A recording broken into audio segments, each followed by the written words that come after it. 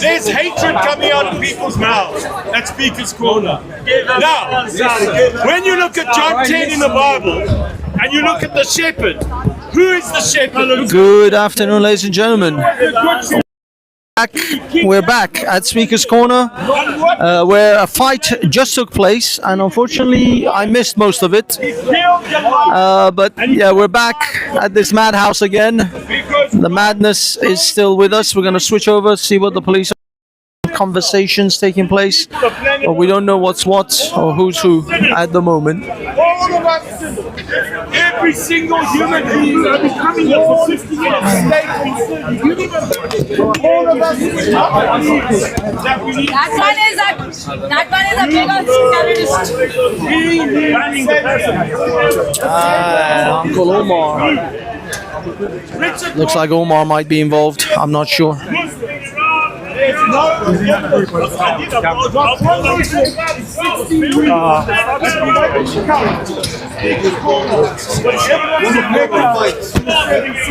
there.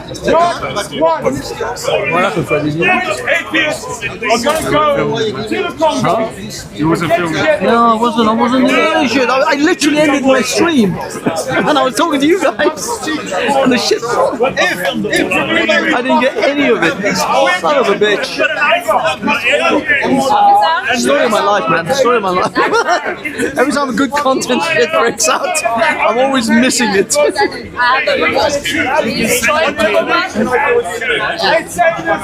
man is the troublemaker.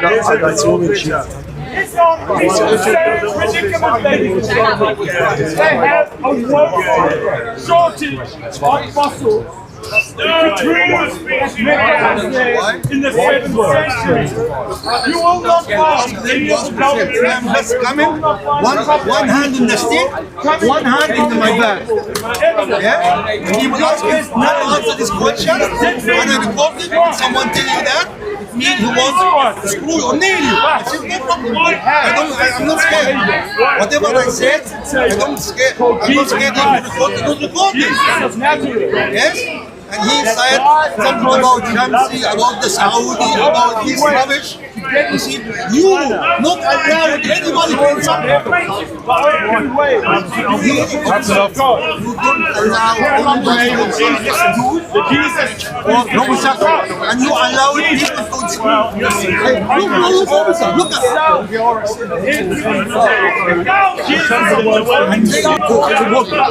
they run the head, they run and you walk.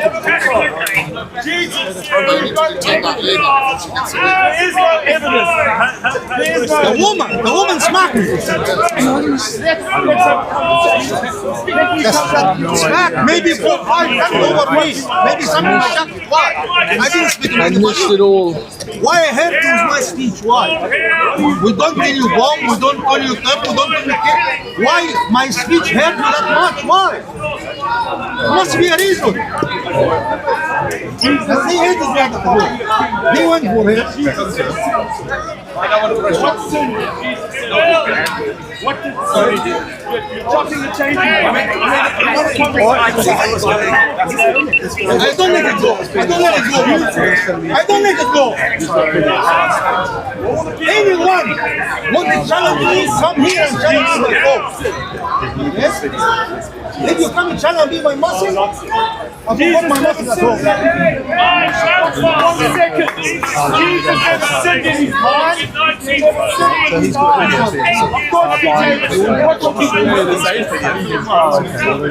That's not a big sin. The big sin is King David.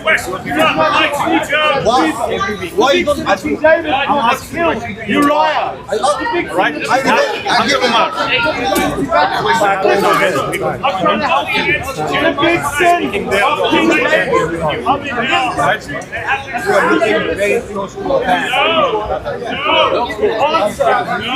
Because every week you have an incident in someone. Right now, you are the main person. If you drive in the street and every day you have accidents, It doesn't matter, Uncle Umar, but you are one of the parties, and you are there are seven. you know what? You are the natives of I'm this telling you right now, country. in Philippines, happening for a long time. No, the world, sir. The world. You know why? I'm the truth. I'm saying the truth. People doesn't want the truth. Did we say you're lying? Yes. You're lying? No. All I'm saying is, you seem to be the constant party. He is the culprit. Sunday on He needs to be out. From here. He needs to be out Right from now, here. because you He has harassed me many times. This man has harassed me many times. I have all the videos. I have all the videos of the idiots. Of the idiots. I have all the videos. I will show you, officer. Once you finish, I will show you the videos of that man. He is harassing me physically. Sexual assault. That idiot. So if you don't like it, Uncle Umar, it's not that. Right now you made an allegation, the other officers let them do their job. right? Fine. But I'm telling you, last week I dealt with you with one incident, remember? Pushing and shoving with that boy. Right? Nothing. Because I asked, I was wrong. You will know. You will Uncle Umar, what we did was, he apologized to you, you apologized to him, what's the matter then and there? We're very sorry. He's not telling me someone 69 years I old. have all the videos of that man who harassed me He tried to grab sexually. your phone, remember An last idiot. week, the boy, and he pushed him, Stop that. and we sorted it out properly. But this is happening a lot involving you. Idiot. Yes, that's what Did I say you are wrong? I said involving you with Uncle Omar. Involving. He should not be here in I this just park. went in. I then left. Sorry? All right, Uncle Omar. Under Royal Park Regulation 3, Royal Regulation 16, as a police officer in the Royal Park, I'm asking you to leave the park, to ban from the park for 24 hours. You're not to come back today. Exit now. Sorry, we're not having the violence. Whatever's been built up around it. Violence? I'm not having people being Who hit. spat at me? Right, okay. Well, whatever's happened, you know, there's various different stories about who's been done what, who did what. What we're saying at this point, And I believe you've been long enough, the police. Line and who's the one line? way versus another, isn't it? So we either sort this out in custody and go down the criminal route, or we ask you to leave for the Go day. to criminal room. Arrest them. Arrest the woman. You've assaulted someone. They've got that on video. So there's a man over there that you assaulted him again.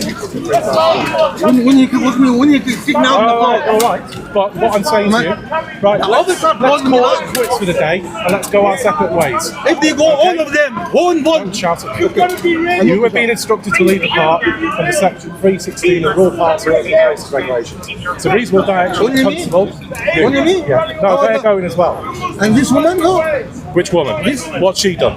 What she done? Yeah. She done nothing. What did she do? I'm asking you. What has she done? So I'm not having violence, okay? I'm not having violence here. We know you are very fair. So whoever started We it, know you are very whoever fair. started it, I'm very honorable fair. okay, but come back next week. Today, we're not having any more. So please leave the park. Thank you, officer. Thank you.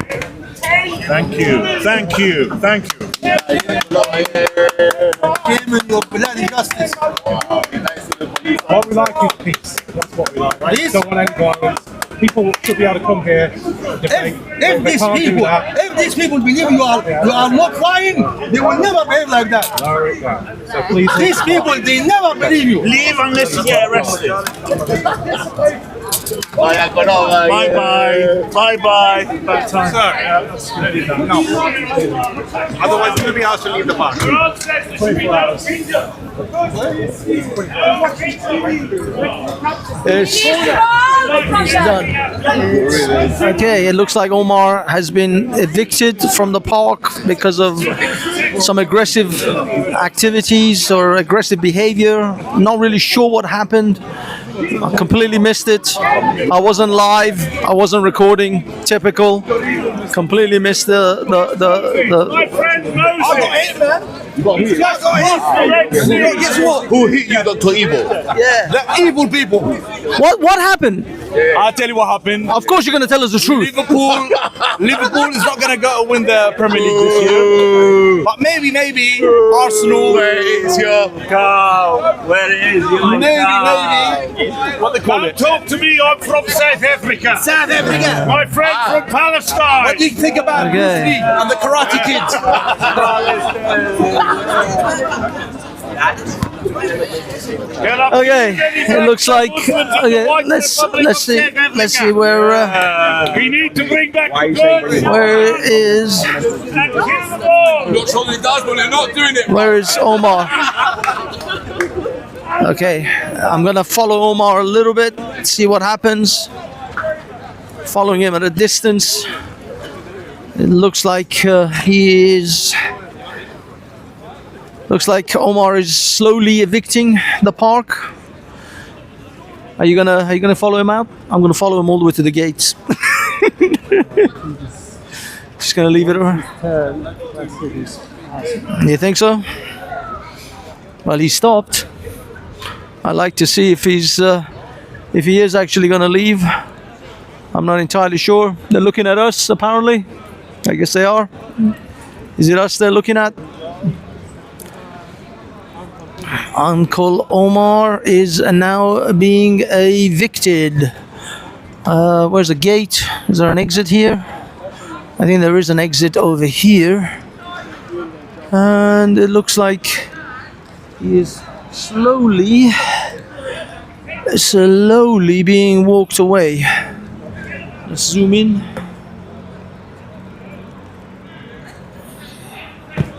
Yeah, we're just zooming in. Omar, he's still having a kind of a conversation with them. I guess he's trying to stay in. Is he trying to stay in? I don't know. I'm gonna walk over here, see if I can get a better angle. Yep, there he is. He's still talking. He is still talking. Okay, here we are. Okay, guys, I hope this is a slightly better shot. I know there was a bit of jiggling. Hello, Fun with Dirt. How's it going, Mr. Oh my God, I'm gonna go with Omar. Yeah, Uncle Omar, the Egyptian Uncle Omar, the nasty Omar, he is being evicted from Speaker's Corner today because I believe he tried to hit someone or some kind of kerfuffle or fight or something. But he's dragging his fat, slow ass slowly out of the park. Good riddance to this horrible, horrible man. For he is a terrible person in so many ways. He is terrible, and yeah, he's probably going to go sit at Marble Arch because he's bored and old and fat and has nothing better to do than to abuse people most of the time. So he's most likely going to be at Marble Arch, sitting there chilling as he crawls his ass away. Okay, guys and girls, we're now going back to the regular scheduled program.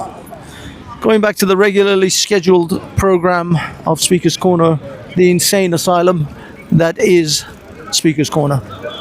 Okay, and that is all. And you can tell me all about it. Oh, Creative Society. What is that about? I don't speak English. Oh, you don't speak English. Hi. Do you mind if I ask you about this Creative Society? So what is it about? Okay. Can I with me? So, Creative Society is an international project, unites people from 180 countries, and the goal of this project is to bring the awareness of the humanity, of the global community to the existing problems, to the global crisis, and more than that, right now is we're concentrating our attention into the climate problems and the true causes of the climate problems and the solutions. Okay, and I mean, you all seem to have an accent. Whereabouts are you from, please? So we, how I said before, this project, international, this project unites people from 180 countries. Oh. Personally, I'm from Moldova, but I feel myself a citizen of the earth because I tell you, I lived in 5 countries, so I don't see any difference between people, and I know that everyone wants to live, to have a happy life. Everyone wants to have like normal human life, nothing else. Is everyone from Moldova from your team, or are they from different places? We're absolutely different. What could you give me some of the examples of the? Lithuania, Ukraine, Russia, Germany, Latvia, Moldova, Romania, Italy, everywhere, and USA, South America. So New Zealand. Do you do this I mean, how come you guys are in London today, or because, for this? Is this for a period of time, or you live in London? I live in London, yes, and all of us live in London, in different part of London. So we're meeting here because this place giving us opportunity to speak with people. Of course, of Yeah. course. Fantastic. Thank you so much. Thank you. Welcome. Where are you from? Well, my channel is called Hafez Reflects. I'm from, myself, I was born in Iran, but I was raised Nice to meet you. in Nice to Britain. meet you. Yes, it's good. I know there's a little bit of trouble right now going on with that part of the world, but Doesn't matter. This, we started. This project started from the big social survey. It was 10 years of social survey with the people around the world, and the people we had 2 questions. So one question, it was what unites us all internally, and the second question was how people would love to live, what kind of life they want to have. So after millions and millions of answers, we understood that we have a problem, which is not the people, because people wants to live in peace and harmony and prosperity, but instead we're living in a world, like how you said, problems in different parts of the world. People are losing lives and poverty and so on. So this is why we as people, when we wanted to understand what's the problem, what's the root of this problem. So we had an international conference, United at that time in 2019, 6 countries, and openly discussed society, which is a consumeristic one, which is the main value is power and money. So after that, we decided that we need a project, we need a new format of society where human life will be the highest value. So this is why we're here, spreading the awareness, spreading the information about this project, and because we can solve these problems only together. I see. Thank you. I just want to find out, are you funding yourselves, or is it? Absolutely. We are own funding. Yes, we don't have any sponsorship. We don't have any donors or? No. We just us. We deciding what to do, how to do, what is important for us. Instead of, for example, we're making a choice to, instead of spending today Sunday to spend with my family, I'm here because I know that investing my time here, I'm building a better future for my children and for myself as well. Thank you so much. Thank you. You're welcome. Take care. Okay, guys, that was the Creative Society. Sounds kind of Marxist, but people who want to do good. Whoa! There's a man running with the Israeli flag. Hey! Look at this piece of dog turd has stolen the Israeli flag and he's running. Police! Where's the police? Look at this. There's Muslims.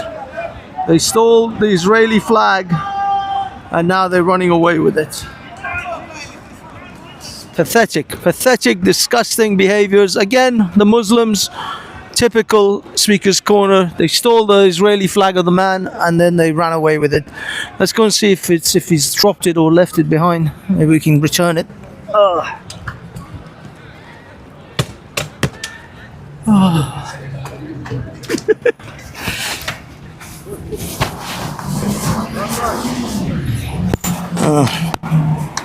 Okay, let's see. Okay, guys, let's see if this guy, did he drop it? Did he leave it? What did he do with the flag?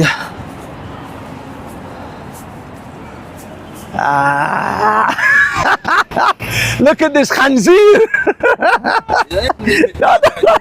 What's wrong with you? I'm not. What's wrong with you? Who's Khanzir, you son of a bitch? Who's Khanzir? Hey! Who's Khanzir? Stay away. Who's Khanzir, you motherfucker? You are the khanzir. You puss أمك.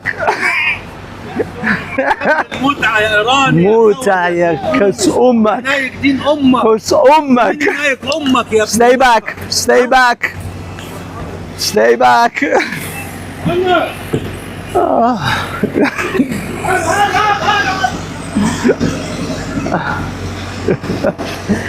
This. What happened? I wanted to wipe my ass with this Israeli flag. I know, I'm looking for it. I don't know where they took it. Look at this. Uncle Omar, the piece of shit, tried to knee me in the balls. He missed, the fat old sack of shit.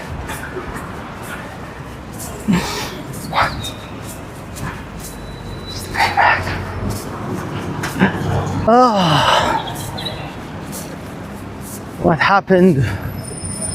What happened to the flag? Hey. Okay, they took it and ran away with it, but I can't see it. No, I think they ran away with it.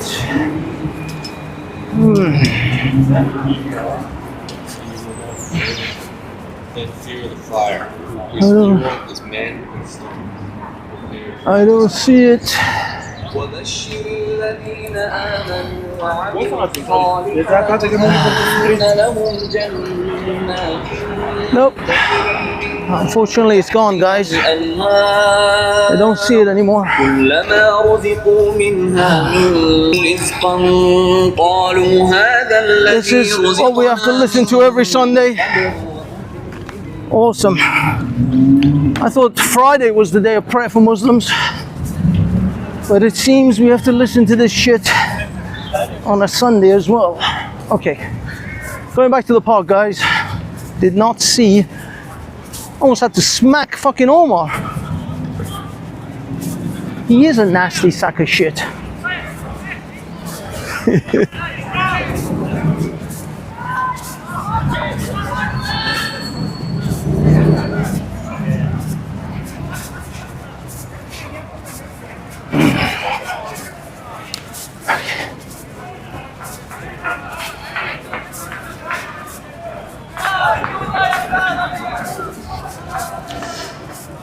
All right,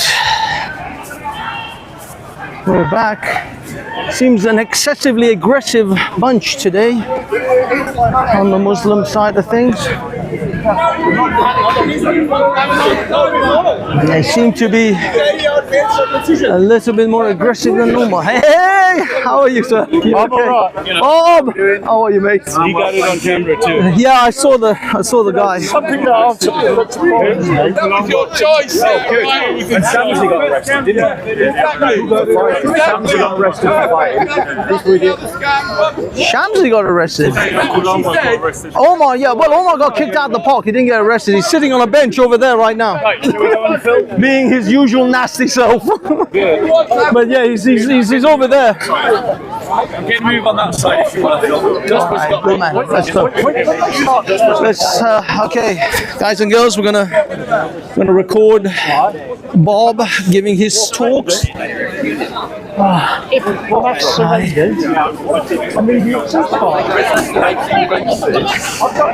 Okay.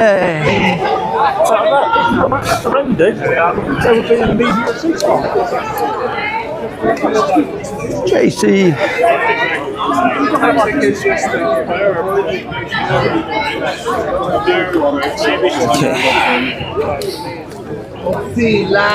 we doing? Alright. Can I get a bottle of water?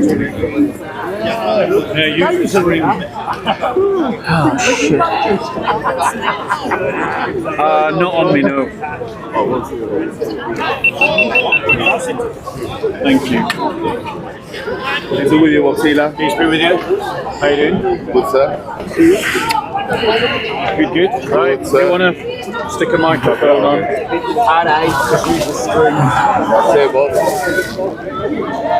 Hey, so Uncle Omar he gets sorted out with the police again. Do not. Yeah, so they put him first right for the fan.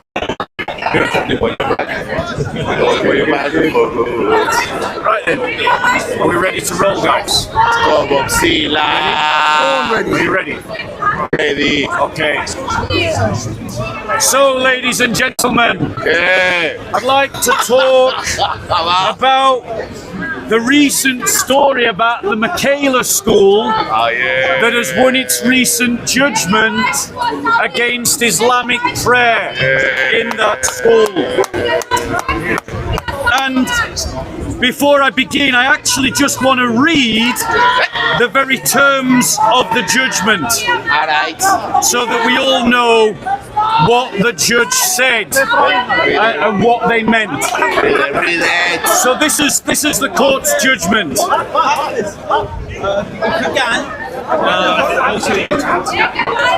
Read it. I'll get there. Right, so the court's decision, and I'm reading from the court's press release. So this is actually what the court said. For the reasons explained in the judgment, the conclusion of the court was that all the grounds of the challenge, that's the challenge against the ban on Islamic salat inside the school, have failed. Finally, we have a court with a judge with a brain that isn't frightened to stand up to Islamists. These are the reasons given. Article 11. I'm going to put it on. Article 11 was rejected for two reasons. First, the PPP did not interfere with the claimant's freedom to manifest her religious belief under Article 9 of the ECHR. She had chosen the school knowing of its strict regime. On the evidence, she was able to move to a suitable school which would allow her to pray at lunchtime, and in any event, she was able to perform Qadr prayers in order to mitigate the fact that she was not able to pray at the allotted time. Second, the PRP was in any event justified under Article 9.2 of the ECHR, given the ethos of the school and the practicalities of facilitating prayer for Muslim pupils at lunchtime. So in other words, the court was saying that if she wanted to, she could have gone to another school. She chose this school knowing what she was entering into, and as a Muslim, she could perform Qadr prayers to make up for the fact that the school would not allow her to perform Salat at lunchtime. The court goes on in its judgment. It was accepted that not permitting the claimant to perform the dua prayer at the allotted time was detriment for the purposes of the Equality Act 2010, and the PRP put Muslim pupils at particular disadvantage, given that they were more likely than non-Muslim pupils to wish to pray during the school day. The PRP therefore had an indirectly discriminatory effect. However, it was a proportionate means of achieving the legitimate aims of the school and was therefore justified. Essentially, for the reasons given in the context of the claim under Article 9 ECHR, the disadvantage disadvantage to Muslim pupils at the school caused by the PRP was outweighed by the aims which it seeks to promote in the interests of the school community as a whole, including Muslim pupils. Do us a favour, guys, keep it down or go talk somewhere else, please. So, ladies and gentlemen, the court was saying that for the purposes of ensuring that Muslim pupils did not bully other Muslim pupils about performing salat in the school, that it was a proportionate response to this effect of causing division and antagonism between pupils to ban the salat in the Michaela school in Wembley. In other words, it's saying that if they had not been so divisive and bullying and harassing others about it, their case may have been stronger. In other words, the court was making a stance against Islamist bullying in the school. Article 13 of the court's judgment, considering ground 3 of the case. In substance, the school had due regard to the required equality issues in relation to the PRP and therefore had complied with the PSED, even if it had considered the issues more thoroughly, as the claimant claimed that it should have, it would have come to the same conclusion. In other words, the court is saying that having considered its own judgment and the judgment of the school twice, it has found that the school's judgment to preserve the rights for Muslims to express their religion in the school and the rights of other Muslims not to be harassed for not praying, and the need to create an integrated community school outweighed the claimant's demand for the right to salat in the school. Ground 4, Article 14 of the court's judgment reads as following. The head teacher had not acted unfairly in failing to ask the claimant for her version of events before excluding her for 2 days on March 23rd, 2023. Even if she had asked the claimant for her account, the outcome would have been the same. The head teacher's decision was based on the evidence of a senior teacher that the claimant had been extremely rude and defiant towards her in front of other pupils. And in the context of concerns about growing numbers of pupils using prayer mats to pray in schoolyards, in what appeared to be coordinated action, the head teacher was fully entitled to accept the teacher's account, and therefore the claimant's arguments failed. And so the head teacher was justified in excluding the Muslim pupil, defying the policies of the school. Part B of Section 14 of the court's judgment reads as follows. However, the head teacher had acted unfairly in excluding the claimant for 5 days on the 28th of April 2003 on the basis of what she was told by a teacher after an investigation which did not include asking the claimant for her account.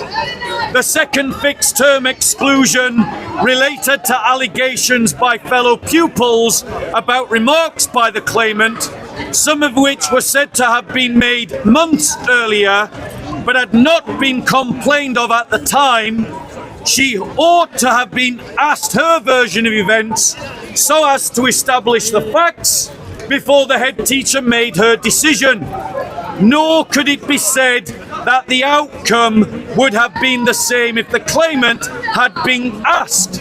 In other words, the court found against the head teacher when there was a secondary exclusion that lasted for 5 days, based upon complaints by other pupils of what the pupil had said months earlier, showing that other pupils had found the claimant's comments alarming, distressing, harassing, or in some other way, as of yet unknown, upsetting enough to complain about it.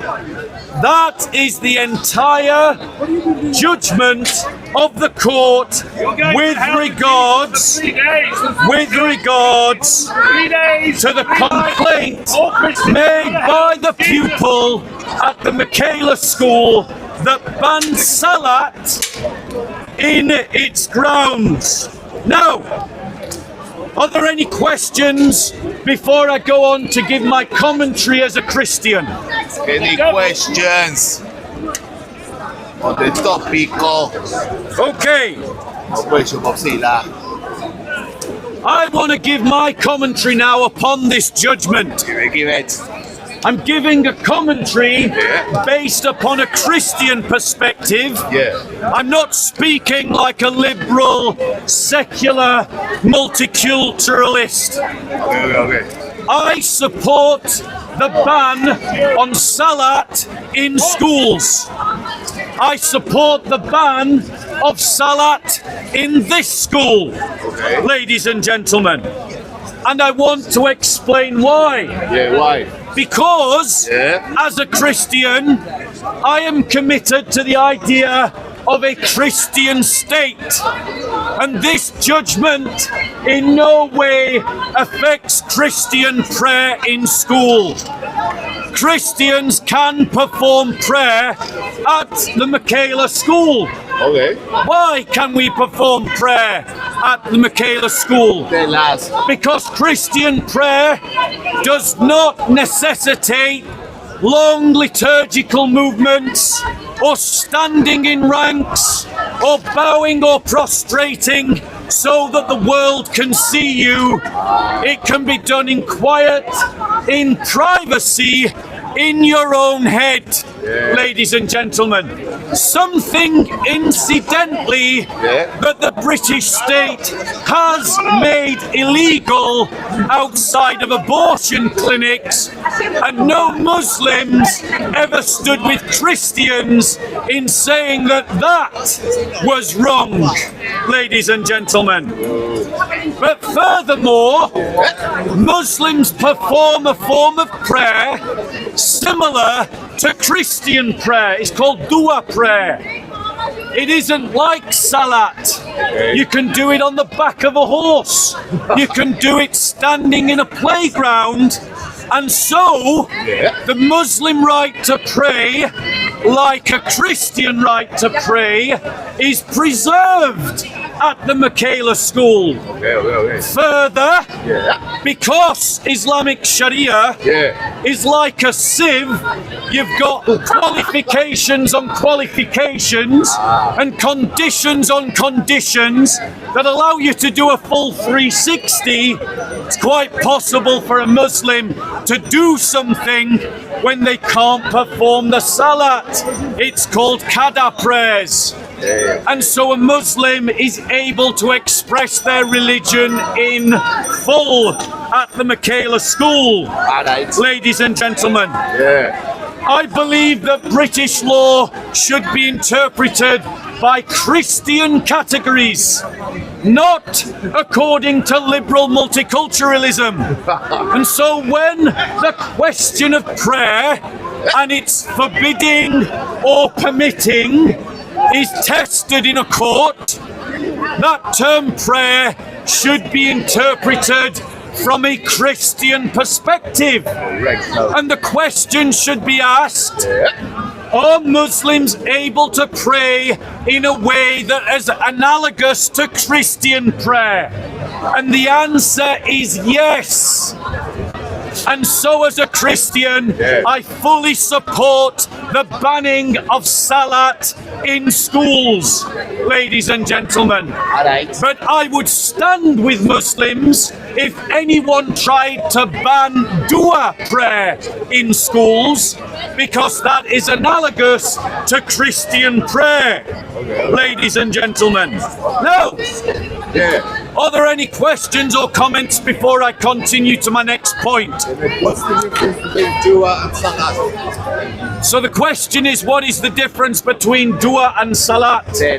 Salat is more ritualistic, more liturgical, and has more obligations upon the Muslim in how they perform it, whereas dua is kind of like a Christian prayer when we just pray. Private. It's a more private matter in your head. It doesn't come with the ritualistic obligations as Salat prayer does. So a classroom wouldn't need to be sacrificed. Exactly. A Muslim at Michaela School, just like a Christian at Michaela School, could pray on the playground. Without any obstacles or objections. The issue was there was a threat to their public safety in the playground. The reason why the school decided to ban Salat prayer was because Muslims tried to intimidate the school through violence, through acts of aggression, through acts of harassment and acts of vandalism. And that Muslim pupils started harassing other Muslim pupils who didn't want to go to Salat to do the dua prayer. And also Muslim pupils started harassing non-Muslim pupils because of the prayers. And the school took the decision to ban the Salat prayer so that these problems would disappear, and that is a wholly fair decision of the school. But I'm not defending it for the liberal reason. I'm defending it for a Christian reason.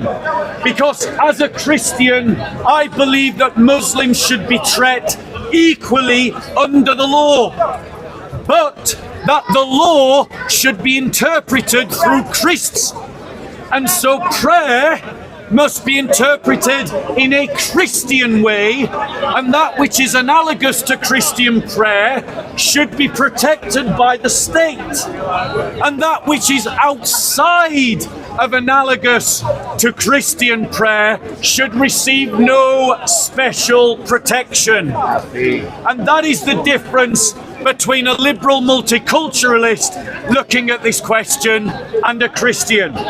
Any other comments or questions before I move on to my next point? I'll take one more. But when you say you're looking at it through a Christian eyes, you're bringing discrimination into it. Unfortunately, really, we want to just think of it as only for the children, just the safety of all the kids together, because it is one of the best schools in the UK. And it is run brilliantly. So I think we have to take away from Okay, allow me to reply. It just discriminates. Allow me to reply. Allow me to reply. So the brother makes an argument from what I would describe as a liberal perspective.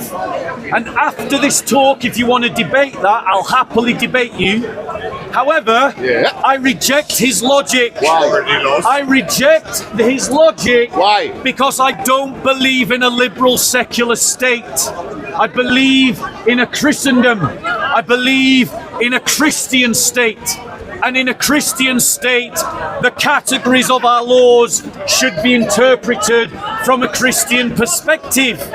So when we ask what a family is in family law, we define family from a Christian perspective.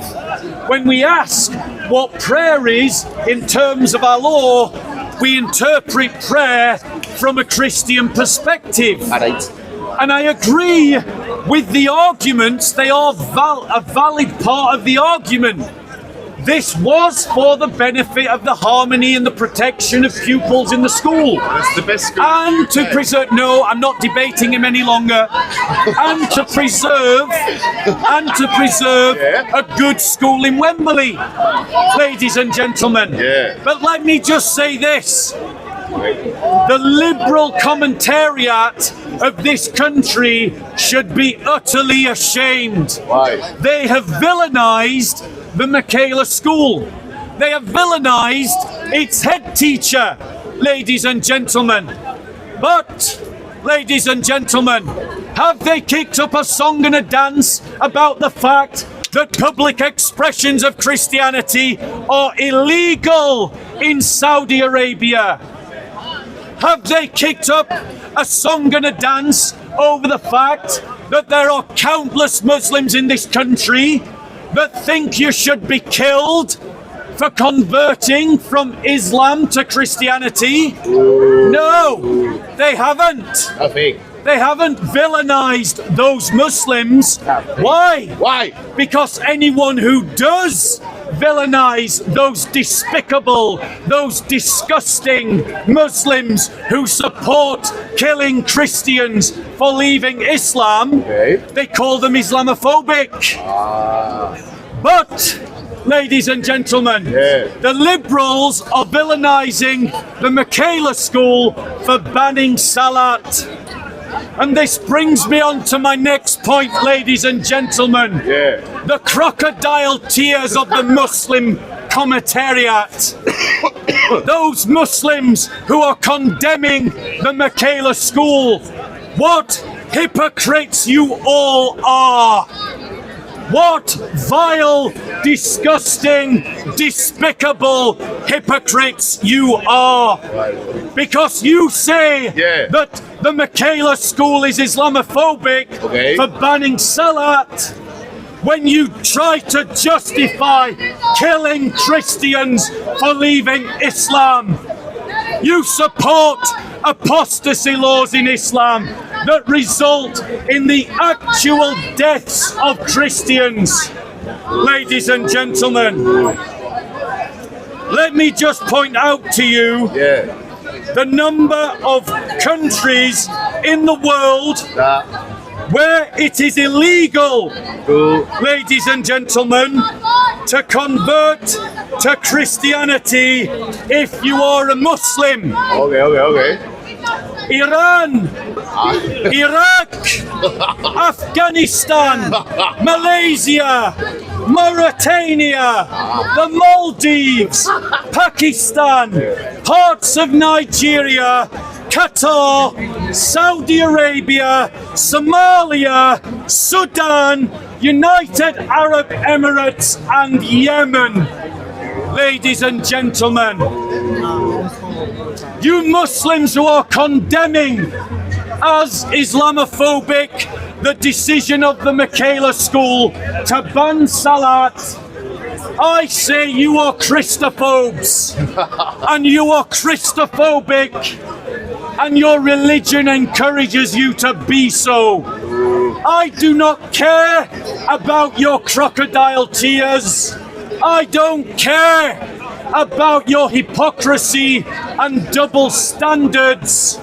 And I don't need to receive lectures, and neither does anyone in the West need to receive lectures about Islamophobia from people who justify murdering Christians because they left Islam.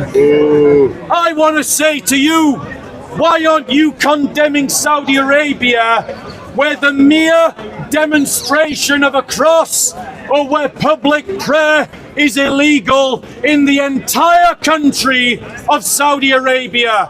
And you have nothing to say about it. Nothing. And neither does the liberal virtue signalling hypocrites of our liberal mainstream media. Ladies and gentlemen, we do not need to take lectures on this matter.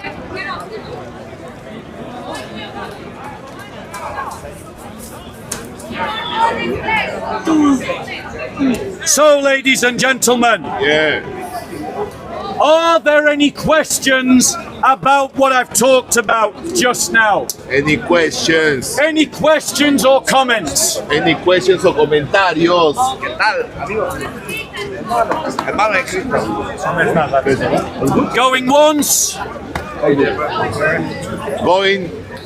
Going twice.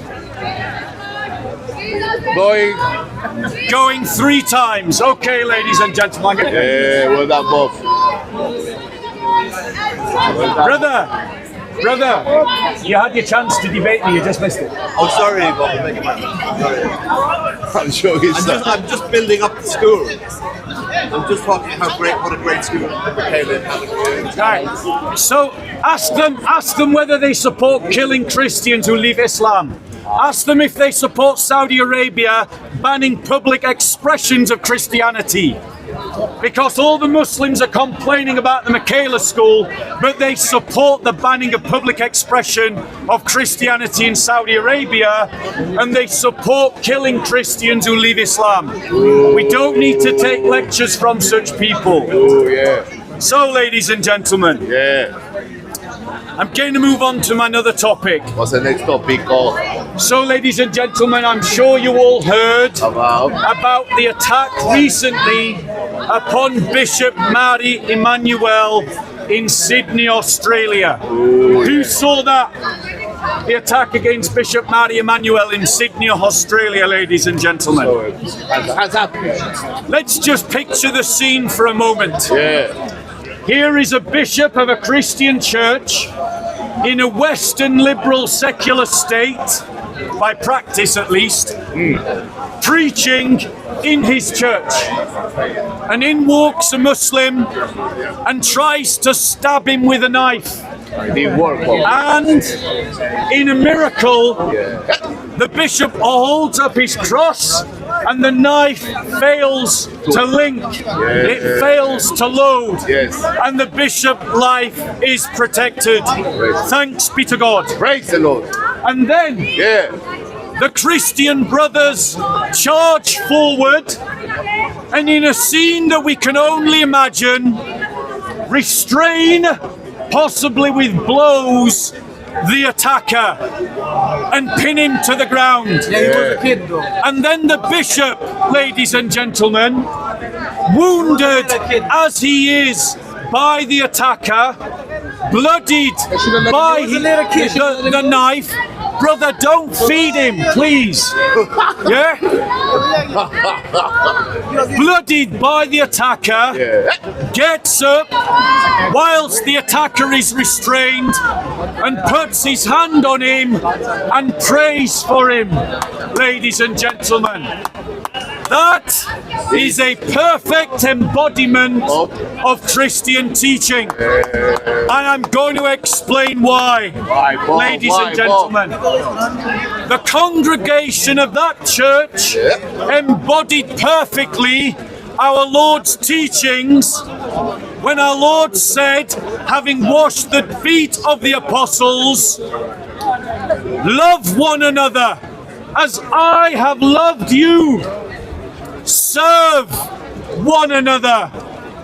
When your brother and sister needs protection from a jihadi, what do? You beat and restrain the jihadi. You use force to stop the jihadi, because that's what he needs. Right there, right then.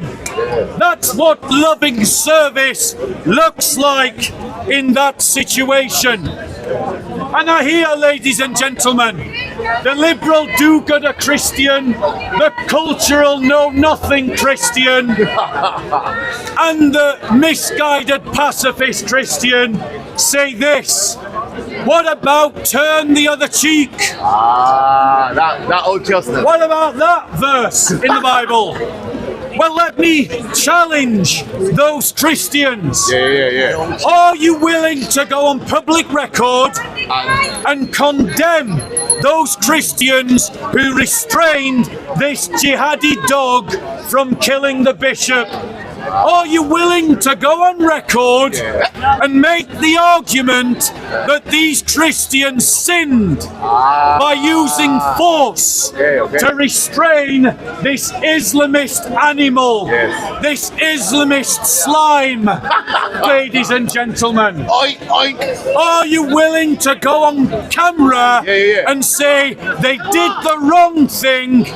They should have allowed him to kill the bishop. If you are, send me the video and I'll challenge you to a debate, ladies and gentlemen. So what does turn the other cheek mean in this situation? It means exactly what the congregation and the bishop did.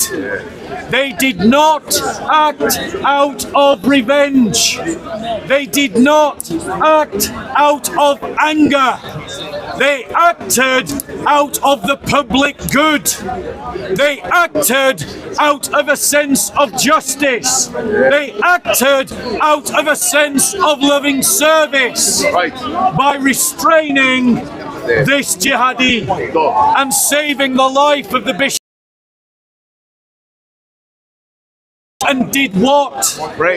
He blessed his enemies exactly as Christ commands, who commands us to love our enemies and to bless those who persecute you. Ladies and gentlemen, what you have in the example of the Good Shepherd Church in Sydney, Australia, is the living application of those 3 verses of the Bible that I have just quoted to you. Please note, ladies and gentlemen, it does not include pacifism. Are there any questions or comments before I continue with my presentation? Any questions on the top, please go. Do you think the Muslims would have behaved the same way if they'd caught the New Zealand shooter? So, ladies and gentlemen, the question is, would the Muslims have behaved in the same way? Would the Muslims have behaved in the same way if they had caught the New Zealand shooter? And I do see some of my Christian brothers going like this. I want to tell you that you don't know. You don't know how they would have behaved. But let's be clear, however they would have behaved, what we do know is that Islam doesn't teach what Jesus Christ taught. Islam teaches the principle of life for life, blood for blood, action for action. And so what would have been of legitimate in an Islamic response would have been that the Islamic attacker should also have been shot, or some group of militant environmentalists should have also been shot up according to Islamic teaching. But notice, no Christians are calling for mosques to be attacked because of this Islamist. And let's be clear, this Islamist was inspired by Islamic teachings.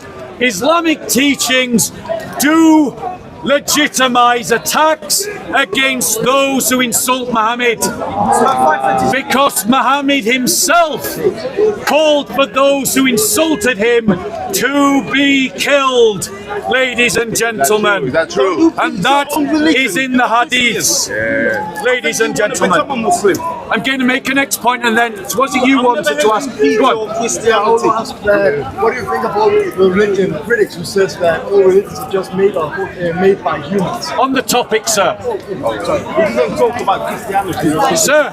Sir, if you're patient, I'll take questions afterwards about anything else. Okay, ladies and gentlemen. Let's be clear, don't feed the troll. Let's be clear, ladies and gentlemen. Why do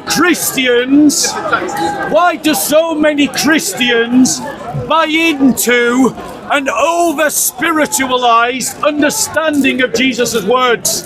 The kind of churchianity that is made up of soy boy Christianity, limp-wristed Christianity, spineless Christianity, yellow-bellied Christianity. Why do we find that in so many of our churches? Why? I'm going to tell you why, ladies and gentlemen. It is because our churches are in the grip of the fear of comfortable people. Comfortable people with comfortable jobs and comfortable houses and comfortable lives who don't want to pick up their cross and make a living sacrifice of their lives. Because if you pick up a cross, if you pick up the Lord's cross and you offer your soul and body, as Paul teaches, as a living sacrifice, stop feeding the troll. Ladies and gentlemen, ignore the troll. Ladies and gentlemen, this sacrifice, ladies and gentlemen, requires suffering. It requires conflict. It requires confrontation. You cannot live as a Christian, a full-bodied, a full-fat, a fully committed Christian, unless you accept that you are going to rub up the wrong way those who are enemies of the church, those who are enemies of the cross, those who are enemies of the gospel. And that's what Mari Emmanuel did. He criticized Muhammad from a Christian perspective, and then a Muslim tried to kill him for it. Ladies and gentlemen, I'll come to you in a second. Ladies and gentlemen, so, ladies and gentlemen, we must reject, brother, stop feeding the troll. We must reject the comfort culture Christianity of white middle-class Christians who don't want dogs, don't want to get called bad names, don't want to be involved in conflict because they may not be able to pay their nice mortgages on their 3 and 4 bedroom houses. And I call out all of you cowardly Christians for not being more like Mary Emmanuel, the noble confessor of the church in Sydney, Australia. Go on, sir. I wanted to ask a question about No, on the topic. It has to be on the topic, yes. You should then listen longer. Any questions on the topic, ladies and gentlemen?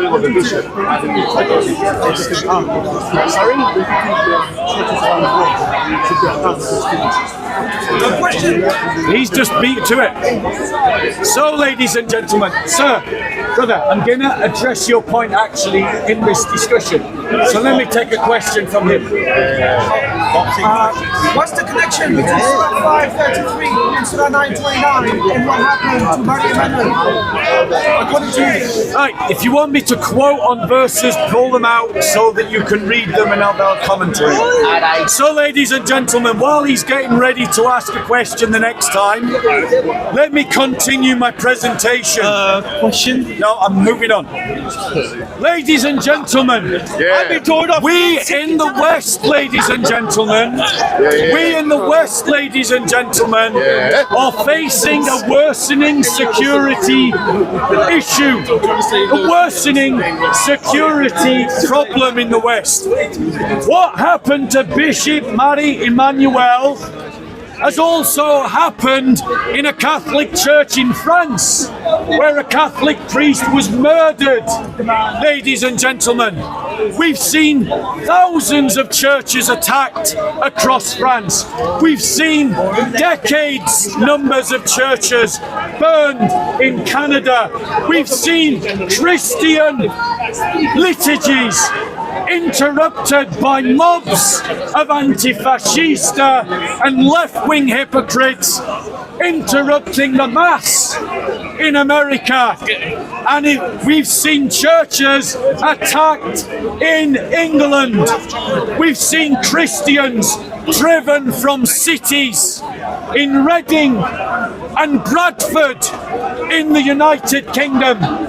We've seen, ladies and gentlemen, a worsening security development in the West. You've seen Christians, an attempted murder of Christians here in Speaker's Corner. And I hope JC and Freddie put up all the articles and the images to show what I'm talking about. All right. Ladies and gentlemen, we must accept a fact that we don't want to readily accept. The state is either unwilling or unable to protect the church in the West. That means, as Christians, we must learn to protect ourselves. Ladies and gentlemen, I want to state that we should not break the law. We should not act outside of the law, but we should campaign to change the law to allow ourselves to protect ourselves, and we should organise within the law so that we can protect ourselves. And so I state that every Christian fellowship should provide martial arts training for its men in those churches and fitness training in those churches so that Christian men can protect themselves. Ladies and gentlemen, we should organise dedicated religious orders to the protection of the body of Christ, working within the limits of the law. And we should campaign to tweak the law to ensure that Christians can protect their churches, because the state is either unwilling or unable to protect churches and Christians from Islamists.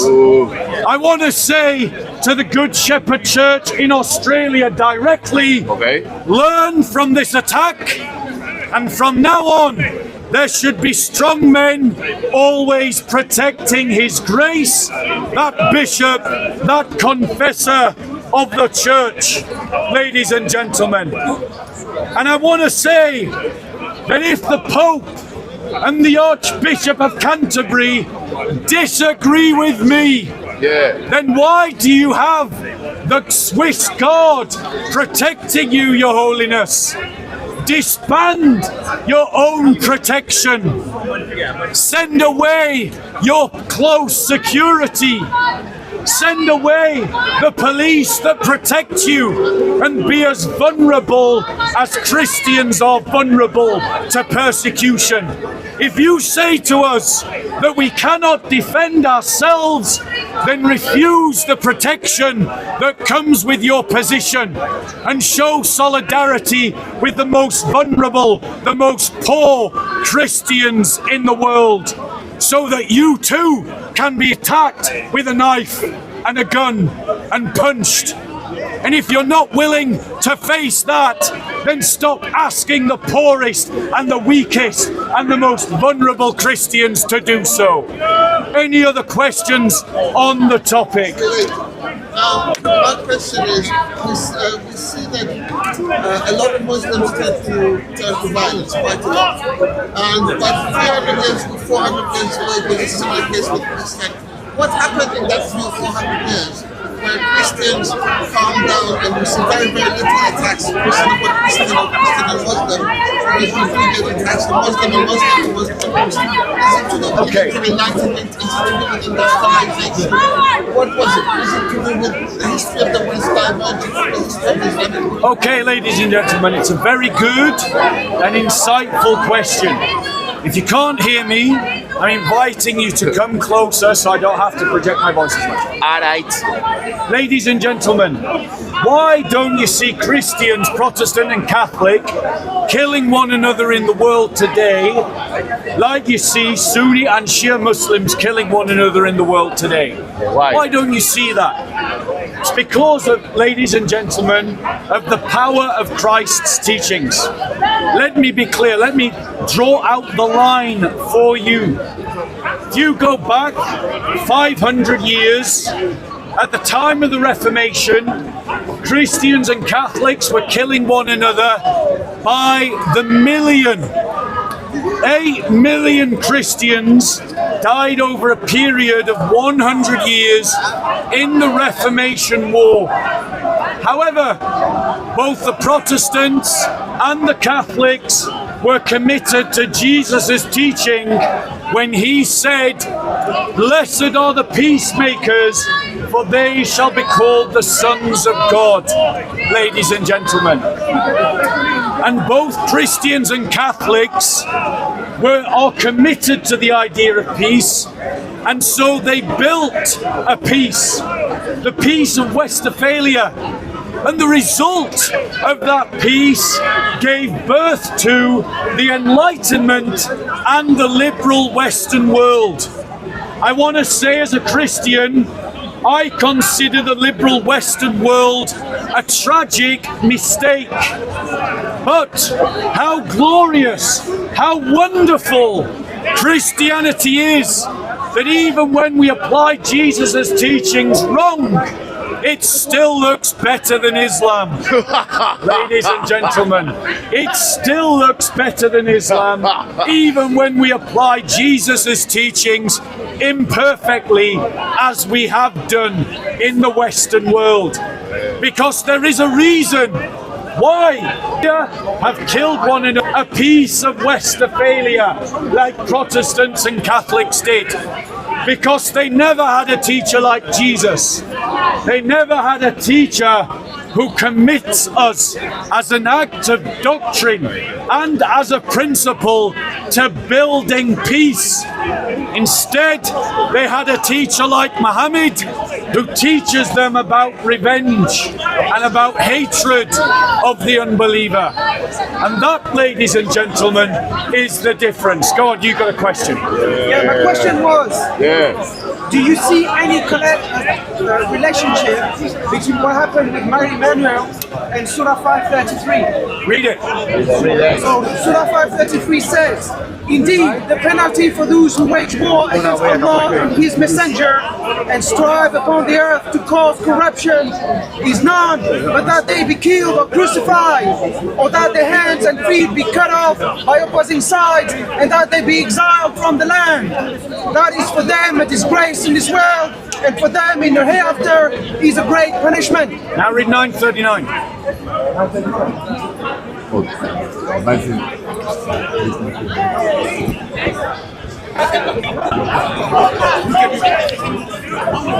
Surah 9:39. If you do not go forth, He will punish you with a painful punishment and will replace you with another people, and you will not harm him at all. Apologies, it's the wrong reference. 29. 29. Yes, I was surprised. Okay, 29. It's off by a decade.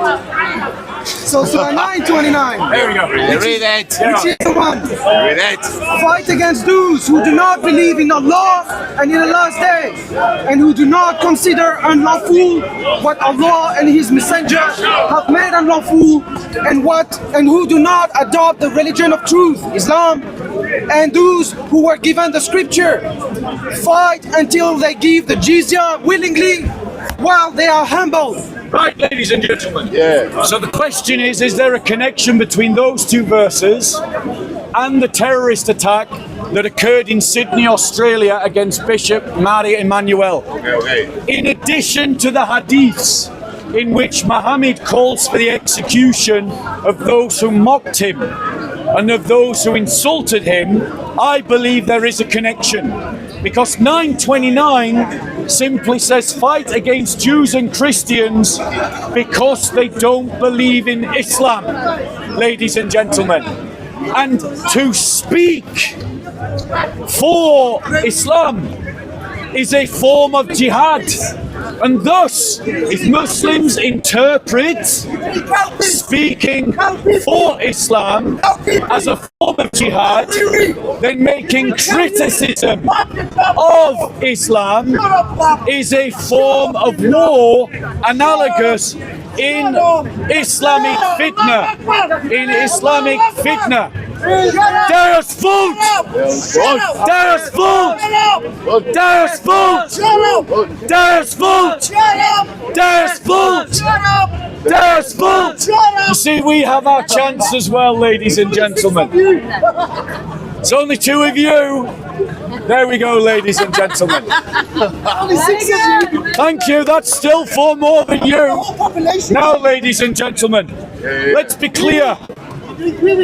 The fact that we have 1400 years of attacks against Christians, like that occurred against Mahdi Emmanuel, ladies and gentlemen, demonstrates that there is a connection, between Islam and the attack. Ladies and gentlemen, so I'm going to press forward now with my presentation. If anyone else wants to make a comment, wait until I make my next point, and then you'll have an opportunity. I want to say, ladies and gentlemen, that I was encouraged by those 5,000 Christians that gathered on the street out of the side of the Good Shepherd Church to protest in defiance against this Islamist attack. I want to say that that congregation, from beginning to an end, has set an example for every Christian fellowship around the world about how to embody Christ's teaching, ladies and gentlemen. We, and I encourage Christians in Sydney, do not allow the liberal media to brush this attack under the carpet. Don't allow them to just move on. Because if this was an attack on the church or on a mosque, if this was an attack on a mosque, you would be subject to a week's worth of lectures about the evils of Islamophobia. But, ladies and gentlemen, the liberal media could not stop talking about this attack quickly enough. I was disgusted by the way the BBC deliberately hid from everyone the Islamist nature of the attack. The video, when you listen to it in full, you clearly hear the attacker cry out, Allahu Akbar, as he's trying to plunge a knife into the bishop, and the BBC edited out that part of the video. Ladies and gentlemen, they skipped it, just like they hid the Islamist nature of the attack against Hatun Tash here in the UK. The BBC and the liberal media have since tried to villainise the Bishop of Sydney. They've tried to villainise Bishop Mahdi Emmanuel, describing him as a controversial figure, talking about his controversial views, ladies and gentlemen. But, ladies and gentlemen, have you ever seen them behave that way when there's been attacks against Muslims? No. So we as Christians must call out the hypocrisy of the liberal media in how they treat these attacks against Christians and their double standards. And all of us and all of our congregations should become more like the Good Shepherd Church of Australia, to whom I send my greetings as a brother in solidarity with you and the faithful there. God bless. Any questions or comments? Ask a question. He's a liar. The question is a liar. We need to ask a question. There's a lot of suffering of Muslims in Balkan, law enforcement, Kosovo suffering. It's 300,000 Muslims things like that. It seems you never mentioned. You say, Shia people suffer. Okay, so let me address this point, because this is always the retort. Whenever we spotlight the suffering of Christians in the Muslim world, the retort is, what about the suffering of Muslims? Well, hold on a minute. Are the Muslims, when they're talking about what happened to the Michaela school in Wembley that banned Salat, are those Muslims that are talking about the Islamophobia, in quote marks, there, talking about the fact that public expressions of Christianity in Saudi Arabia are illegal? No. And when Muslims talk about the suffering of Muslims in China or in Burma, do they ever speak about the suffering of Christians in Iraq and in Syria and in Lebanon, or in Egypt or in Pakistan? They're not suffering. They're not suffering. There you go. They're not suffering. That is how the Muslims behave whenever we challenge them about the persecution of Christians. Ladies and gentlemen. What about in Jordan? Did they Ladies suffer in and Jordan? gentlemen, I'm not taking any questions from him. Because you are Ladies and idiot. gentlemen, You are a because he liar. interrupts like a child. Proof. Now, ladies and gentlemen, I am on record condemning Russia's invasion of Ukraine. And I want to make a statement, ladies and gentlemen, about Kosovo and Serbia, a topic that I've talked about a lot. My politics is guided by what is best for the church. And previously, I have always supported the Serbian people in their claims to Kosovo. However, recently I have learned, ladies and gentlemen, that since Kosovo became independent, the church in Kosovo is growing. Muslims are converting to Christianity at an amazing rate in Albania and in Kosovo.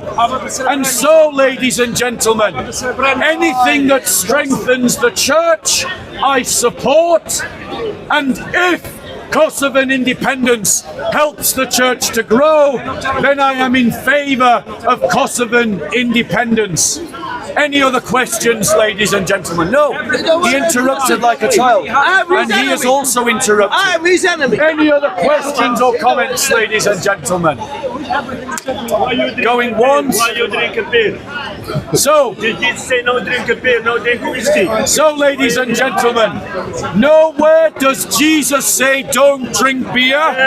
Nowhere does Jesus say don't drink whiskey. And Jesus himself turned water into wine. And Jesus himself handed a cup of wine to his followers.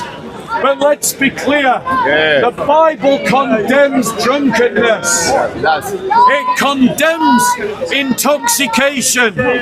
Ladies and gentlemen, go on, sir. Yes, made a big mistake.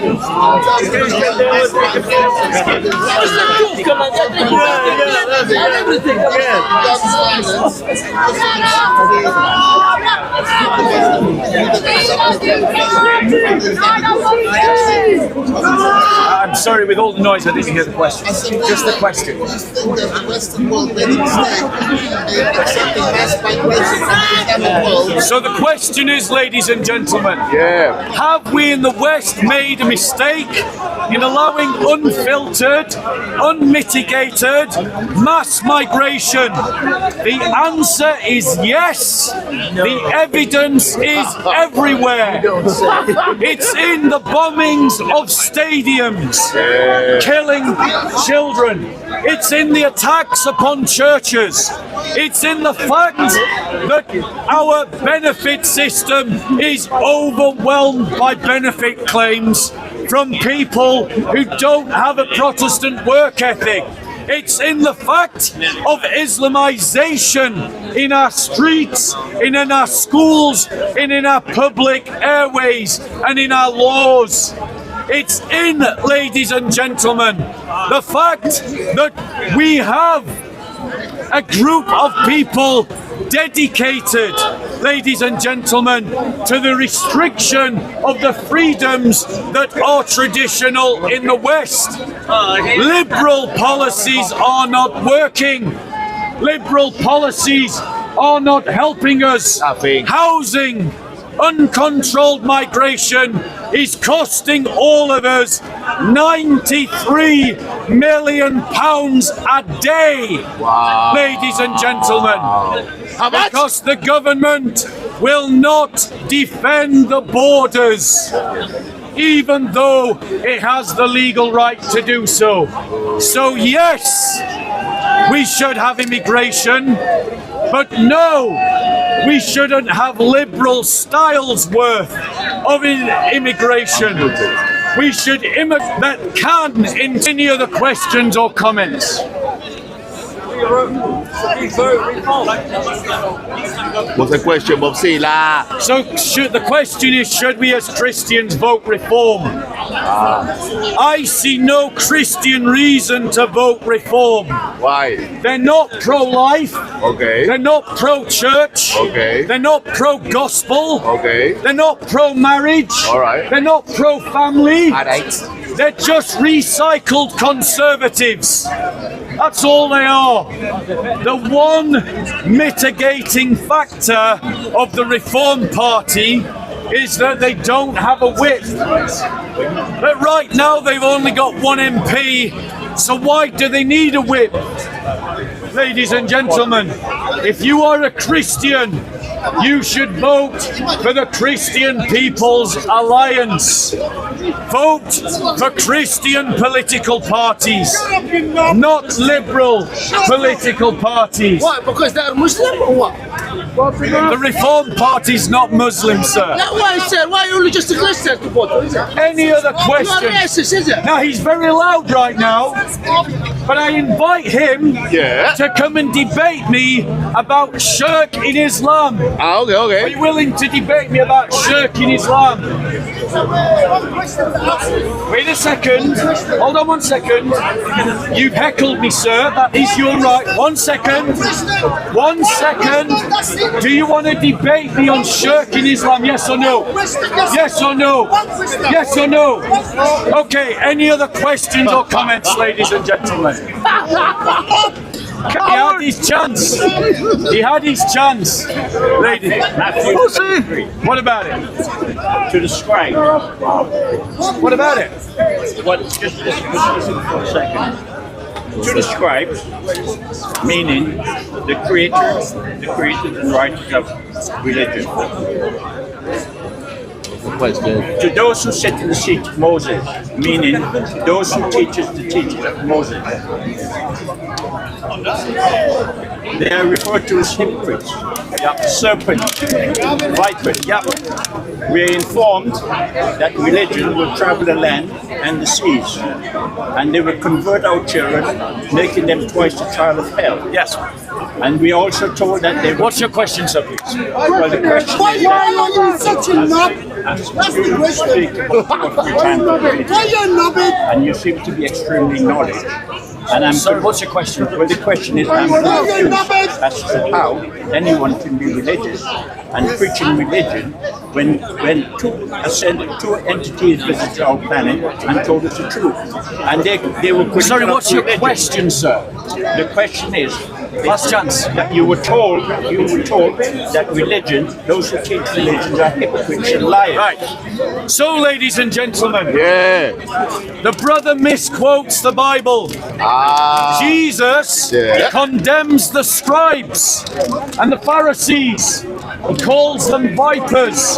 He calls them hypocrites. He calls them whitewashed tombs. Notice, ladies and gentlemen, that these terms are insults. Do you think the scribes and the Pharisees liked being described like that? No way. So what does that say about mushy, gooey Christianity that says you can't offend people, ladies and gentlemen? Right? No, I'm not I'm carrying on. Christ condemns, ladies and gentlemen, those who he condemns their hypocrisy because they put themselves in positions of authority to keep the law, but through their traditions they broke the law, ladies and gentlemen. They broke the law and they harmed the law. They stopped the Jews from following the law. And I'll invite again these two hecklers back here to debate shirk in Islam. You're very vocal. Here's your chance to debate me. How about I come and debate you? Okay, I'm going to come and debate them. Bob, you answered my question yet? Right. You should finish that. You're very vocal. You're a coward. You can't answer my question.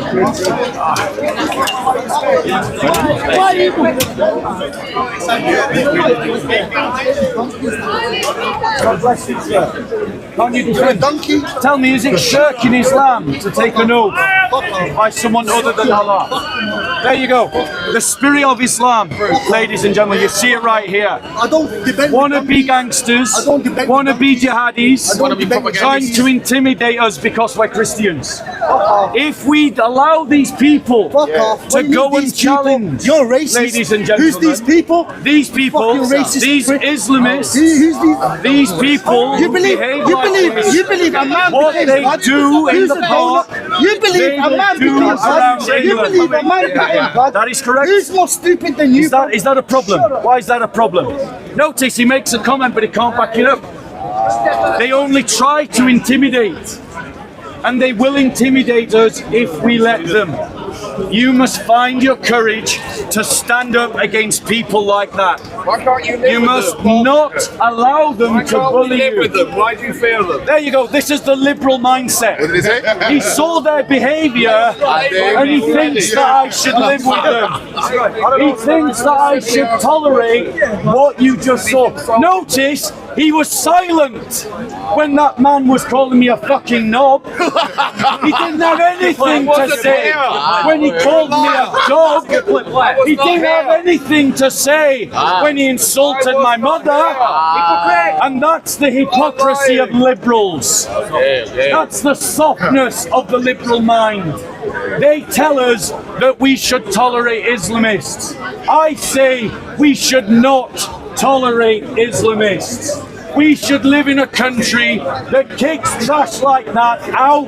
By 2060, our population will be Muslim because you are declining in population. We are increasing. We are declining. Our women are having babies. Your women are not having babies. Your population is declining. By 2060, it will all be Islam. Alhamdulillah. Not frightened to arrest people like him. And notice the stupidity of the liberal. Because earlier he said I wasn't there. But this time he was there. And he still didn't say anything. Because that's the mindset of liberal do-gooders. They allow Muslims to bully you because they're Muslim.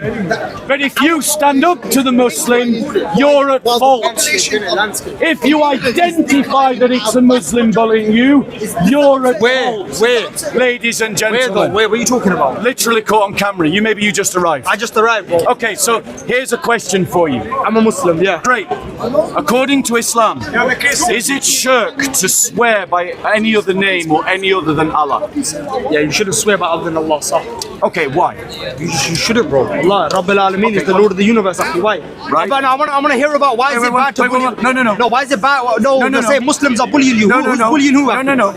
Bro, I'm not here to let you kidnap my conversation. I'm not doing that. Okay, I just want to know who's bullying you. I want to ask you a question about I'm a Islam. Muslim. If Great, someone's bullying you, tell me. I will condemn them. I will be the first one to condemn them. Don't talk to them. Don't talk to them. Wallahi, if they're not Don't talk to them. Listen. friendly Right, academic let's dialogue. agree. If anyone Yeah, comes let's to keep your bully you, hands I'm to here yourself. No, because I just No heard. touching, No, no I- touching. I just heard someone's bullying you. I just said, Akhi, that's not the akhlaq of a Muslim. That's not the akhlaq. That's not the mannerisms of a Muslim. Good. When they so come if back, you someone's can doing debate. that, if that's their Wahhabiyah, so I can't speak for them. Nah, I can't speak for But them. you're not Wahhabi? I'm not a Wahhabi. I'm Why a are you? Shia. I'm a Okay. Shia. Shia of Muhammad and Ali Muhammad. So I would like to ask you a question about Shia Islam. Okay, go ahead. Right. So in Shia Islam, no, not about Muta, about Shia Islam. According to Shia Islam, I know you know. The Sahaba done Muta, by the way. Right. That's your fight. Yeah, with yeah. the Forget that. Continue. Okay. Why is it for than Allah? But I don't understand, like, yani, like, where you going with this? I'm asking you a question. What's wrong with it being forbidden? I'm not saying anything wrong. I'm asking you a question. My question is. My question is. Ibrahim was a Shia of Nuh. Ibrahim alayhi salam was a Shia of Nuh. Brother, do you want to talk to me or not? Do you want to talk to me or not? Simple and easy. Chablak ya kelb ya haywan. What's your name, bro? What's your name? Abu Mukhtar.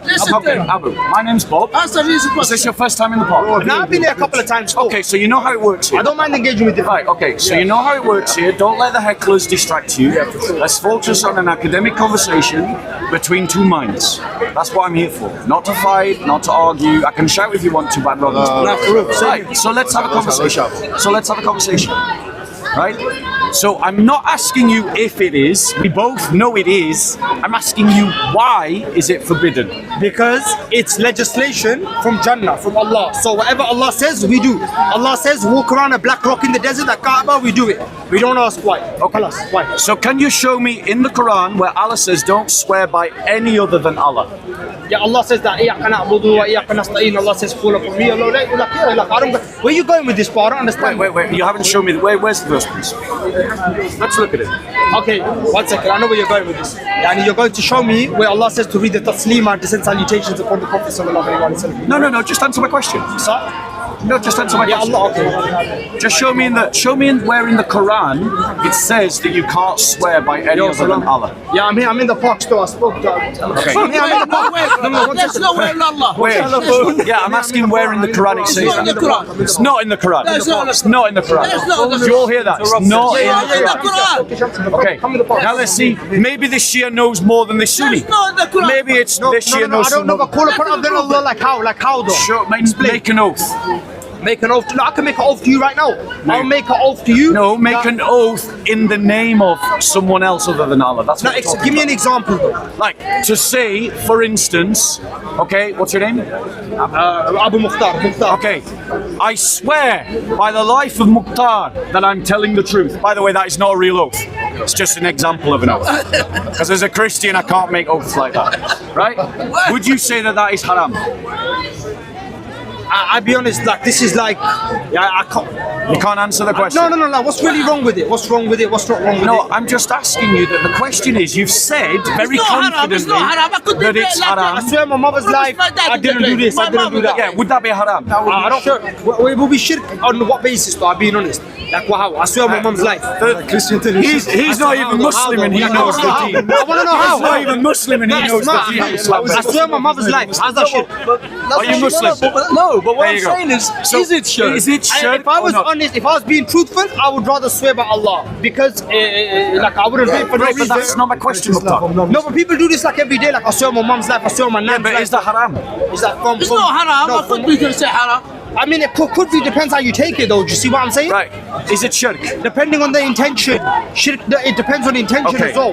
Do you get me? Show me some, okay, I want you to show, as a Shia, evidence what you're saying. Show me, you're saying that you can swear on something other than okay, Allah. we have a belief in our thing. If it's can you show me? No, I'm telling you right now, I'm giving you a methodology, right, to work with, right? So everything is halal until proven haram. Yes. Until it's proven haram.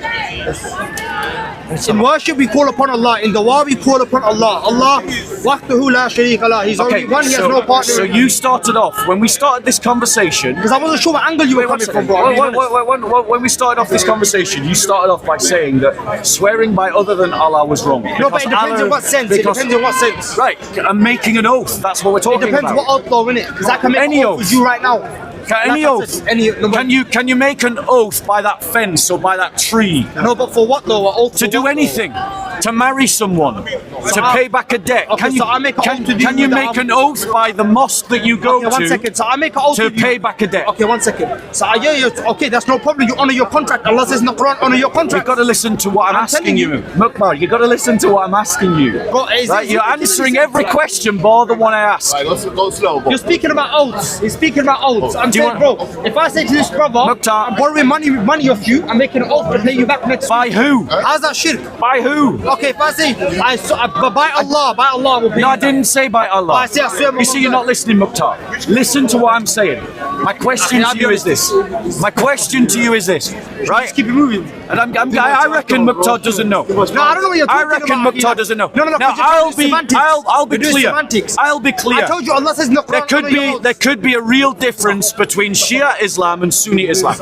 I know in Sunni Islam there's something it is productive- minor shirk to take an oath by anyone because what the other Wahhabis than the name of Allah. Right? No. Firstly, What the stop Wahhabis touching say is Mukhtar shirk. because No. if I start touching you, you get upset. No. What the Wahhabis say Right? is shirk, yeah. The Ashari say is not. Right. You get me? No. Give me different manhages. You get me? Right, yes, we know I'm that there are saying Sunni, there's not one contradictions in Sunni. Islamic fiqh. No, so Yes, this was we with know. you, bro. We know that This there are was with you guys. contradictions in Islamic fiqh. Okay, give me So John's can you real name, and then we evidence? can speak about Can you evidence your position in the Quran?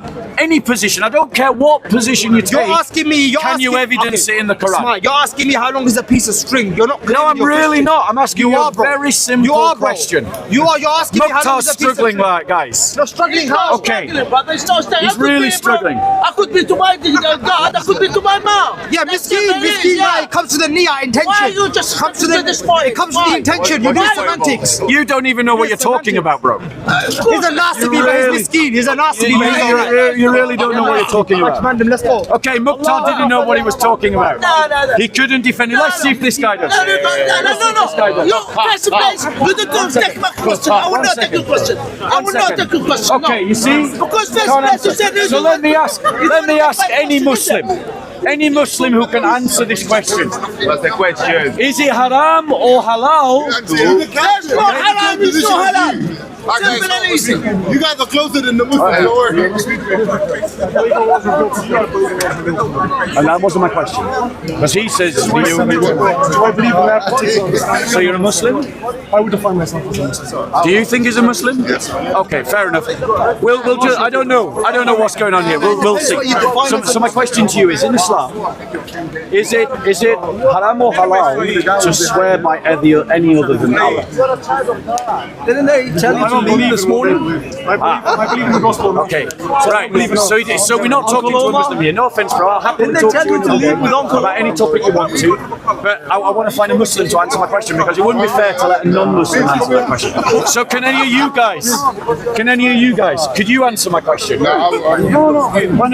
This guy's already shown that he's a coward. Sir, could you answer my question? Is it permitted? Is it haram or halal to swear by any other than Allah? I'm not knowledgeable. You don't know? So would you do it? I don't know. I wouldn't. You don't know. Fair enough. If you don't know, you don't know. Please, give me a favor. You know Shamsi? Bring him. Can you go down? Bring him. Shamsi isn't here. Bring Can him. you just say? I think, isn't he in police custody at the moment? No, I saw him. I think he's in police No, I custody. saw him just Oh, he there. got released then. Yeah, maybe. So maybe these guys could answer. Gentlemen, Yeah. is it haram or halal to swear by any other than Allah? Would you do it? Would you do it? Would you do it? You see, ladies and gentlemen, they're all noise. The Holy Ghost came and then I want to ask you a question. I'm telling you the question. Okay, ladies and gentlemen. Okay, ladies and gentlemen. Let me explain what I want to talk about. I'll come over here and explain what I want to talk about. Did he just say I was right? So, ladies and gentlemen, let me explain to you what I'm talking about.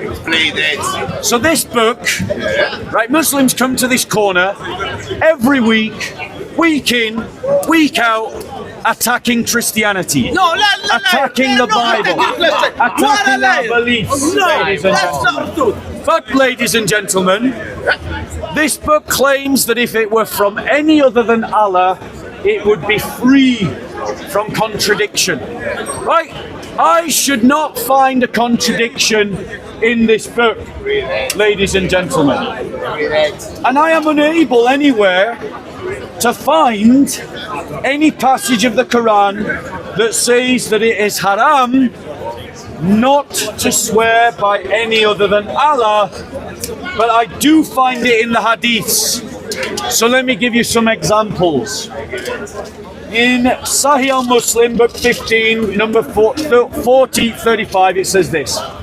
Umar B. al-Khattab reported Allah's messenger as saying, Allah the Great and Majestic forbids you to swear by your fathers. Umar said, by Allah, I have never sworn by my father since I heard Allah's messenger forbidding it, mentioning them on my behalf, nor on the behalf of someone else. In book 15 of Sahih al-Muslim, number 4036, it says, this hadith has been transmitted on the authority of Zuri, except that in the hadith narrated on the authority of Uqail, the words are, I did not take oath by anyone except Allah, since I heard Allah's messenger forbidding it. Nor did I speak in such terms, and the narrator did not say on my behalf or on the behalf of someone else. I'll give two more examples. In book 15, number 4037, the hadith reads, Salim reported on the authority of his father that Allah the Apostle heard Umar while he was taking an oath by his father, and the rest of the hadith is the same, i.e. the other hadiths I've just quoted. And finally, as my final example from the hadiths, book 15, number 4038, Abdullah reported that Allah's messenger found Umar B. al-Khattab amongst the riders, and he was taking an oath by his father's father. Allah's messenger told them, our Allah, the exalted and majestic, has forbidden you that you take oaths by your father. He who begged to take an oath must take it by Allah or keep quiet. Right. I'm sorry, I'm talking now, sir. If you wanted to debate, you had your chance earlier. I just want to understand. Ladies, well, listen to the talk then, don't interrupt. So, ladies and gentlemen, let's be clear. I'm getting a quote from Islam QA. So this is an Islamic website where a Muslim scholar is giving a fatwa, a legal opinion. Do you want to debate him and debate it? Now, ladies, by anything other than Allah, whether that be one's father or leader or on one's honor or status, because it is proven by the fact that the Prophet said, whoever swears an oath, then let him swear by Allah or else keep silent. Agreed upon, and he said, whoever swears an oath, let him not swear it by anything other than Allah, as narrated by Al-Nasai. Now notice, the guy who earlier was said I was lying is now saying I'm telling the truth, ladies and gentlemen. So we have established, ladies and gentlemen, we have established, ladies and gentlemen, from Islamic sources that you should not swear by any other than Allah. Right. Why? Why? Because it is shirk. It is minor shirk. It's haram. Yes. There you go, ladies and gentlemen. So let me ask the Muslims this question. Let me ask the Muslims this question. Would Allah commit shirk? Would Allah do something that is haram? No, he never. No, he never. What's your answer? Would Allah do something that is shirk or haram? Okay, so he didn't want to answer the question. Where's the contradiction? You just said some hadith. Let me now show you the contradiction. Remember, according to Sharia law, you cannot swear by anything other than Allah because it's shirk, because it's haram, ladies and gentlemen. So let's listen to Allah's words. He's from Saudi Arabia. That's where I got this book. Yes. I have to leave you, Bob. Sorry Yes. about that. I'm leaving you. Yes. Saudi Arabia. Bye-bye. I'm leaving you. Bye-bye.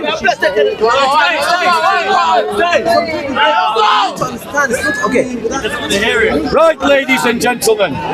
Don't interrupt him, bro, because he needs to listen to the contradiction. He was so determined that he wanted to hear the contradiction. So let him hear it. Right?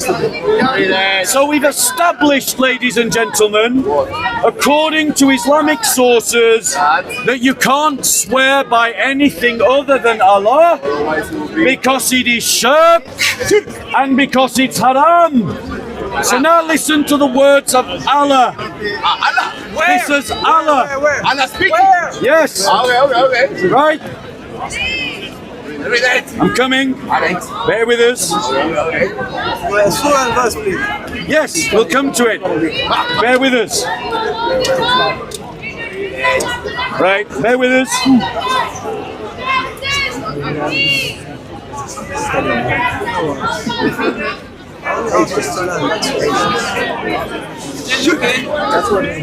So in Surah 36. 36 verse. 36, yeah, get out your Qurans, them that are doubting me. I only have the Saudi Arabian Quran. Surah 36, verses 2 to 4. 2 to 4.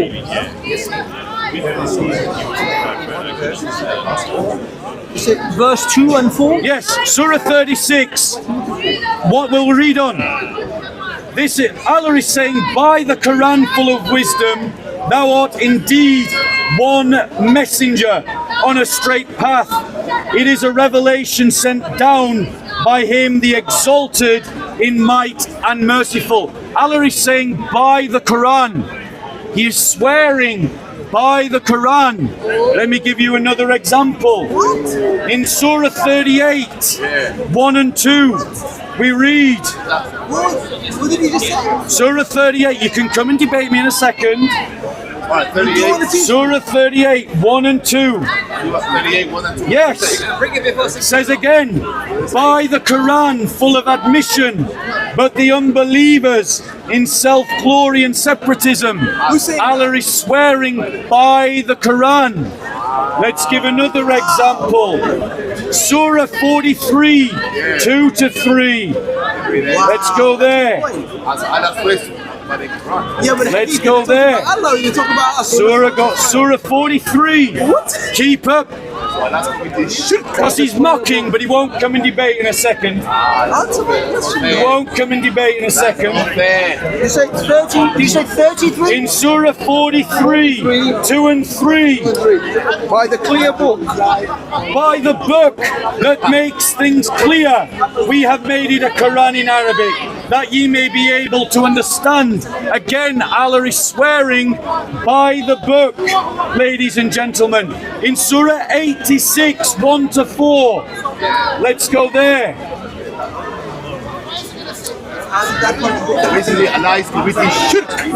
Surah 86, 1 to 4. Okay, how did that contradict the hadith? The hadith says you cannot swear. Listen to Allah's words. By the sky and the night visitant. And what will explain to thee what the night visitant is? The star of piercing brightness.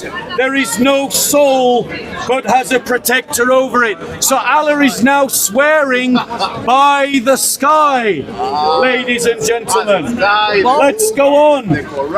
In Surah 53, 1 to 4.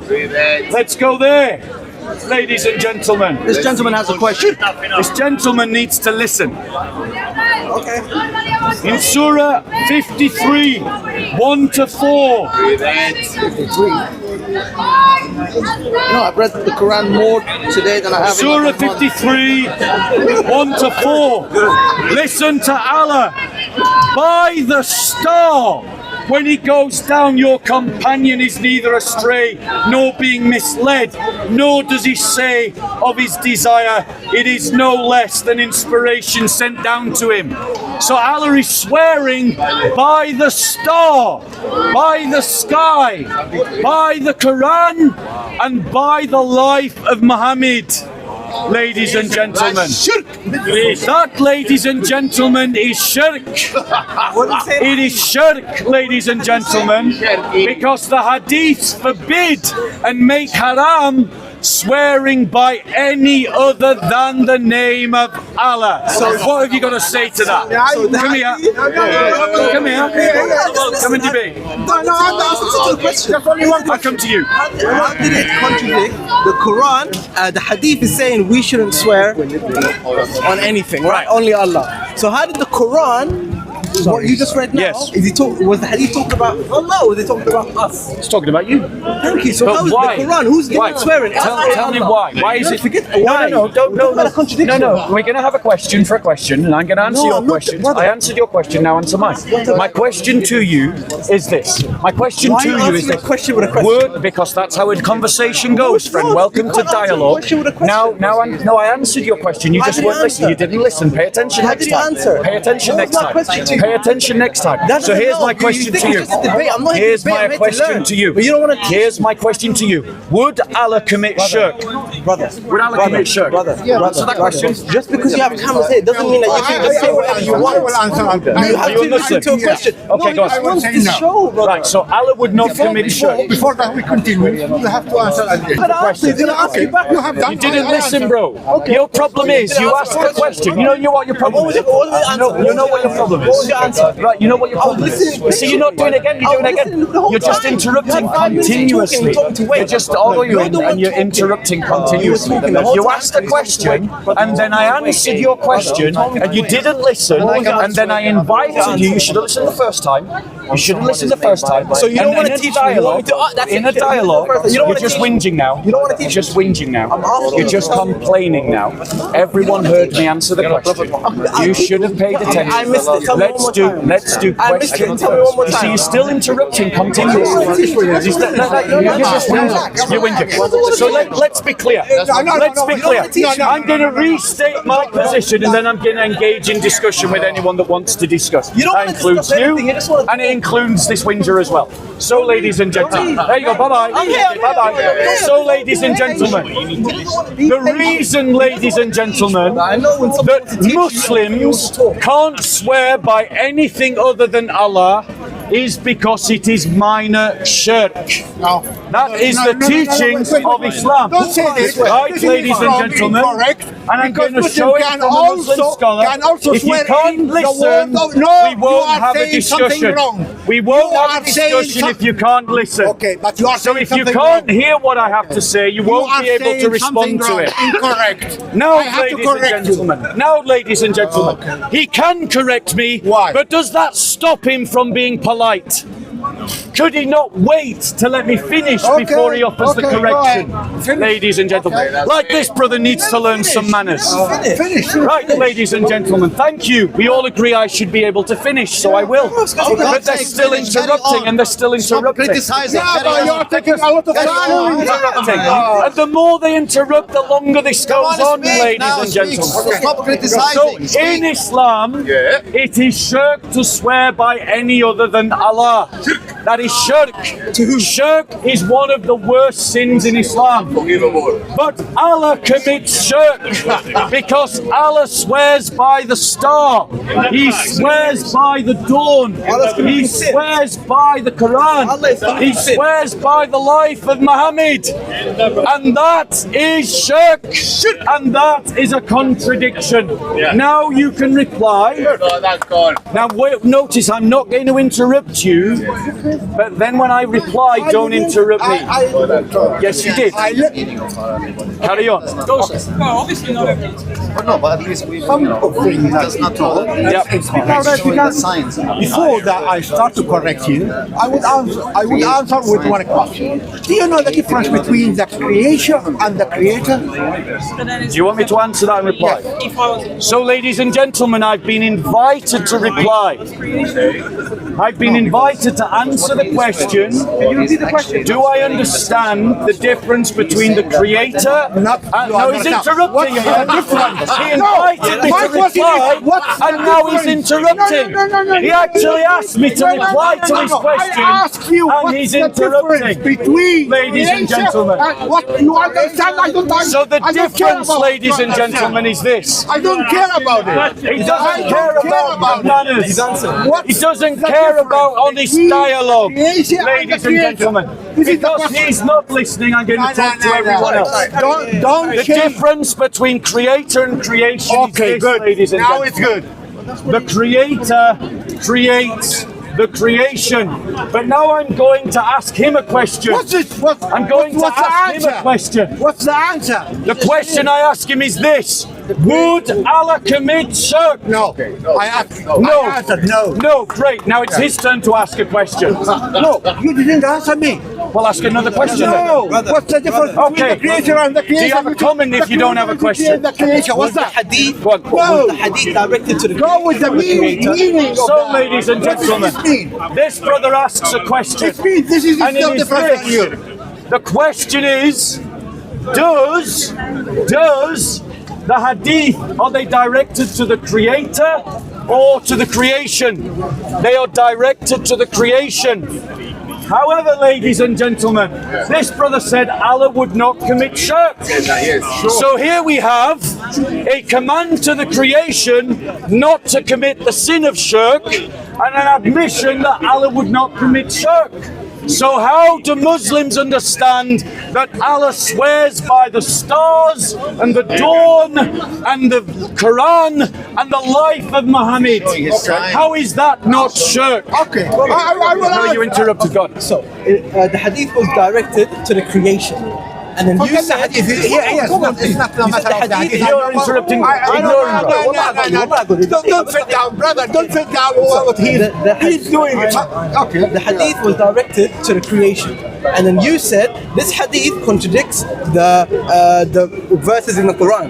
In the Quran, who's making these? Who's saying the verse? It's the creator. But you're saying that you're comparing the hadith and the Quran. You're saying it's.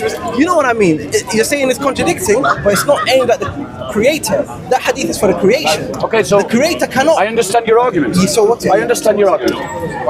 But for me, right, this proposition that you are making, this distinction that you're making, doesn't excuse Allah from committing minor shirk. No, hold on. Did I interrupt you? Oh no, wait. Did I interrupt you? Right, I can talk to you or I can shout to the crowd. You make a choice. So, ladies, so what I'm saying to you, bro, is you agree with me that if I swear by someone other than Allah, I am committing shirk. I swear. But then when Allah swears by someone other than Allah, he's not committing shirk. Right? They go by different rules. Right. So that means that we now see a real difference, a real qualitative difference between the God of Muhammad and the God of Jesus Christ. Because the God of Muhammad, something that he commands makes it haram or halal. He doesn't command that which is evil or good. So in other words, the God of Islam is a fickle God. Okay. Do you know what a fickle God is? Okay, the interpretation, because yeah, go on, say all of that, we can go there, but there was no contradiction in the Quran. Yes, there was. You just went somewhere else with it. I'm telling you, there's no contradiction. You said the contradiction is the hadith and the Quran. And then I said to you, the hadith is for the creation, and the Quran is the creator that said it. Okay, so show me in the Quran. So show me in the Quran where it teaches that Allah can do what He's tell me what it means. I'm talking about He shirk evil. Why are we He going shirk there? evil. Why are we going there? He shirk evil. Yeah, as you said in your part, Answer that question. He shirk evil.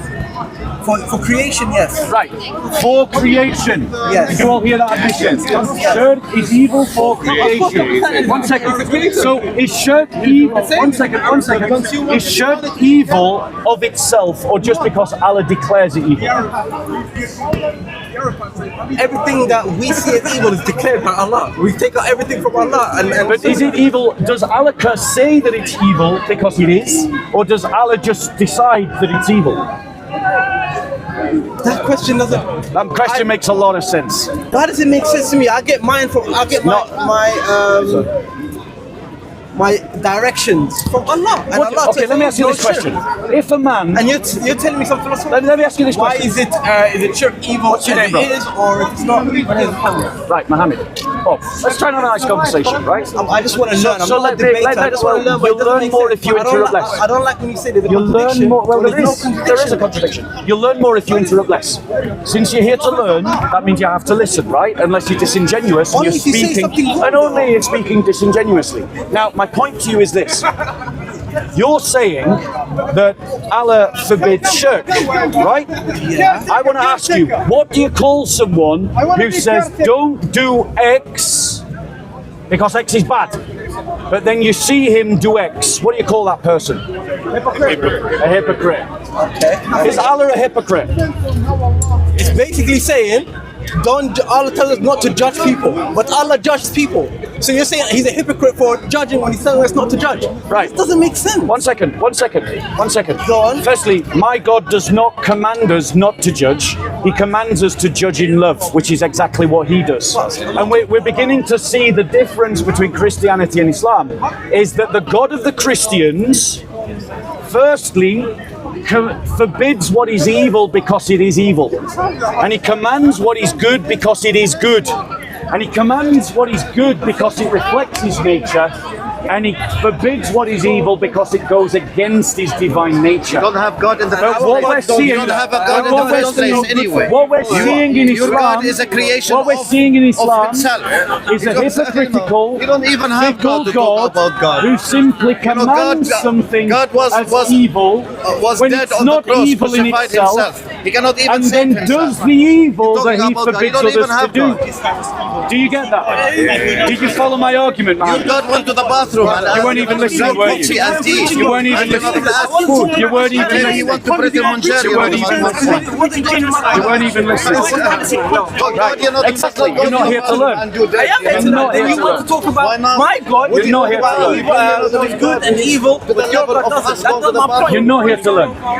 So let me ask you this question. Contradiction. And then man his own shit. No, you didn't. How can you say I'm wrong? I noticed he's run away from the debate, ladies and gentlemen. He's run away from the debate. Ladies and gentlemen, let's be clear. Can you find me the source of the Bible in the epistles where God says, Paul says that because God is so holy, he swears only by himself. Powerful word. I want you to find me that passage in Scripture. Bear with us. Now notice Muhammad who wanted to learn ran away. He was disingenuous and insincere the whole time. From a woman. Why did not come here? So, ladies and gentlemen, let's be clear. Let's be clear. The God of Islam Why did not come from man? doesn't command and forbid what is evil because it actually is evil. Was not born of a man. He just declares it evil Anyone who was born for no reason at all. I was born. And because he declares it is evil, it is evil. That is fickle. That's what a fickle person does. But then he forbids Muslims to do what he himself does. That, ladies and gentlemen, is a hypocrite. God is omnipotent. But by contrast, the God of the Bible forbids what is evil because it is actually evil. And it is actually evil, ladies and gentlemen, because it goes against his divine nature. And the God of the Christians commands what is good because it is actually No, do we look like him? No, do we look like him? if you do it, it goes along I mean, God could look with like his me. divine nature. Here we are. If Ladies God and could look gentlemen, only let like me you, just point out okay? something from the Bible. Okay, at the same time. at the same time. Because God can do anything. Okay. That's what that means. Can you show me where God, appeared to be a black guy? Yeah. Where? He can be a black guy, he can be a Where? Chinese guy, he can be an Indian guy, and he can be a white guy all at the same time. Wow, Because that is really God can do powerful that he could. Yeah, because he can do anything. He can sleep. He could go to bed. Yes. He could sleep. And you are narrow-minded, honestly. Wallahi. God can sleep and go to the bathroom. God can eat curry and put him on chair, and McDonald's can do anything. Yes, God can do your Big Mac. And then he can be crucified on the cross. He cannot do. My friend, let me tell you how narrow-minded you are. God cannot love. Your God. Let me tell you something.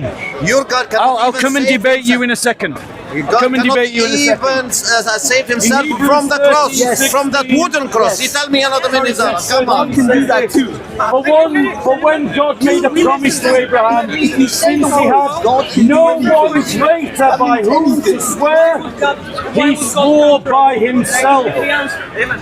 Because, ladies and gentlemen, it is an insult to the honor of God for God to swear by anything else. When we make oaths, ladies and gentlemen, we make oaths by things that are sacred.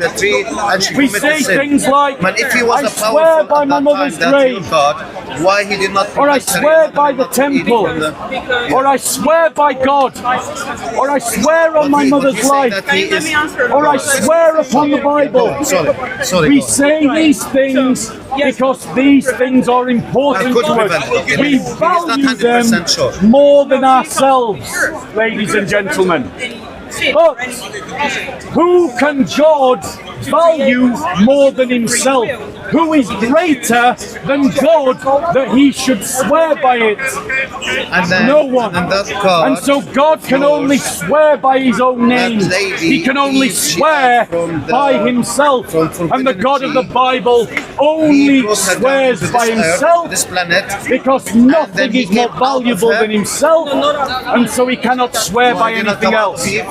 But think about the dishonor that the Quran reaps upon Allah by saying that Allah swears by the life of Muhammad, that Allah swears by the Quran, that Allah swears by the star, that Allah swears by the dawn.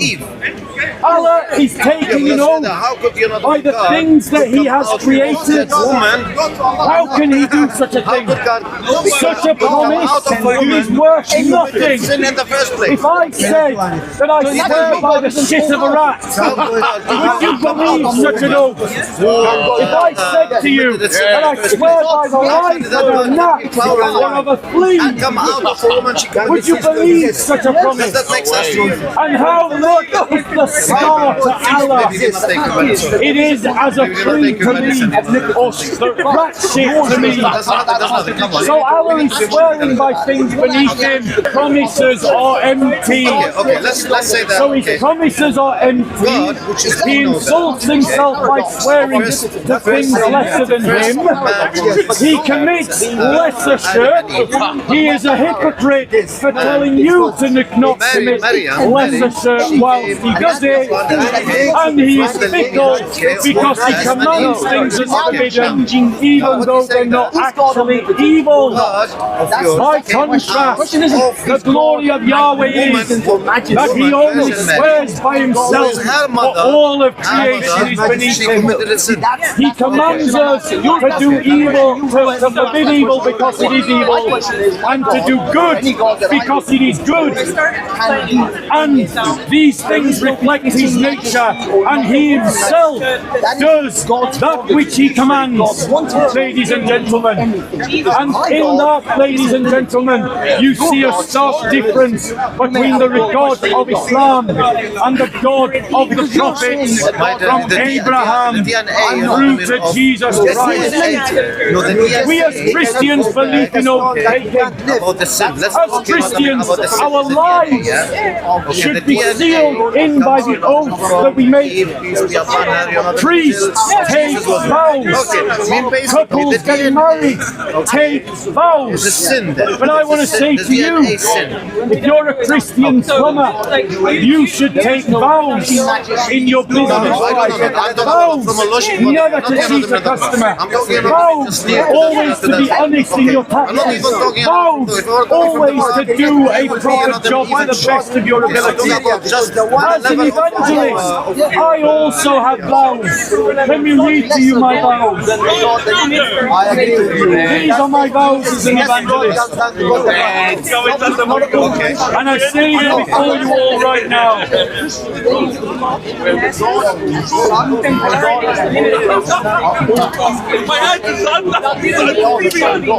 So these are my vows as an evangelist. And if you are an evangelist, I want to encourage you to take vows as well. This is my public declaration of vows as an evangelist. To seek out the lost in season and out of season, with all the resources at my disposal, until such pursuit is no longer possible. To pursue my own discipleship in the Lord with all my heart, mind, soul and strength, in pursuit of all of my own vocation and sanctification, and to fight valiantly under the banner of Christ against sin, the world and the devil, in the defense of the faith and the faithful, in thought, word and deed.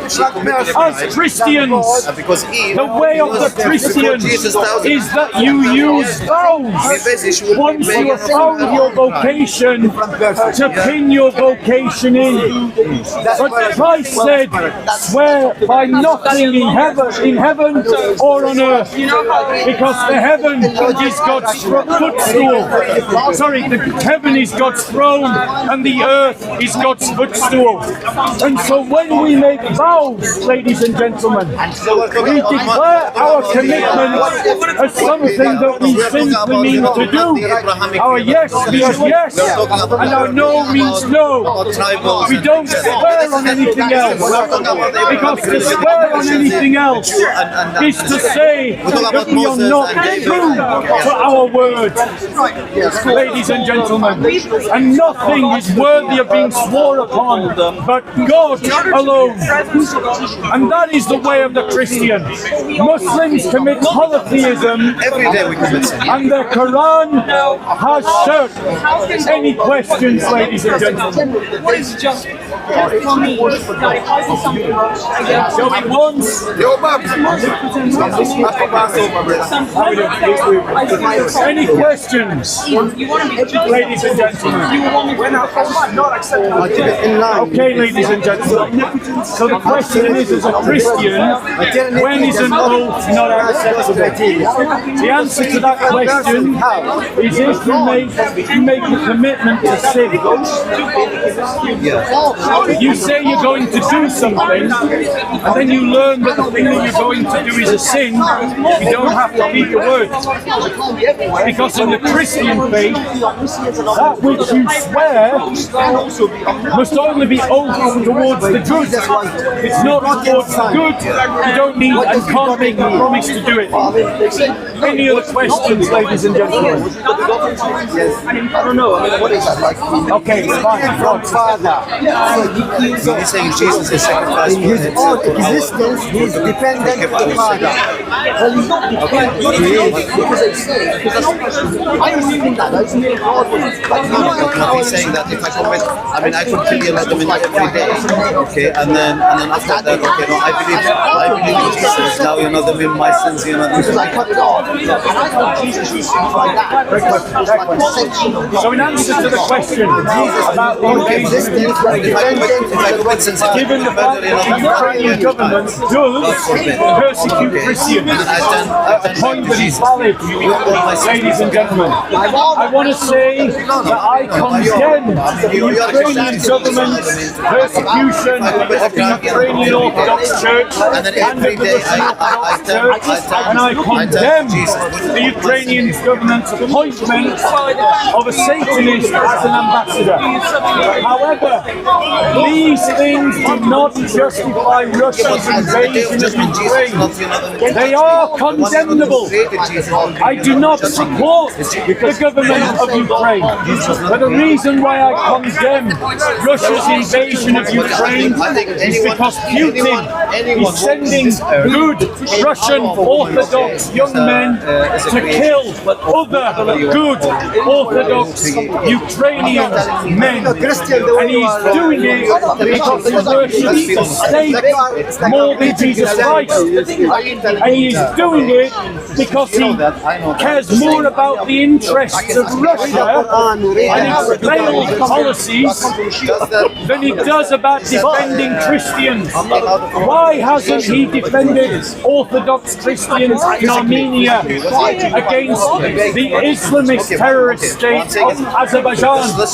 If he was truly Orthodox, if he truly cared about defending Christians, why is his foreign policy in Ukraine justified by defending the Ukrainian Orthodox Church, which should be defended, but abandoning millions of Orthodox Christians in Armenia?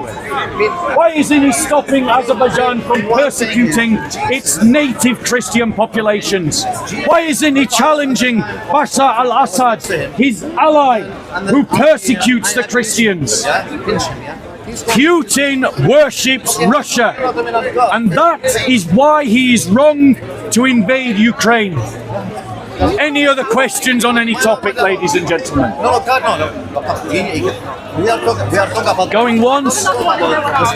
Let someone have a chance and then I come back to you. Any other questions, ladies and gentlemen? On any topic? If I was Jesus, I'm God. Okay, go on. And then you said, if I feel pain, mean that it is. So the question is, do animals have souls and do they go to heaven? Different Christians have different opinions on this, but I am of the opinion animals don't have souls and they don't go to heaven. But I want to correct an assumption behind the question, which is the nation as Christians that we go to is a new creation of heaven and earth, where we dwell in heaven and earth, where God's presence is. And that's actually the final destination. When Jesus said to the thief, "This day you will be with me in paradise," that place where the thief is only a temporary place. It is not the main place. It is a place where souls wait until the resurrection and the judgment. And then God will create a new heaven and a new earth, and we shall dwell there with Him. Any other questions, ladies and gentlemen? On any topic? And then he goes to sleep, for 8 hours. Take this opportunity, because I know the moment I stop filming, someone's going to come forward and want to talk. Go on, sister. But he's the father. No, but he's the father, my dad, with an intelligence. But he's the father, and he's God, and he's the Holy Spirit. He's the three in one, Yeah. It was saying that basically the gospel come after the letters of Paul. They come in the 2nd or 3rd century, and that there is no historical evidence for the gospel in the history of Jesus Christ on earth, dying on the cross, resurrecting, and he was saying that he was sacrificed in the heavens. Sorry, but God is a Jesus. No, God is a Jesus. I even think I might know who you're talking about. Yes. Right? But the reality is this is totally untrue. Clement of Rome is quoting from the Gospels. Irenaeus and Ignatius is quoting from the Gospels. The Didache is clearly referencing gospel teaching. And it's very clear by the fact that these are all early 1st century or 1st century documents that the Gospels were in circulation in the 1st century. They're all 1st century. When someone says that they're not 1st century, I know exactly who told you this, he's literally making spurious arguments that ignore the quotations of the Church Fathers and ignore the fact that the Church Fathers show a familiarity with the Gospel. Also, The idea that Paul wrote first is absolutely true. But Paul wrote about a real crucifixion in this world, not some cosmological crucifixion, because he talked about a resurrection.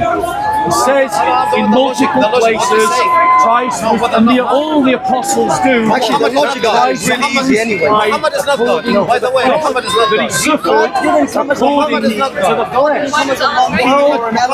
What's flesh, ladies and gentlemen? So clearly, Christ's suffering is in this world. Such people ignore these statements. You shouldn't pay them any mind. Have you got a question? I'm sorry, ladies and gentlemen. Christian, I believe salvation was achieved before Jesus Christ. It was achieved. Sorry, guys. by Jesus Christ and His I'm having a little bit of technical difficulties at the moment. The meritorious grace of that crucifixion goes down. And so all those that accept the truth by faith that they were exposed to before Jesus Christ, their faith is made meritorious by what Christ does on the cross. Believe it is in Revelation, means you have the who was crucified before the applications of the world. Christ's act of salvation is what makes all meritorious acts worthy of any merit at all, including all the acts. Okay, ladies and gentlemen, I'm going to move on a little bit because other people have arrived. Let's see what else is going on around the park. We've done a lot of Bob today. All the temple sacrifices, they're all pointing to Jesus, and they are only beneficial because of Jesus, whose act goes forward in time, across the world, and back down through time. Anyone who is saved because of Jesus and not apart from Jesus. Not pray. So God does not pray upon. So I'm not going to say no. Not everyone goes to hell. We are You don't get the power of the Quran, but because Christ said to the person who died because I'm trying to explain to you as much as I know about the Arabic. No, sorry, he said to the prisoner that this person would be within this paradise, and he died on the same day. The soul, but Sorry, guys, I'm actually trying to do some repairs here. So if things are a little bit boring because you can't hear anything, that's because of that.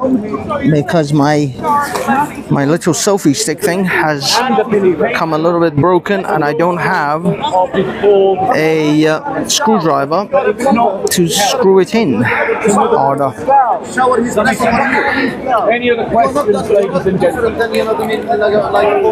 If you are a big, who told you Baqarah? You are the same, on the same level as this prophet.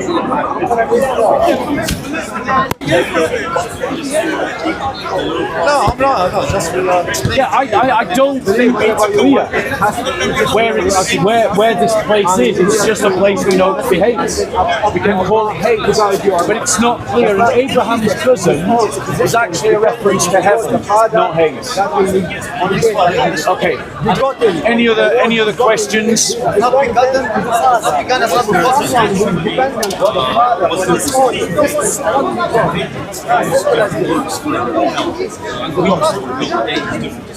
I mean, I'm not an expert of the linguistics of it, but I believe that hell is referred to as a different place from the place where the souls are referred to in Peter's letter. I don't believe they're the same word. I may be corrected on that. I'm not saying I know for certain. Let him finish his point. Last year. All right.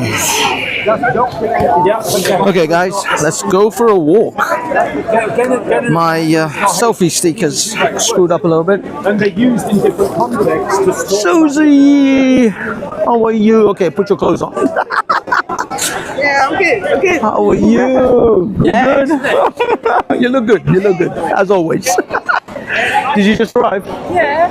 Nice. Yeah, you were here early. I was here like 10 o'clock. An hour. Yeah.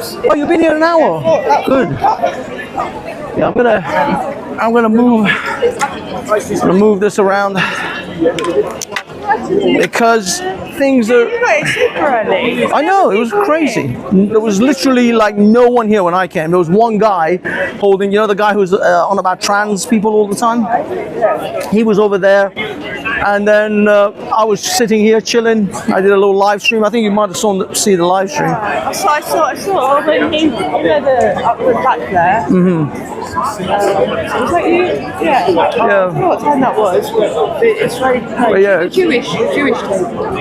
Ah, yeah. I think that was it. Yeah. No, that was about. So maybe I've been here. 2. I've got another one in here.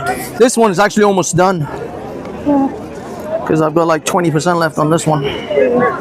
No, actually 7%. So I'm gonna switch it over. Doing a 2.5. How long in advance do you prepare to come down? For here, to be honest, I could technically do 8 hours.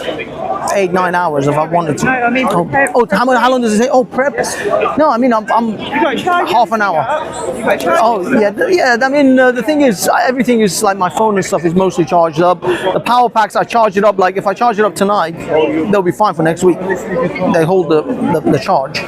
So yeah, one night basically, one night of prep, whether it's tonight, tomorrow night, or any time from now till Sunday. So it's not. If you pack it down, you put it in place and leave it there. But if you're using it in between, like yeah, that's the thing. I'm trying to go out more during the week and record some of these protests and stuff. But because I work full time, it's hard. It's hard to go because I can't leave until at least 5:30. It takes me a while to get here. By the time I get here, most of the protests, whatever it is finished. It's like 7 o'clock at night. So I don't catch much during the week. Saturdays, Sundays are pretty much the only days. But you pretty much bring all the same stuff. More or less, yeah. I mean, this is always. This sometimes I don't take it with me if I'm going to one of these pro-Palestinian type things. I just have like a selfie stick. It's easier to move around. This is mostly just here. So yeah, I just bring this with me on a Sunday or Saturday. It's alright. I have a car, so it's not. I've got one. You got one? I see you've got a nifty thing there. Cool heads. Is that screw? Yeah. Yeah. That the one I got moves around as well. One of those ones. Oh yeah, that's nice. And the attachment that I had at home wouldn't switch up. It wouldn't go on because it had a little clicky push button there, so that you weren't supposed to be able to put the phone on it. But I found one that just about fits. Oh, okay. So I modified it. Yeah. So I might actually bring it down sometimes. Sometimes it's good because you can just put it and walk up, just leave it and just sort of, do it like they do, But today I've been live streaming pretty much 90% on Bob today, so I'm gonna move around a little bit and see what's going on. I will catch you out in the wilderness, my love. Right. Awesome. Okay, guys, we're walking around. Are you going now? No. I'm gonna walk around and see what's going on. We are walking around. I will stop my time. Okay, so this is another debate Otherwise, what that taking place. Okay, let me take a. Sorry, it's like I'm talking to these guys. Don't worry, I'm not talking to you. I know I sound like an insane person. I know most people are like, it's here. Yeah, I fit right in actually. I'm just walking around talking to my. That's why we call it the open air insane asylum. Once a week. Is that what I say? Yeah, that's literally what most of these. Yeah, I introduced my show with that. What's your show? Oh well, Hafiz Reflects. It's funny because I've never been here before. I started talking to this Muslim man, and then he said, come and speak over here. And he's speaking, and the next thing I know, his camera's all on me. And in an hour, people tell me, I was like, I know. It's a bit of a shroud, that one. When they say come over here, so you're done for like an hour, 2 hours. Yeah, I avoid that at all costs. I made a mistake like 2 years ago, and I asked like, can I just ask one question? I was there for 3 hours. I was like, never doing that again. What's this channel then? This is my channel, Hafiz Reflects. I wish I knew how to do YouTube channels. I had not clue how to do it all. I'm a bit clueless. Don't worry, get in touch. I'll walk you through it. Yeah, or take a photo or something. My son wanted You put it I've lost him somewhere. Matthew 28, 19. He doesn't know. Well, if your son knows, he probably knows how to set it up in like 5 minutes. No. He doesn't know. Read it. Read it. No worries. It's his time. No, it's his time. No, it's his time. No. Okay, guys, I'm kind of looking at this. You're embarrassing. You make your time for the Bible. You can't quote it. He doesn't know. Quote it and check. He doesn't know. I'm not going to help you. It's my head. He doesn't even know. Open the Bible. Listen. Open the Bible. It's your turn. Open the Bible. Read it. I'll debunk it. It's not my turn. It's your turn. He's scared. I'm going to stop it. You're a person. No, it's his turn. No, it's his turn. Ask him. He said no. Ask him. No, reach for this.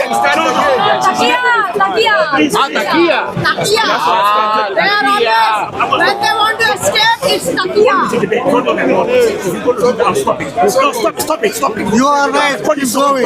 You are right, keep going. What's wrong with you guys? Look at these Christians here. And this is from groups there. Can you believe it? I'm the guy who is a Christian. They all come heckling.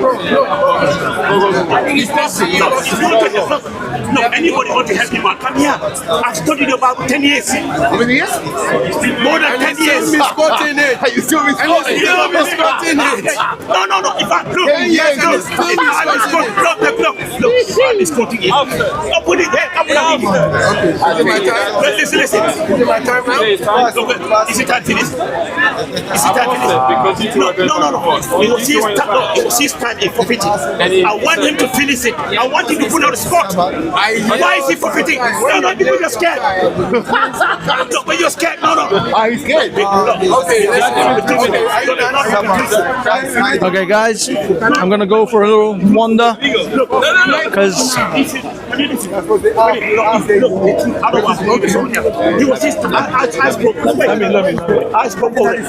we're gonna go for a walk because this is boring. Let's see what else is going on. Can we find more entertaining things? No, that's error by explanation. I know, just listen.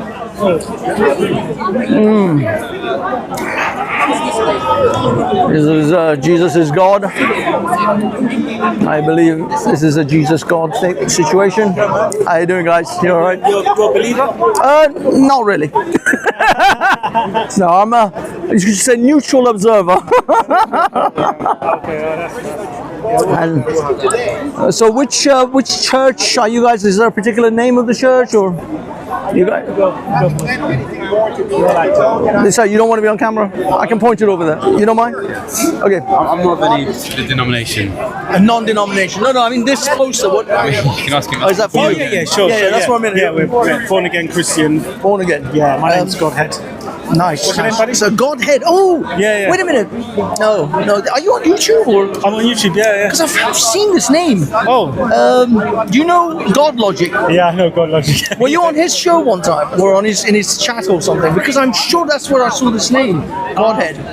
Yeah. Because last night, I think it was last night, he was doing a live stream and he had a guy called Sig. Is it Sig? Ah, Sig. You know Sig? I know. Yeah. He was supposed to be. Is he here today? Because I thought I might find him. But I've definitely seen that. So this is your. Is this like to do with the Godhead? Is this your channel or is this actually a church? No. It's a channel. Yeah, it's a YouTube channel. Okay. Yeah, YouTube channel. But are you denominational or you non-denominational? I would say more. If anything, I'm Pentecostal, but Protestant. If anything, but yeah, I'm mostly, obviously, for me, it's about born again Christianity. That's what I believe. You've got to be born again to enter the kingdom of God.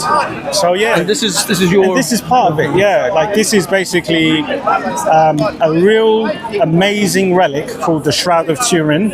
Oh yeah. That's very famous. You can find this relic on shroud.com.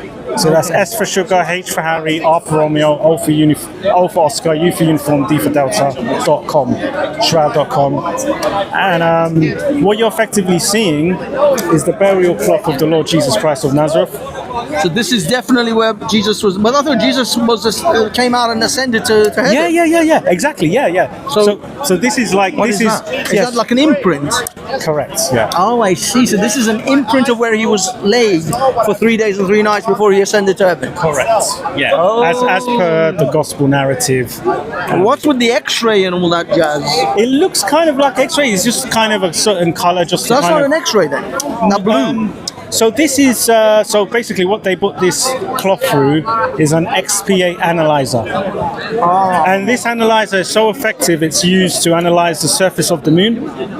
And it's definitely that's the actual image then. Correct. Yeah. But how does it get the image it's such a good question. I know, of his face? Because I know it's amazing. It's the imprint of his back. Sure, I get that.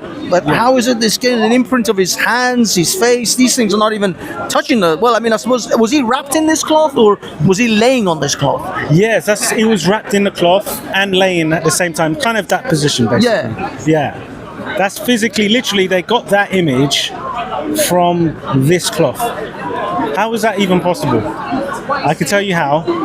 So, pretty freaky. Yes, it's kind of interesting. So basically, there was, as per the gospel narrative, on the third day there was a burst of light, which you would get from a resurrection, because when they came to check. So, do you mind if I do the selfie side of this? Because a little bit twitchy when I'm not on camera, or when nobody's on camera. It just like it gets a bit boring. No, it's all right. It's all good. So you're saying that on the as they found this cloth, or keep going. So interesting. Like I was saying, shroud.com, it gives really kind of step by step, real interesting photos and evidence. Really helpful stuff. But basically, on the third day, there was a burst of light. So if you think about a football stadium or soccer stadium, baseball stadium, if you imagine the watts that are required to light up a stadium, think of that times 100 or times 1,000. And so that burst of light was as big as that. Yeah, I mean, at least this is according to I would imagine, the eyewitnesses. Yeah. I mean, like, to get an image of that significance. So they found radiation on the shroud, and it's that burst of light that produced radiation. an image. Yeah, they found radiation on there. That is real blood. This is. Is that actually Jesus' blood then on that? Correct. Yeah. No way. 100%. So can they DNA test that? Yeah, they've DNA tested it. Well, they've DNA tested it, and a lot of it is kept secret. Really? Yeah, a lot of it's kept secret. Also, the thing is, the truth of the matter is this. It was the Shroud of Turin. Yeah, the Shroud of Turin. Turin. So that's T for Thomas, U for uniform, R for Romeo, I for Indigo, N for November. Turin. Shroud of Turin. I've heard of this. I've definitely heard of Shroud of Turin. I just never really explored what it was, or just like people said things, but you hear these like short clips or whatever on the internet, but nobody really explains what the hell. I mean, I really didn't know what it was. It's amazing. But if they have Jesus' DNA, would it be possible to clone this? It is not possible. Some Jurassic Park Jesus style? Yeah. Because technically, yeah. So the chromosome count of a typical human for the Y chromosome, which is what makes us male, is not the same. So that's what they've actually found, and also they've DNA tested. They found the Ark of the Covenant as well, which is kept in Jerusalem as we speak. If they were to, for example, because on the Ark of the Covenant, you would have to. They used to spray blood on the mercy seat. Really? Yeah. I had no idea. And basically, the Ark of the Covenant was under where Jesus was crucified. Okay. Yeah. So Jesus' blood fell on that, and they tested it as well. So the Ark was buried underneath his tomb. Yeah. So where Jesus was being crucified.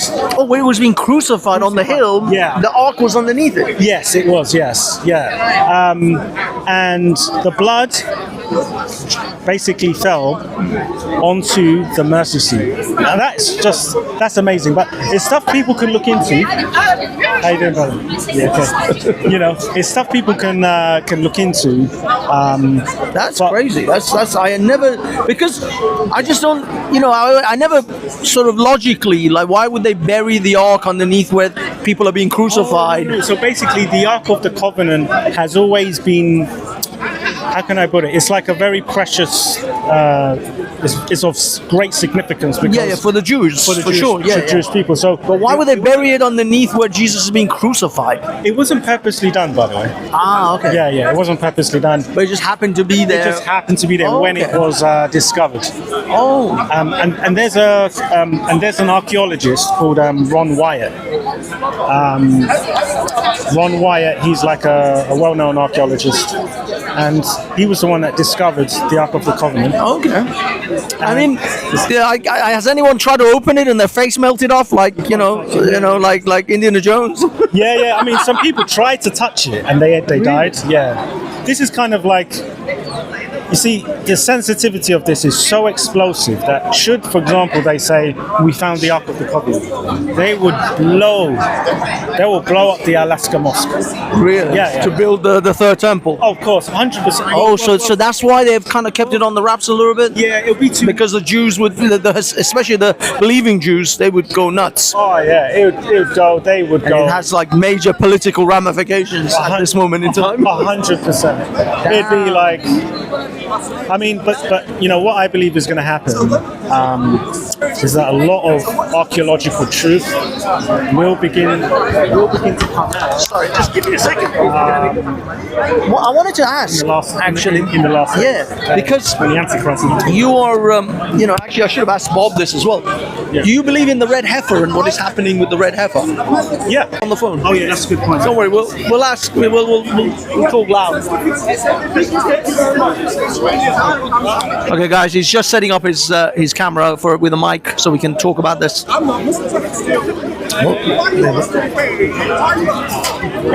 There's some interesting things going down today. Things are heating up around here, people. They go up. Yeah, it's on me. It's not on you. You have to come around here. We're talking about, well, we were started with the Shroud of Turin, but now we're talking about the red heifer, and this gentleman's going to set up his. How many watching? How many watching? Well, it was 40, he's 38 now. Oh, let me see if they can see. There you go. Come back to hello, sir and madams. Hafiz, who's that? That's my channel. Oh, but I thought you were Banksy. I am, but that's my other channel. Well, this channel is Hafiz. Okay, hold on. He's setting it up. Let's see. Why Hafiz? I like the poem. Do you know anything about Hafiz? Well, I mean, I don't know because I'm a terrible Persian, but I don't know. Maybe you know about Persian history better than I do. Caught you. I just know that he's a good poem. That's he's a it. poet. Yeah. That's all. Well, poet, thinker, philosopher. Where was he from? Well, I don't know, but I know his tomb is in Shiraz. I think. I think so. Yeah. I'm sure his place of death. His memorial or whatever it is. I think it's in Shiraz. All right. Where would you like to put it so we can stand? Yeah. Shall we stand here? Is that okay? Okay. We'll both be in the shot. You don't have to have the flash on. I don't think the flash is necessary. Your battery's going to die quickly. I know. I should take it off. No, just turn it off. Are you okay? Yeah. Well. All right. I'll probably try and go into the whole nitty-gritty. Yeah, brother. Okay. So we were talking about the red heifer and the third temple. Yeah. And that right now they built, I thought, an altar to actually sacrifice the red heifer. Yeah. But what are your thoughts on the whole matter? This is such an interesting question. So I believe that everything, I would say, is in place for the coming, second coming. The second coming of the Lord Jesus Christ of Nazareth. So there's a prophecy in 2 Thessalonians chapter 2 that talks about this third temple. Okay, that the Antichrist will be the one sitting in the temple, this third temple, claiming that he's God. Okay. And lo and behold, there's actual prophecy. Like, we're actually seeing with our own eyes the preparation for this third temple. So you're not going to see a sacrifice of a red heifer until we see that third temple. So, but the thing is, some people are claiming that the Israelis have actually built the third temple underneath the current mosque. If anything, there's a subterranean temple now underneath the mosque. Is it Al-Aqsa? So, I would say, if anything, I believe, this culture of tunnels goes way back. It goes way back. So I believe that... So they haven't really built anything new. It was already there, kind of. Yeah, I think that if anything, they're just getting the foundations in place. But is it possible to build a temple beneath the mosque without destroying the mosque and building the third temple actually on the location of the mosque? Well, I think, there are some, when we go into the Old Testament and we look at the requirements for a temple of sacrifice where, you're effectively, shedding animal's blood, should we say the lamb or, a lamb, a sheep, for the sins of, red heifer, for the sins of the people. I mean, I believe that it would be on land, it wouldn't be underground. When you look at things biblically, how it's always traditionally done. That's what I meant. There was no. I don't remember any tunnel temples. Yeah. At least nothing that I've ever seen. Exactly. So, where is the third temple going to be? When is it going to be built? But one thing for sure, the Bible will show once again its truthfulness and validity when we see that third temple built. That will be another prophecy fulfilled. That look. And how long after the third temple is built do you believe the second coming of Jesus will be, which will be actually, I would imagine, from the Jews' perspective, the first coming of the Messiah? Interesting. Well, I think certainly one verse Jews struggle with is Daniel chapter 9, because it clearly says in their book that, and I love the Jews, we're for the Jews. So the book of Daniel is actually the Old Testament, it's not? Oh, I thought, yeah, it's the Old Testament, but it's a prophecy about the Messiah coming the first time and being cut off before, the destruction of the second temple. And was that happened when Jesus? And that's happened in 70 AD, yeah. So that, 70, of after course, Jesus. Yeah. So the second temple was destroyed after Jesus was crucified. Correct, and Jesus prophesied it in the Gospels that would happen. Interesting. I didn't know that. Yeah. And then Paul also, even before 70 AD, said that there will be a third temple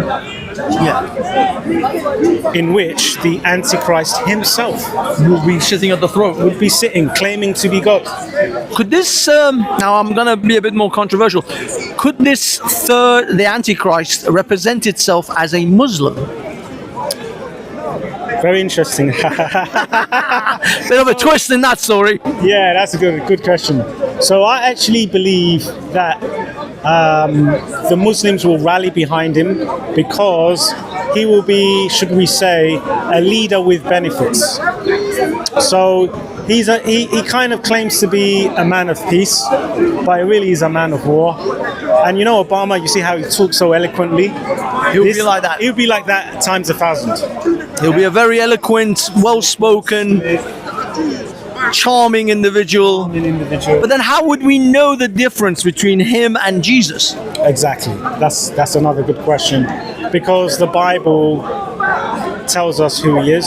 And so, for example, in the book of Revelation, it says, it talks about the mark of the beast. That whoever takes the mark of the beast, which he will ask people to take.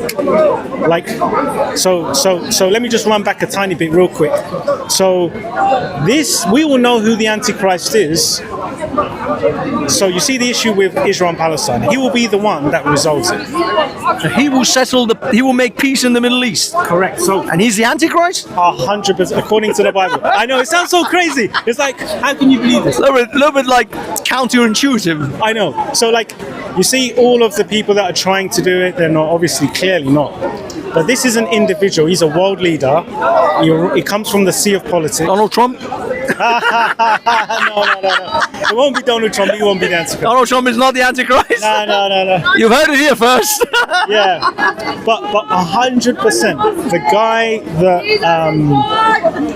the man brokers the peace, brokers the peace between Israel and Palestine, that is the Antichrist. And what it will do is 3.5 years will be fantastic. Oh, so the Antichrist will bring peace to the whole world for 3.5 years? 3.5 years. That's going to make it kind of hard for us to not believe he's Christ. That's you see my problem here, right? you know, there'll be they're cool about, they talk about the two witnesses.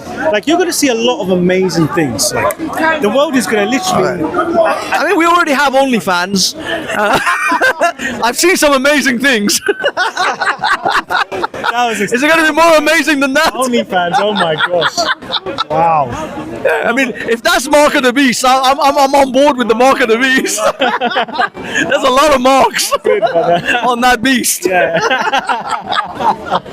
That's funny, man. I'm sorry. I digress. Okay, so the Mark of the Beast, what is that and how does that look? Is it money? Is it like a symbol? Is it an actual mark that we have upon ourselves? Because some people are saying, for example, I don't want to say the words, but the jib jab that we were all supposed to take in the last couple of years, the thing. Some people say that is the Mark of the Beast, that you carry it in your blood. There's some kind of DNA or some nanobot, whatever, and it's like in us now, and those who have taken it are now carrying the Mark of the Beast. I'll be honest, I don't feel very beasty, but some say that is the Mark of the Beast. Others say money is the Mark of the Beast. Others, but then there's the whole Omen thing with the 666. What is your take on it? That's funny, man. Good question. So 3.5 years into the peace treaty, it would be for 7 years. So that's another sign to show that this is definitely the Antichrist. 7.5 years, 3.5 years peace, and then the last 3.5 years is the worst the world has ever seen. Now, from the point he says in the third temple, I am God, he's then going to require allegiance. Do you know what I'm saying? He's going to require... Satan is always legion. We are legion. Yeah. But he's going to be like, you need to prove to me as the God who has brought about world peace, brought about universal pay, if you know what I'm trying to say. Oh, yeah. This world government, this world religion. He'll probably be a member of the WEF. Oh, yeah. World Economic Forum. Oh, yeah. He's definitely very close. I would say Justin Trudeau. Wow. You're already trying to call him out. No, but you see, he's kind of visible already. He's hiding in plain sight. Perfect. I'm all about the conspiracies. Yeah. That's perfect. He's hiding in plain sight. He's visible, but not so visible. But what he's going to require people to take is, you could call it a print tattoo. So you see there's a culture of tattoos already. Oh, yeah. Everybody's tatted up. That's deliberate. That's deliberate. So they've already kind of, you could say they're laying the path for us, where making tattoos become a normal, everyday thing, because it used to be considered, bikers and hussy women and generally people of a low character had tattoos. Even in Islam, actually, funnily enough, it says tattoos are haram. They're not allowed to get tattoos. And there's still loads of Muslims with tattoos all over them. In fact, they write Quranic verses on their skin. It's crazy. It's crazy because it talks about his mark being for rich and poor. So he basically calls of rich and poor, small and great, to take the mark. Okay, so it's 666. So for those in maybe very remote places, that can't quite get the RFID chip. Oh, that's the next one. Yes, the RFID. So it's also it's going to take form of a skin tattoo as well. Like a barcode where you can just scan it or scan it. QR Just do that. code. Yeah. QR code. Watch out for those QR codes. There's going to be something like that, maybe in the form of a sort of skin tattoo that you can just bleep in and bleep out. Exactly. Pay your money with it, all that jazz. I think the one that will move real quick is the RFID because it's so people look at it as like the cool thing, and they're already, like in Sweden and in places in Europe, they're already using this technology. Oh yeah, I've seen it. Shops, they've got it already. They open doors with it. They go into a supermarket. They buy everything, whatever they want. They just. You've seen it? I've seen it on YouTube. Yeah. There you go. And why does an RFID come into the potential case study? Is because let's go over there because let's move a little because I want to be in the shot of your. Okay, sure. Sorry, I'm always aware of shots. No, thank you. Thank you. No, the reason why is because it says you cannot buy or sell unless without this mark. So if you can't buy, you can't live. If you can't sell, you can't do business. Do you know what I'm saying? So, all the ways with which we do transactions, money coming in, money going out, all controlled. Of course. And so, I mean, they are already trying to move towards a cashless society, so that's already one step. And they have. For the most part, Yeah, you hear stories all around the world that cash is too expensive. There are entire stores now, they don't take cash anymore, especially after the 2020 business. Exactly. Some say no. And in a scenario of COVID again, 2.0. Yeah. I mean, who's going to be doing cash? Physical cash. Would you consider crypto as involved in that, or is it something, just another phenomenon? Is it in any way tied in? Because right now, countries are trying to release their own,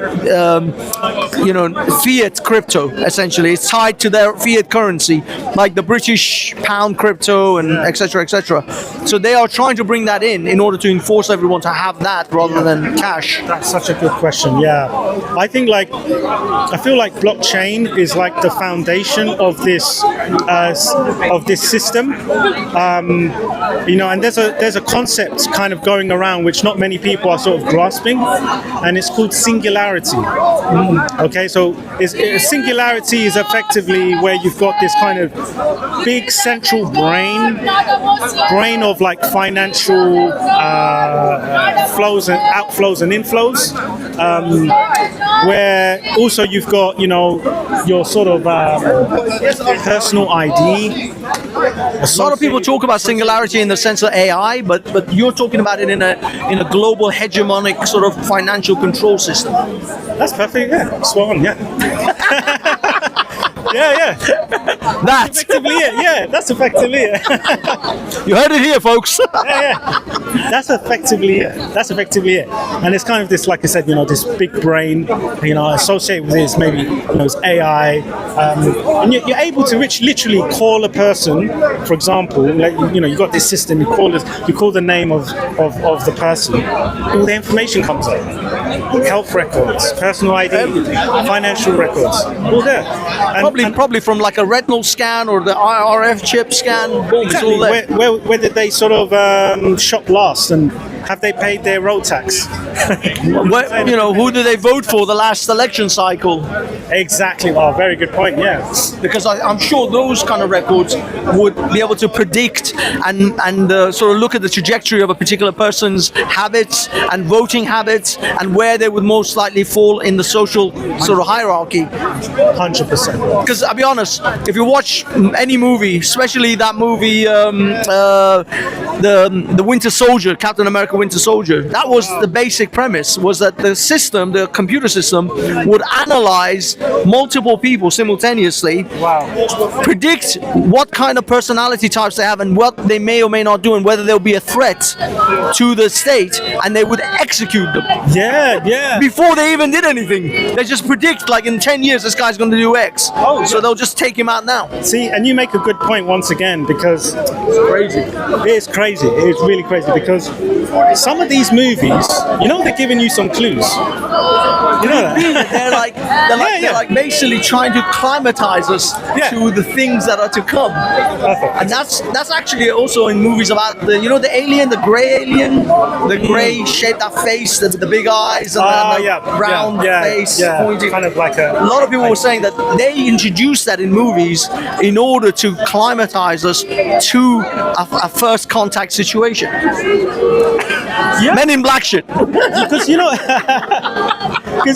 Men in Black. A lot of these guys are into some stuff that the world is just not. I guess they're just not aware. So like, even with the music industry, movie industry, a lot of them do a lot of seances. They contact the dead. They try and contact the dead. Yeah, very weird rituals. Bohemian Grove. Oh yeah, there you go. They get in on the same page. You're on the same page, bro. You know what I'm saying? So, we definitely watch Alex Jones way too much. No, but it's they push it as conspiracy, but I think yes, there are some conspiracy stories which are not true, but I would say that when you get evidence mixed with when you get the evidence mixed with the unveiled sort of hidden in plain sight type truth, I mean, you've got to kind of be like, let's be honest, truth is truth, and this is what they do. This is what they do. You got people like Grandmaster Wizards, Bohemian Grove. No, but you got one. There's one guy called Zachary. I'm trying to remember his last name. Zachary Knight. But he came out. He was a wizard in Bohemian Grove, and he came out basically saying, because he was one of the guys. He was like one of. There's only 10 of these wizards in the whole world. Yeah, he was one of the main guys. And he's coming out. He started confessing to to everything and just detailing, like the detail you can't explain unless you've been in there. Yeah. And then you look into the evidence. Burning of the effigy of the man and underneath the Moloch, the god that they have, and all that jazz. And he's talking about how he got recruited, how others get recruited in. He's quoting names. You do the research and you look at, there's consistency. So what can we do? Yeah, you start connecting the dots, and you're like, well, you can't be lying. Like, it's truth. So this is the kind of way, like, if we really love truth and we're about truth, let's be honest and look at the facts. It's hard. I mean, don't get me wrong. Like you said, conspiracy theories, the problem with them is that they throw a lot against the wall and they'll see what sticks. Yeah. And sometimes, it's a lot of crap and you have to sort of sift through it. But I think that some of that is actually part of maybe the game that the powerful are playing, is that they want to confuse, they throw in a lot of confusions, and that's where they hide their intentions and they maneuver through the confusion. That's the thing, and every conspiracy comes from somewhere. It comes from somewhere, influenced by something. I mean, like for me, in terms of my faith as a born-again Christian, I believe my faith is evidence-based. So they found Sodom and Gomorrah. They did? They found the Ark, the Noah's Ark as well. They found the Ark of the Covenant, and then we've got the Shroud of Turin. I mean, what are we like? Come on, like. Yeah, I mean, there is some historical consistency going on, like, but this is, I guess, almost. You see, some of these clues and some of these signs, some of these artifacts, relics, should be almost an aid as we search for truth and pursue truth. Because if we ignore it, then what are we looking for? For validating truth. Yeah, I mean, don't get me wrong. Oh yeah, certainly. Is it okay? No, it's up to you. Okay, come on in, brother. A couple questions. Why do Jews say that Christianity is a pagan religion? Which one? What about Messianic Jews? No, I'm asking you. If you answer that without questioning. No. I don't think all Jews say that. Majority of Jews say that because when you go to church, you have Jesus Christ, wrong colour, on a cross. Jesus Christ was Falasha. But which kind of Jews? That's the thing. Well, I mean, most Jews I've heard from. Sorry, I'm not a Jew because I need to understand this myself. Because the majority of Jews say that Jesus Christ, firstly, was not white. Why have you painted him white? Well, I mean, there is a theory behind that because Jesus has become a symbolic character to some people. So if you go to Korea, they have a Korean Jesus. In the Philippines, Jesus is depicted more Filipino-looking than Europeans. So, as a figurehead, Jesus is a symbol that people look upon, and they tend to want to make. They say there's an old saying: God created man in His image, but man created God in His image. I understand that. It's that sense of wanting to make Jesus one of them. But it's a bit morass, isn't it? I mean, in the sense that it's not quite clear. What I'm pointing at is the clarity. Why I understand where you're coming from, but it's not a fact. That's No, it's not a fact. But what I mean is, when you say the white Jesus, that's because of the same phenomena as the Korean Jesus, as the Filipino Jesus. Is that people who wanted to idolize Jesus, but they wanted to idolize him as one of them, and he can only be one of them if he looks like one of them. So, are you saying? So, can I answer that question? I quickly come back to because you mentioned about. I was going to answer that question. Sorry, I don't mean to interrupt. So, are you saying to me the West would have adopted a black... it's a question I must ask you. I've come from the East End of London from the 70s, right? I'm a tough and old, I know what it's like being non-white. Okay, I've been here in 1971 with my dad. So I'm giving you now, as it is, I'm a publisher. So I travel the world, Philippines, you name it, I've done it. And it's only the last 6 years that I've taken this on board, right? And then you think about it, and then you get a lot of Jewish people saying to you, hang on, Christianity is a pagan religion. I thought, what are these guys talking about? And then I looked a bit deeper. I understood where they're coming from. They said they will pray in a mosque, but never in a church. Okay. Can I respond? Yeah, sure. Okay, so you're talking about. So you need to be. Language is important. So you need to be clear what Jews you're referring to, because you have rabbinic Jews and then you have Messianic Jews. So the first followers of the Lord Jesus Christ of Nazareth, they were Messianic Jews. So, I mean, the first followers literally who accepted the Lord Jesus Christ as God. But can I you didn't answer the question. Sorry, I'm going to interrupt you. What colour was Jesus Christ? I'll come to the point. That's what I'm interested in. I'll get to that. I'm just making a distortion, you see. No, I'm just making a point that when you mention Jews, it's kind of like one sort of whitewashed. No, it's irrelevant. I think that's not. Listen, you're somebody. I did the Lord's Prayer first thing in the morning at school.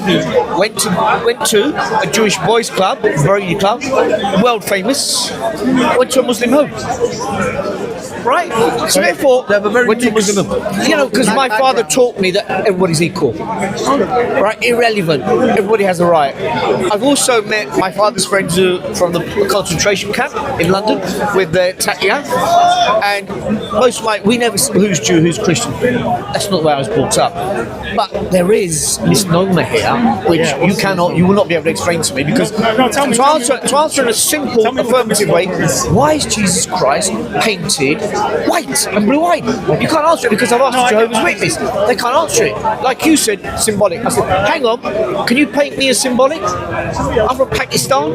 Can you paint me as English? No, you can't. The thing is, Well, what I'm saying is, if you become a deity or people deify you, and then give it 2,000 years, you may end up looking Chinese, depending on who actually. No, but in Islam, Prophet Muhammad, we can't paint. Right? Well, actually, no, that's not true. Sunnis can't paint them. Shiites do. No, they can't. No, they do. No. My father's from Iran, so we can't. Yeah, in Iran. No, I'm from Iran. No, but they can't paint them. Come on, listen. No, they do. They literally have murals of Muhammad and Ali. The only thing I disagree with on that side. Iran as well. Yeah, my father's from Ramadan.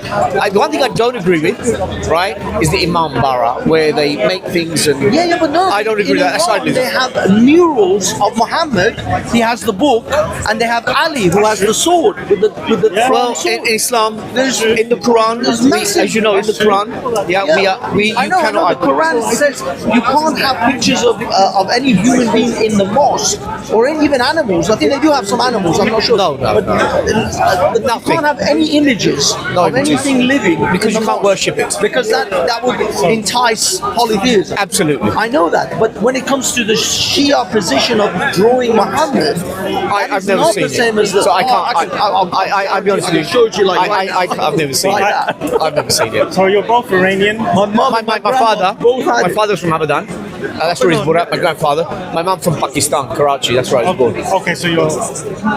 Yeah, but I mean, I understand Shiism. I understand. But to me, Islam is one thing. It's just a book. I'm one of those that doesn't work. So we have the Shroud of Turin. Jesus was not that colour, please. We've been having, I'm we've just been saying having a to great you. conversation. I look like. No, but that's not Jesus Christ. I'm from See, Iran. again, that's distortion. How do you know? Because of Flasher. He was in between me and you.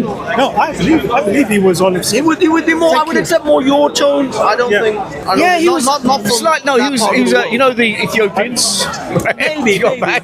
I think I think you're right. Egyptians before the Arab sort of colonization, they were much more Nubian and much more. Thank you. Yeah, They were that is Nubian. true. That is So therefore, so just Jesus based would have been darker. Yeah. So So based on that, it's like, for example, some Arabs. no, I'm going to go a bit further. I'll go a bit I'll further. just make one point. Yeah. There's some Arabs, right? You say, what color would you say Arabs are mostly? Well, I mean, it's A Hebrew Jew is the same color as an Arab. Do you see one? Wait, hold on. Do you see? Hebrew, well, they were Bedouins. Okay, watch. So they would be kind of olive skin as well. olive skin for sure. Okay. Yes. Okay, so Creamy beige. Slightly darker because there was no shade in those days as much as we have now. no problem. So what color was Muhammad? Muhammad was the same color as me or slightly darker. He was the same That's color. not his depict. That's not how the That's Muslims not write how about they it. No. He's not depicted as black or white. He is depicted as white. No, white. Who is it? Muhammad. They do depict him as very white. But I will say this: Jesus was. as a fair point. I will say this: Muhammad, when they describe Muhammad as this white, So I person, said there's a distortion. Here. some people say, some Muslims, White. Jesus was they not are that talking color. about can you the see that? light that is emitting from him that makes him look white. Oh, I see. Because he's supposed to It look. can be interpreted as that. You know what I mean? You know how in the Christian paintings they always have Jesus or Mary with a halo. Yeah. That's to depict the light that's emanating from them. It's not like they actually have a halo. It's the light. It's just the artist's impression. And I mean, in some charitable interpretations, they say that's Muhammad. But you know what, brother? They say, like black people in the Hadith. I have the head. Oh yeah. We are raising heads. Ethiopians, exactly. Thank you, sir. Thank you. Pleasure. More pleasure. Yeah. So they say. But yeah. Muhammad he literally gave two black slaves for one white slave. Yeah. Bilal was never freed. That poor bastard. Every morning he went and sang the bloody azan at sunrise. He never even freed him after his death. Not even Abu Bakr freed him. It's like I gave you guys everything. That's Islam. That's Islam. Yeah, I know. Don't get me wrong. They believe in slavery. I know all of that shit. There's a whole bunch of crap about Islam that we can get into that as well. I know. Listen, I'm gonna go for a little wander around, but I will come back. Don't get your phone run out of battery. It's been a pleasure, my friend. I will definitely look for you, Godhead, and I'll catch up online maybe. Yes. Take care. Okay, guys, that was our good man Godhead. We are going to. Hello, Paul. How are you, sir? You okay? Good. Okay, we are now going to go and wander around a little bit. I don't see Atheist Steve, by the way, or Andy today, so that's a thing. But for now, My microphone, look, it's busted. It's busted. That's what I was dealing with earlier on. It's all broken. Okay, let's go. Catch you soon. Okay, let's go and see what we can see. Ah. Okay, guys, I'm looking around. We've got the.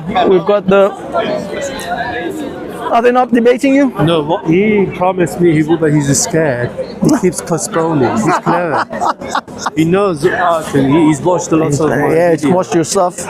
Should have flown under the radar a little bit. No, but I'm. Oh, is it? Am I on the? It's always on, dude. It's always live. Go on, be careful. Be careful. What do they say? No. What should you say? Whatever you want, my man. I'm not sure. But who do I talk to? Do you have female there? I've got. Oh, you want to pick up a chick? Would she like my big nose? I don't see any women talking. Ladies, we have a confirmed bachelor here. There you go. The big nose of London. You can see. And I've got the big nose. There's a lot going on here. So yeah, anyone interested, by all means, feel free. Come on down. Is that is that Manny? Run away one by one. They're leaving you. It's not that big. There you go. My audience got cut in half. Come here, nose to nose. Come. There you go. But the difference is mine is real. flesh and blood. Anyway, all right. Okay, go on. Do your thing. Okay. Now, guys and girls. Oh, Ali Dawa in the house. There's the big D. There's the big Ali Dawa doing his thing. I'm not entirely sure. Oh, actually, I did want to talk to him about something. Hey, how are you, mate? You okay? Yeah, I'm just about to head off, actually. Are you? Oh my God. Hatun isn't here, I take it? No. I know. She put up a video though, so she's safe. That's a good I thing. spoke to her yesterday. Oh, you did? Yeah. Oh, good man. Good man. So she's okay. She's all cool. She said she's okay. Is she planning to come or? No plans to speak to Corner at the moment. No. It's a bit dodgy still. Yeah. All right. Catch you later. Take care. Guys and girls, problem is, you see, I want to ask Ali Dawa one question, and unfortunately I don't want to waste 7 hours for him to answer that one question. This is the problem talking to these guys. It's like they punish you for asking a question. They're so utterly verbose. Okay, I'm gonna look around, see who else we can talk to. I don't really see anyone. Oh,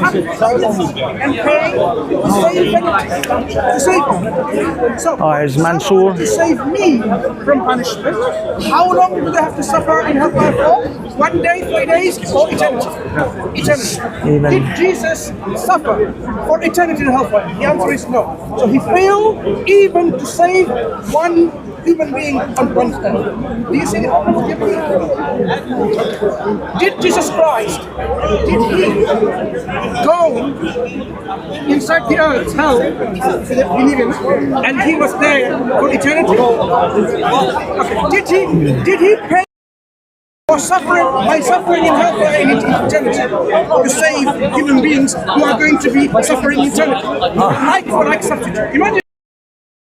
Give you an example. Camel. Guys, I'll be honest with you. I am bored and tired. I want to go home.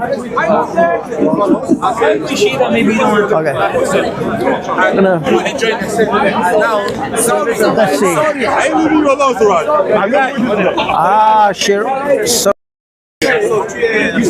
Siraj, the poisoned little dwarf.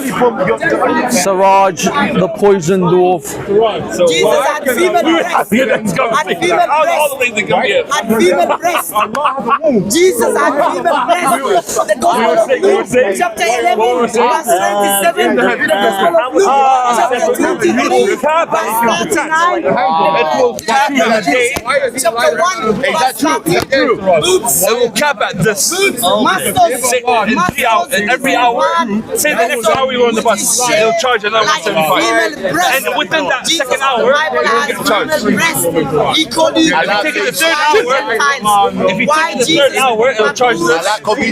It'll stay 525. Why is he encouraging prostitution in heaven? It will cap at 525 a day. Prostitution will go to heaven before others. Matthew chapter 21, verse 31. Imagine the only way women can go to heaven before others, they have to become prostitutes. Hallelujah. I gotta come. That's why we have problem in Christian countries. Prostitutes, escort. They get paid. You know why? Jesus said prostitutes will go to heaven before others. So in order his mother to go to heaven before John, Matthew, Mark, Luke, she has to be prostitute. Matthew chapter 21, verse 31. He's God. He said God is a deceiver. He said my Allah is a deceiver. You know why? He said if a God lies, he's a deceiver. According to his Bible, God sends delusional so people can believe lies. 2 Thessalonians chapter 2, verse 11. Who's the Satan? Jesus was inspired by Satan. He was given false messages by Satan. Why? John chapter 16, verse 32.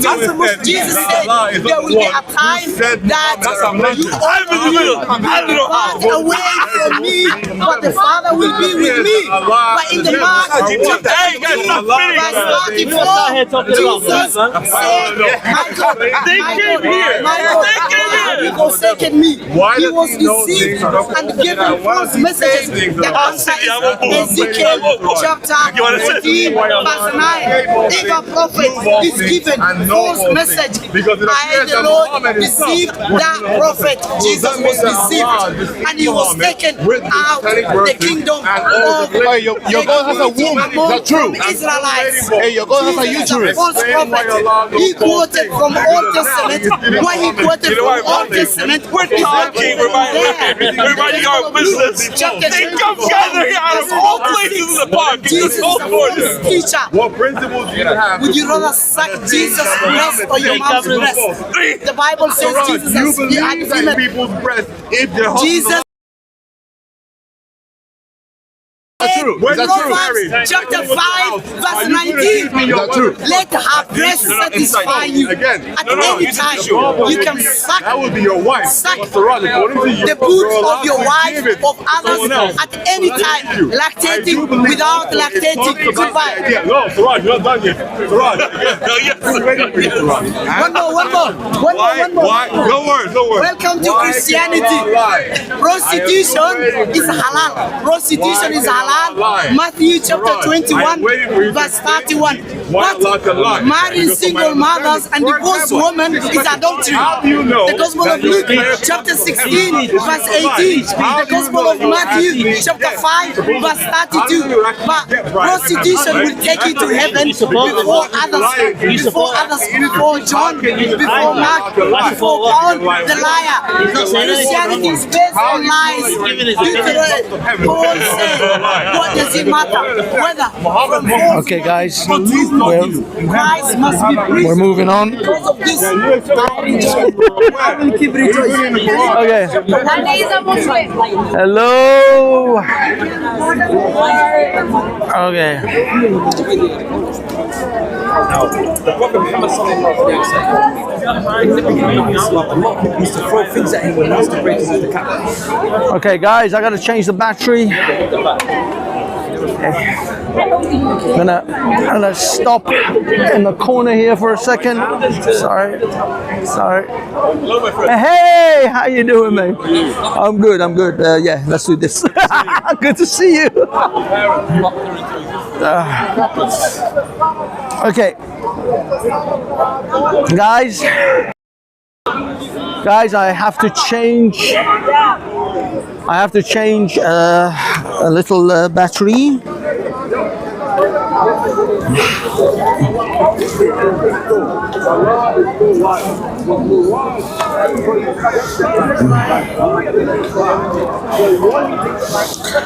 Okay. Let me get my hooked up. Damn.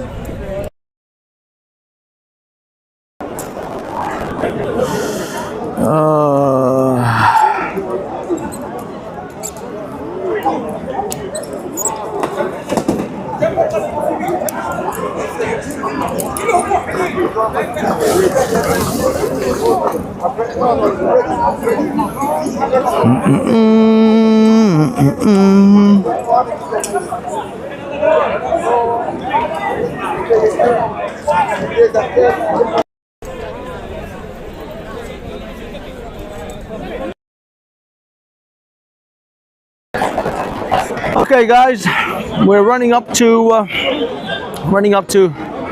the tuna 3.5 hour mark here. 3 hours and 25. And this is like my third. Is this second?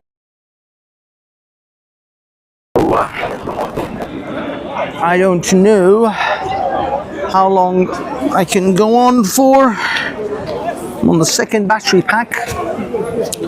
Not sure how long the battery on this thing's gonna last, but we do have another one to swap it with. That should be fully charged by now. Give me a second. I'm gonna put my I'm just gonna move over here for a quick hot second whilst I put away this pack.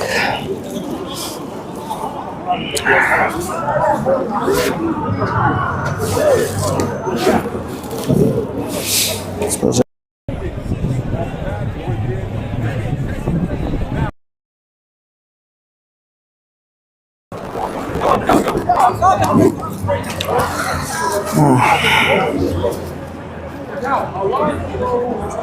damn it.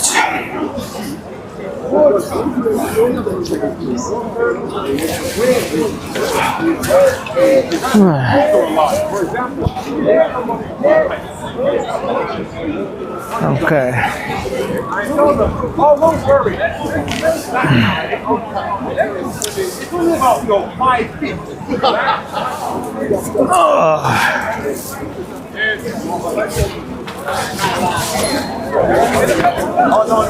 Wait, take that.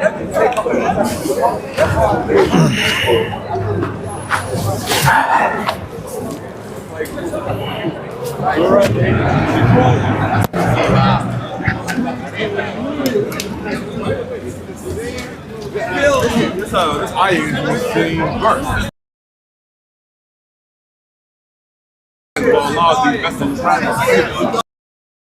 So Sura seems to be talking about deception. Hey man, okay. Hey David, Jesus is Lord? I'm gonna go to Danny Shines. Let's do a little Danny Shines moment. Haven't actually recorded him today. You're all a bunch of, but the truth will destroy you and your stupid, egotistical lies that you carry around that you're some kind of important person like this guy here. You're a stupid cunt. And that is the truth, isn't it? Thank you, yes. You should say thank you. Because you need to realise how stupid a cunt you are and accept that as the truth. And this will destroy you. Have you got a girlfriend yet? Have I got a girlfriend yet? Another stupid cunt. What a stupid cunt you are. Have you got a girlfriend anymore? There you go. But he's laughing because he doesn't think he is a stupid cunt, do you? Deep down, he thinks he's something important. But we all know you're just a stupid cunt like everybody else. I'm sorry. Alright. So, yeah, tell us something productive. What are you going to say? Apart from productive? Danny, how can we stop being a stupid cunt? Is there a way to avoid such a damnation? No, the only thing is acknowledge you're a stupid cunt and don't have heterosexual sex. Because otherwise you're going to create more stupid cunts like you. We should have homosexual sex. The problem is with Speaker's Corner is that this place is full of stupid cunts who are going to have children. This is not going to do my live stream any good. Another stupid cunt. I'm not going to get monetized for this one. It's going to kill my monetization. Maybe just don't go for the monetization of this one in the first place. I don't think I'm going to bother now. Did it get chopped off? It might do. It's not alive, so it's all right. So Danny, the truth will destroy you. Tell us. Because you don't even exist, sir. No. You don't exist. Who are you? Who are you? Go on. Who are you? Someone. He's someone. Are you? Are you definitely someone? Yeah. What? So many. Do I want to see your passport? Why? Will that tell me who you are? Yeah. No, it won't. Don't be silly. Your passport doesn't tell me who you are, does it? I don't know. You tell me. Who are you? Birth certificate? Hello. Who are you? If you satisfy a lady, you are everything. Yeah. Have you ever satisfied a lady, Danny? Who are you? The truth is, who I am is just another stupid cunt like you are. We are all a bunch of stupid fucking cunts, right? And we're creating more stupid cunts. Are you the king cunt though? No, I'm not. I'm just the average one like everybody else. Humans are not impressive. Do not be impressed by humans. Yes, children. I know there are children here. But why are they even here? They're here because their parents didn't think it through properly, did you? Oh, okay, fair enough. See, you're a stupid cunt. What's that? Okay, so are you related to them at all, or did you just bump into them by accident? Have you kidnapped them? I have the preference. You're their favourite auntie? Yes. Okay, fair enough. There's nothing wrong with being an auntie, but we say here that nobody has the right to bring people into existence. Really? Absolutely not. How dare your sister? Is it your sister or your brother? My brothers. Your brothers? Yes, How dare they bring people into existence? I don't know. They have no right to do that, right? They're just spreading more DNA. DNA is the most toxic virus known to mankind. Look what it's led to. Look. It's led to that Christian preacher over there.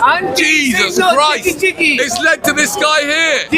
This is the problem of DNA. I have plenty of kids everywhere in the world. You have kids everywhere in the world. Because I'm a man. Yeah. Look, would you want that to be your dad? Yeah. He's got kids everywhere in the world. This is what I'm talking about. Right? Yeah. We have to stop this rampant reproduction. It's got to stop. You're just a bunch of animals, you lot. You're going around having sex just for fun and then accidentally creating children. It's got to stop. This is why I am proud to say, I'm not embarrassed to say, that I am a heterophobe.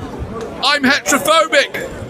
Heterosexuals like you scare the fuck out of me. Are you heterosexual? I don't know, I'm asking. Are you heterosexual? Oh no! That's terrible news. That means he could go out tonight and sleep with someone and accidentally bring someone into existence. That's why you scare me. Although, to be honest, looking at you, why are you dressed up all snazzy today anyway? I wish to. What's that? I want to. You see, he wants to, yeah, but he doesn't know why he wants to. The reason why he wants to is because he's trying to get into some girl's knickers. Right? That's the reason, ultimately. And the reason he's trying to get into someone's knickers is because his DNA is trying to get him to reproduce. Which is a bit of a problem because you're in no position to reproduce and you never will be. Because the world is in no position to live in. It's not, the world is not fit for humans to live in, is it? Is this why you wear those trousers? He doesn't advocate for heterosexual sex, clearly. Just to make sure you don't have sex. Danny, I identify as a lesbian. Is it okay if I have lesbian sex? It's perfectly fine for you to have lesbian sex, that's right. As long as you do not enter through the gates of hell. As long as you do not enter the trapdoors of the vagina that are tantalizingly lubricated to get you sucked in to the dungeon. You're right. The dungeon. That's why where all hell begins in the womb. to be changed up, you're saying. No, he's What? right. No, he's right. That's why I go straight to anal. Yes, go for anal. You're much better off. No, but I'm not gay, but I wish I was. It would have saved me a lot of money. My children are still scrounging off me. If only I was gay. I don't understand that. I've got 4 kids.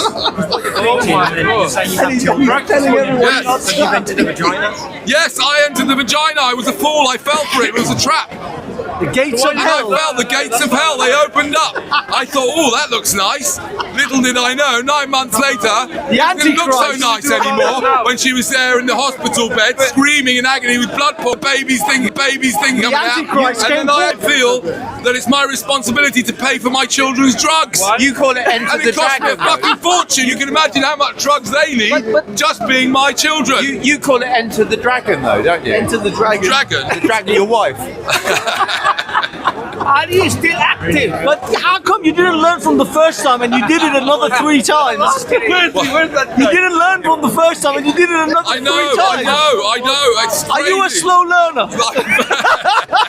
Ask him if it's been chopped off. I think it's been chopped off. Even in baseball, you get 3 strikes and you're out. I think it's I'm been a very slow learner. I like circumcised. that. I think you've been circumcised fully circumcised. That's why he's desperate. He's really desperate. No, but with all due respect, I'm just trying to understand. Fully circumcised, been chopped off permanently. I'm just trying to understand. Are you calling for an extension? Yes. Well, just yours. No, seriously. I'm really not interested in general extinction because I can't do anything about it. I just want you to go extinct. I want you to draw a line under your Friend, DNA. I love my Draw a ladies, line my under your friend. DNA. What are you talking And I about? want you to go love extinct. Can ladies. you understand why you want Crazy him? man. I mean, there's a lot of people, surely you all know people who you think, let's just stop it here, right? Yeah. Right? We all know people like that, right? Even around here. A genetic and what do you call cul-de-sac. I mean, most of the police, in my I opinion. think he never taste of ladies. Most of Never the taste of police, ladies. honestly, That's why. I'd rather they didn't reproduce. They're a bunch of fucking drug thieves. I think They're you never thieving tried people's ladies medicine. before. You never tried What cunt actually steals your medicine? I mean, do you know what I mean? It's like, didn't their parents say, look, kids, we don't steal people's shit, but, you know, if you're really tempted, okay, a chocolate bar, cake, maybe even a jacket or something. Don't steal people's medicine. Do you know what I mean? It's like, what? So, I think that they should also not reproduce. No, but don't we have a natural desire for like the opposite gender? Yes, we do. But the difference between us and Not if you God wear those trousers. is that we're not meant to fall for it.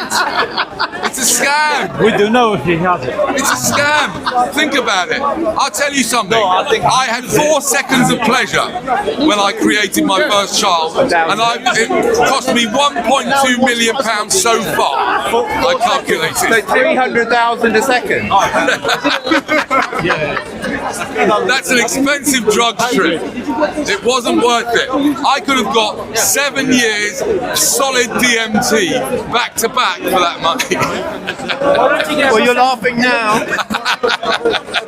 Why don't you get a vasectomy? Not petrol. Why didn't you get a vasectomy? That costs. Who said I didn't get a vasectomy? Yeah, it's no good now, is it? No, I'm joking. Do you love your mother? Do you think What? do you love your mother? Do I love my mother? No, absolutely not. I mean, she's dead now, but, you know, I don't love her. To be honest with you, I think the question is a little bit, I mean, like, what does that even mean? It's not like a binary thing, yeah? Yeah, so, no, my children have mixed feelings about me and mixed thoughts about me. Yeah, that's just normal, and me the same with them, right? I'm still in quite close relationship with my children. Yeah, but I feel very sorry that I brought them into existence. I regret it. I don't think I should have done it. I've told them. I apologise to them, and I believe that every parent has a responsibility to pay for his children's drugs, and that is very expensive. I've got 3 children. Imagine how many drugs they take just to get through being my child. Was that 3 children? Was that 1 second on each child? Did the other one? I don't know. Was it 4 seconds or more? No, 4 seconds each one, maybe 6. Maybe. I don't know. For the ejaculation. I'll check that. Probably get it going for 6 seconds of ejaculation. Sort of. You have the feeling. Go on for 6 seconds. You can probably get it for longer. I mean, technically, really work. I'm just saying typically. I'm not talking about hypothetically. I'm talking about those 3 occasions. Right. Yeah. I mean, I didn't time it at the time.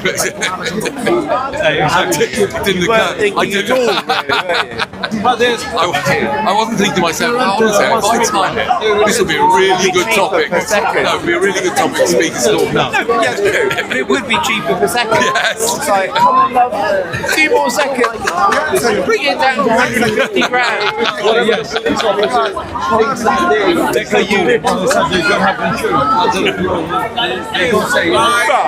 you must have had some other seconds that didn't cost you anything. No, actually no. I've calculated that just marrying a wife, probably cost me about 2 and then if I divide that by the number of times it makes sense, I work out it's about 800 quid a go. No, you're okay. OSC not free. I mean, it's free, but it's like, it's like when you marry, it's like a subscription. You get a subscription. So within the subscription, you might do it 10 times. You're paying for a subscription. Well, it's like my coffee, my prep one. I have 4. I could have 5. I have at least.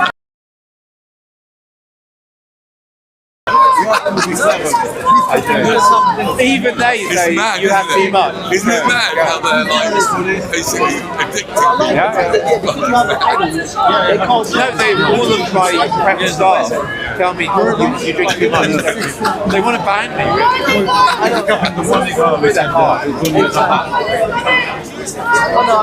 I would definitely have a health. It's much better. Trust me. We use money. I'm still looking. No problem. Enjoy. Are we done, Danny? Are you good for the day? Okay, guys. We are moving on. Okay, boys and girls, we are moving on. Danny is done. And we are going to shuffle away. I can see debates taking place. Should I get in on this? That chap with the dreadlocks, he's very good, and he's a funny one. Okay. This thing is annoying as hell, hanging right in front of me. Okay, guys, the sun is out again. It's killing me. Okay. What are we gonna do? What are we gonna do? Okay, guys, we're gonna go to Shalili and see what she's up to. And what she's... Oh, Shamsi! The man himself, Shamsi. How you doing, dude? I heard. I'm sorry about the thing that happened with the guys. It was ages ago. No, I know you got arrested, but that was after. But before that. They rushed me. Yeah, yeah. When I defend myself, they arrest me. Yeah. Anyway, I'm glad you're okay. You're okay. Now you run like a coward. Coward of Muhammad. Coward of Muhammad. You coward. Okay. Dear friends. Hello. Jesus Oh, sorry. Christ is not a Muslim. Stop thinking about Jesus Christ as a Muslim. I think about your Shaitan, your Allah is a Muslim. Shaitan, the Allah is a Muslim. Shaitan, the Allah is a Muslim. Shaitan is a Muslim. Shaitan is a Muslim. Not Jesus Christ. इंशाल्लाह तुम जाएगा जहन्नम के Don't ever call Jesus Christ. They are Muslims. They are Muslims. Women always tell men they have a small dick, and men always tell women sexually provocative things, I guess. Yeah, a woman's go-to insult 99% of the time. You're stupid, Muhammad. I'm in. Lying about my Jesus Christ. That idiot Muhammad. They get upset. Yeah, I know. So, dear friends, Jesus is the way, the truth, and the life. Jesus Christ is the life and the resurrection. Most men are thirsty as hell. Jesus Christ is the life and the resurrection. The first and the last, the beginning and the end. Don't ever call my Jesus Christ a filthy Muslim. There's Shalili. Shut your back door now. There goes Shalili. Where is your husband? And there goes Shalili. He left you. Husband left her. Okay. Hey, you Iranian. How you doing, you Iranian. You terrible man. What did you do this morning? Did you see the punch? I didn't see anything. What happened? I don't even know what happened. I don't know what you're talking about. No, but what actually happened? I'll tell you what. Honestly, what actually was happened? standing here. Yeah. I was standing here, and this guy behind me is telling him Sharmuta, Sharmuta, and then To Omar? No, yeah, to Omar. But he hit me, and I said, and the guy hit you. Yeah, and I said, what the fuck is going on? The guy is a Yeah, he was a big guy. But why was he calling Omar Sharmuta? Does he know it? Does he know it? Because Omar was having a go at someone else, but he got involved. Anyway, he hit me. I punched him, and stepped. So it was really you and him fighting, not Omar. I thought Omar was He fighting. went. I punched him twice. Then he went to go for Omar? He went for Omar. Then I hit him a third time. But he started on me. So it was actually between you and him more than Omar and him. more than. But then Omar was the one who got kicked out. But you just No, I told the police I don't want to press charges. yeah. But didn't you just run off? I thought you ran off walk first. away. Yeah. Then I came back, but I told the police I don't want to press charges. No. It's not right, is it? It was a weird situation because the guy is a nobody. I don't know who the hell he is. I think these people. Was he the first time that he even came? I think it's first time over here. So they just some random. Yeah, but they came. The problem is him. they don't know that's the problem with new people. They don't know how this place is, how it operates. Here's Danny just started calling everyone a cunt today. If some Danny Shines, the cunt is like calling me a cunt, boom. Straw, yeah, basically. Yeah. That's the problem. Like, it's a bit of a weird situation here because you've got regulars who know how the place works, and then you've got randos who are just fucking mental. Brokies, bro. Brokies. I know, man. It's messed up. It's messed up. I'll be honest. I've been here way too long. I've been here at least 6 hours today. and I came here I think 12, 13. I came here at 10. 10. But I was chilling out there. I wasn't here. I sat and just chilled because I brought a convenient chair. And Next week I'll come 10. Oh God. Next week I'll come early. I don't know if it's worth it though.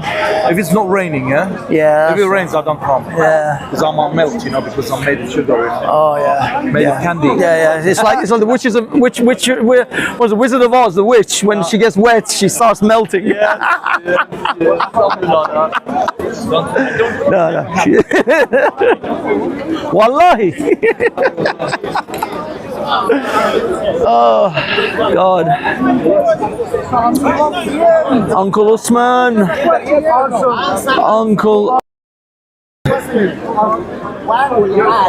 Uncle Usman is doing his thing.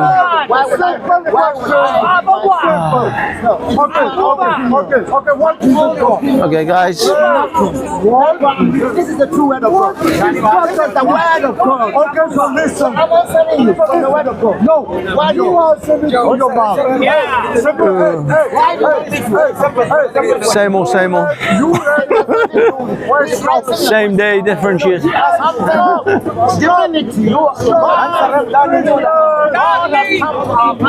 Okay, guys, I'm gonna walk around a little bit.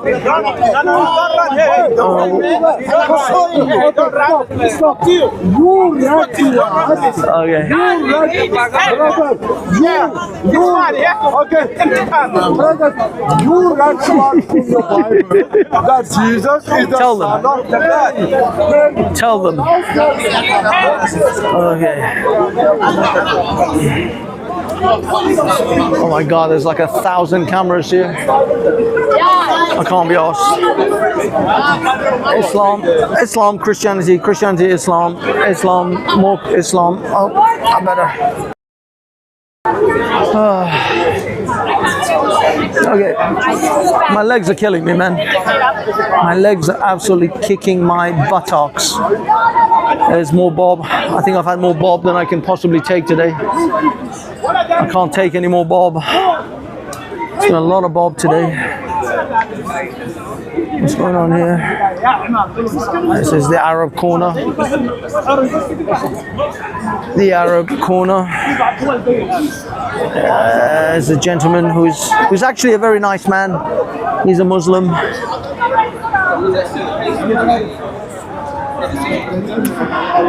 I'll be perfectly honest with you, I'm bored shitless.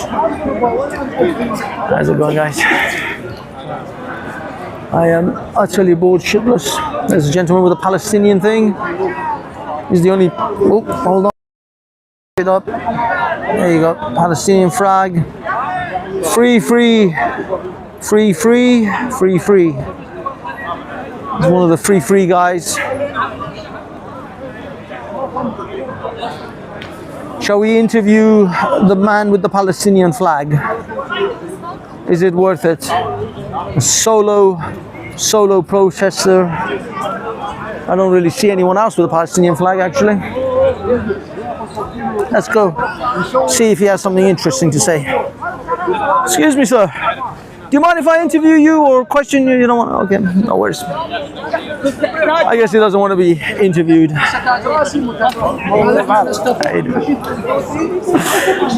I don't think is God of the gods. Okay, the Palestinian support. Oh God, what time is it? Guys, I'm almost done here. 6 o'clock. It is 6 o'clock.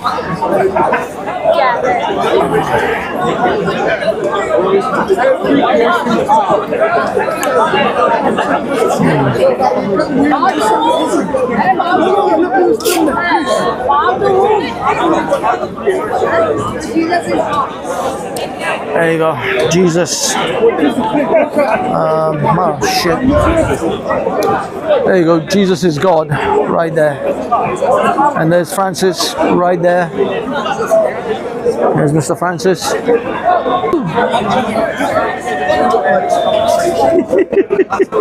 How are you? Happy? He's not even putting me in this channel anymore. What's happening? What's happening? Hold on. Why have you given up on me? How are you, sir? Good. Are you okay? Sorry, how are you doing? Sorry.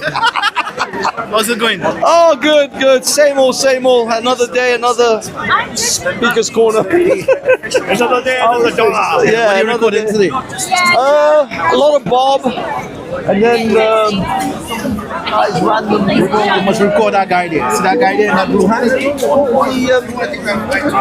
What's the angle? Christians. Okay. He's hot as a pistol. Is he? Hot as a pistol. But he has manners and character. He's not reckless. He's not nasty. Nice. He's nice. awesome. His name is Will. Will. Okay. Trust me, I learned from him. Really? Be honest. No, because it's intrinsic in them. Yeah, so what? But according to Hebrews, it says, God says, let the angels. Yeah. God is commanding. Yes. If God commands the angels, bow down. So then what you can you do? Yeah, but It's a different. it doesn't end there. God has to command it. Does the Father call Jesus God? Does he call the Son God? It doesn't. Yeah, it doesn't. The Father called the Son God in the same verse. In the same verse. So do you agree? Do you know what's It's nothing, bro. You just don't understand scripture. No angels needed to be commanded to bow down to the Most High God. But God has to tell the angels to bow down to Jesus. So that shows you he's not God. You make it no case. It's no case. Whether God command or not, the angel actually worship Jesus. God has to command them. Even in your Quran, it says that. Bro, remember the transfiguration? Angel came and bowed to worship. You plug yours. Oh yeah, because I actually literally don't even know your channel. Francis_Boole. F for France, F for Roger, A for Alpha, N for November, C for Charlie, I for India, S for Sierra, _Boole. B for Bravo, O for Orange, U for Uniform, L for Lima, E for Echo. Subscribe, like, and you can watch me live, or you can watch me in different places. So that's, you see, sometimes the signal on this doesn't get proper signal, so the quality gets really bad. So I record with the GoPro and then I can edit and upload with a better quality, like 720 or whatever. So yeah, I just like my backup. Wow, I need something like this myself. I have a whole thing going on. Yeah, see, look at the setup of look at the setup of this thing. Like how professional some people are. I've been doing this shit since 2018, so you just buy it in bits. I am so glad. Hafizum! That's what we call them. We want to tease Hafiz. Like the way the most desi style ever. I like that. I like that. You like that? What is he saying? Okay. So how was today? What did you look at anything? Yeah, I had good conversation with some people. Some pedophile apologists came up. Like this guy, like talking to this purple jacket guy. Atheist guy. This purple jacket guy. But anyways, we don't have to. I'll show you later. Yeah, there we go. There he is, walking through, being a Muslim apologist. He was apologizing for the 6-year-old marriage, 9-year-old marriage. No. He was literally saying, but your Bible says that as well. I'm like, yeah, like you know the verse in the Bible where it says like, keep the children for yourself alive, right? The context. I think they see it in the Old Testament. There was like the age of marriage was younger or something. Yeah, but where? I don't know. It doesn't say that. Like their sources completely stated obviously. Oh yeah. Our sources doesn't state that. So. And also your example is Jesus. Exactly. So, but they try to reflect the things that we say. I know. Let me stick this thing on here somewhere. What happened with this? There you go. It's a magnetic thing, so I can just like stick it there or stick it here, and then it just moves around. I only recently bought this. It's not cheap, unfortunately. It's like 160, 170, I think. What thing? This little microphone. It's a microphone. Yeah. It's fancy. Yeah. Fancy. This is my new microphone now, and I love it. I love this little furry ball sack. Sorry, I'm ruining this. Don't come to me if you're not over 18. Oh yes, very fruity language. Yeah, do not come to Hafiz Reflex. No. As much as I'm trying to keep Hafiz Reflex as PG-13, I can't. It just keeps slipping out, you know, just F this. And I was over there with Danny Shines just a few minutes ago. He called everyone a C word. Like, you're all, see you next Tuesday. Everyone. I was like, that's it. I'm not going to be able to monetize this video. Anyway. Everyone can get stuck for Allah, get stuck for Allah. Get stuffed for Allah. I'm gonna wander around a bit more, but you're probably gonna see me over there sitting down. Okay, guys, I'll be honest, I'm fading fast here. I'm not joking. I'm fading very fast. No, but explains why. I don't see anything.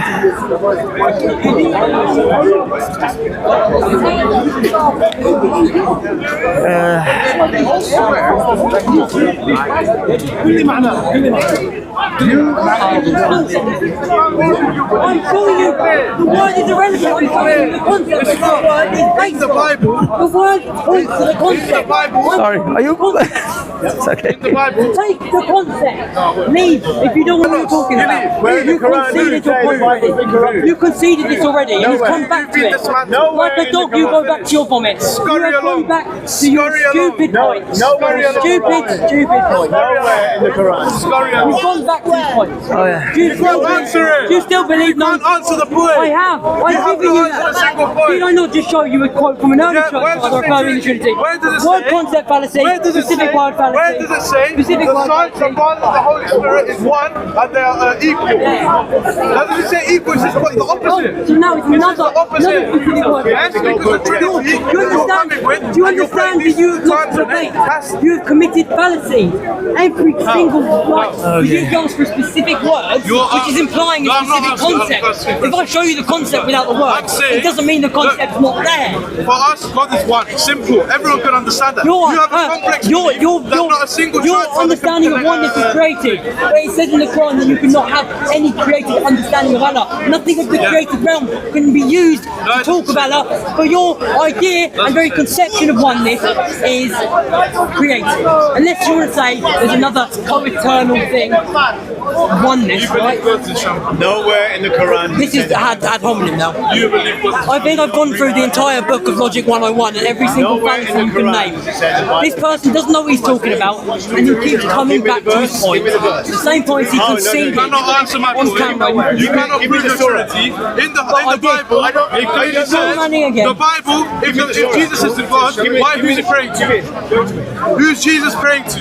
Communicating with the Father. Is that not wrong? Communicating is praying. Putting your forehead on the ground is that Did the communicating? Eastern Orthodox do that? Yes, they do. When did the Eastern Orthodox come about? Which, by the way, which you don't do for some reason. Why do you I do that. I do prostration. Okay, but you do out of all the Christians in the world. You're the only one. I'm the only one. Yeah, you Me. are. I'm the only one. Yeah, you But I can get up a video right now of Eastern Orthodox doing the prostrations. I can give you. So what about the other Christians? Are they wrong?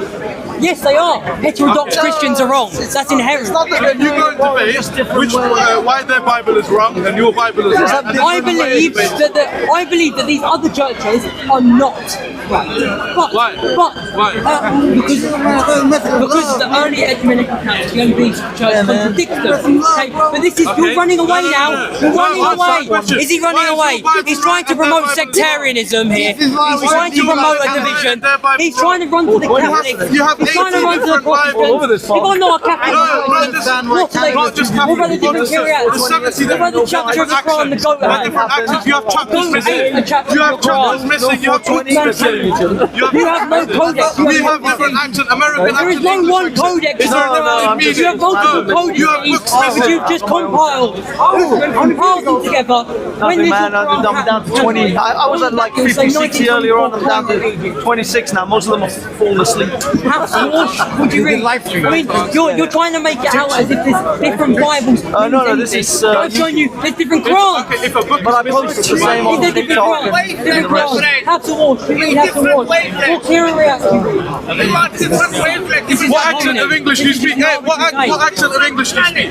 It's not accent. It's an accent. It's not an accent. If it has different words, completely different words, I will show you it right now. I showed you this earlier. You're so disingenuous. What? You are so. You're not showing me nothing. Why are you lying? Why are you lying? I showed you this. Why are you lying? Different accent. Quran, different accent. It's not different. Different. Meaning. Bible, we have different. This is not a different accent. These are different words. Different words. Different words. What's dialect? Yeah, Arabic word. Ask him what's dialect. Different words. Don't take my word for it though. Go do your research. What's dialect? Brother, you read Arabic. Dialect. Leave out. How did you know this one? I'm not debating three of you. How did you know this one? Step back to answer. How did you know? No. How did you know? You leave. I will come talk to you afterwards. I will come talk to you Where's 1 John 5? I will come talk to you afterwards. Where's John 5:4? I'm trying to talk to three of Matthew chapter 17 verse 21?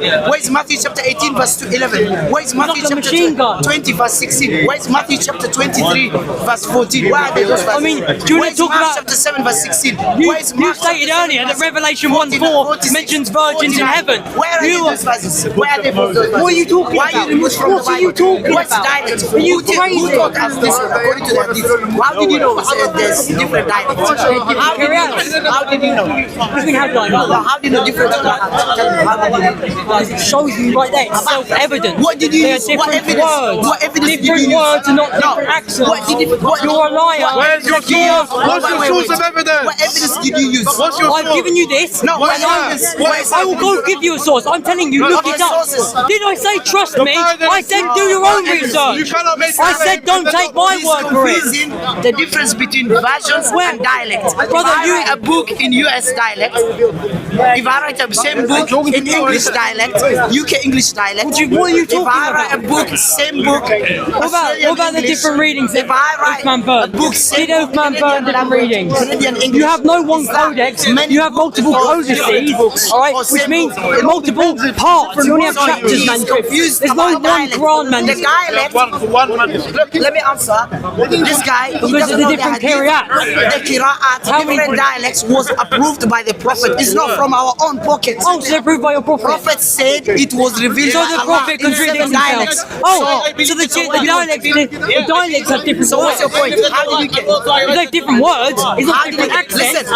Listen. When Allah says, Allah right, revealed say the Allah Quran had in willed, 7 dialects. I would not So have easy. read it to you, and He would not have informed you about it. That's no, I'm not Arabic. You know that. Okay, It's so how can you ridiculous. say the word difference? Because it's a translation. You Now can the translate verse is text. easy now. This So is can we ridiculous. translate it? Stop trying to put your Arabization on me. Mister, Hey, how let did me you know? speak. I How was did you speaking. know? I got interrupted by How that. did you know? I got interrupted. How did you know? Answer. How did you know? I told you, go do No, your how research. did you know? Don't take Who my taught word. us? Who taught us? Tell me. Your According to prophet. the hadith. You just told me What your did Prophet say?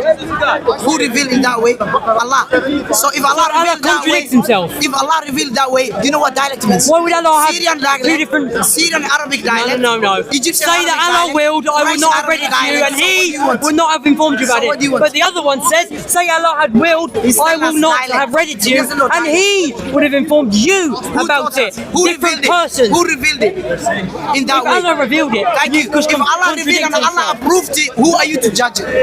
If it contradicts, yes, I am to How judge it. contradicts? Because What contradicts? because your own Quran says you would find many. If it Where's was the from any contradiction? other than Where's Allah, the you would find many contradiction? contradictions Where's the in it. contradiction? In this exact text, Is this contradiction? would not right. Look, Where's I contradiction? and He would not have informed Where's the you about contradiction? it, and this one Hey, says, and He where's would not have contradiction? informed. Teach us what's contradiction. This. Where's the meaning Read of this out for me. contradiction? Read both Where's these the out for meaning of me. contradiction? Read them out for me.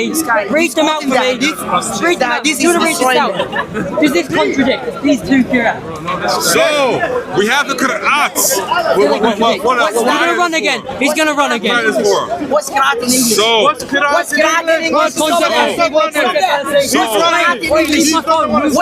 in English? One of them says. What's Qur'an in English?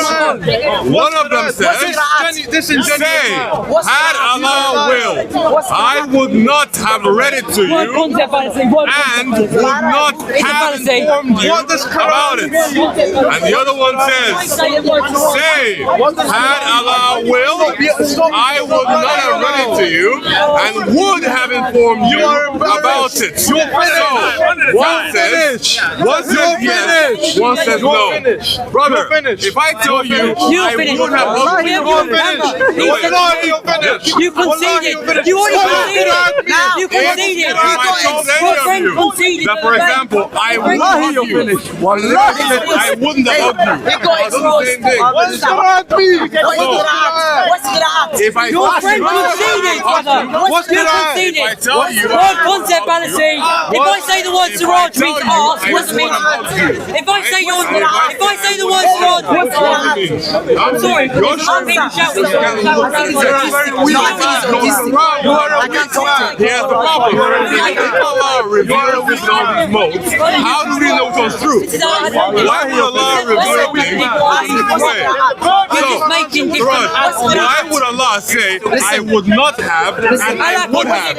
You can't. A literal contradiction is a statement or an event. His point is just mean that if Allah contradicts if one says, I would not have, Mr. and the Arabic other one says, translator. I would have, how do we know which one is true? And how do we know what else is referring? Absolutely.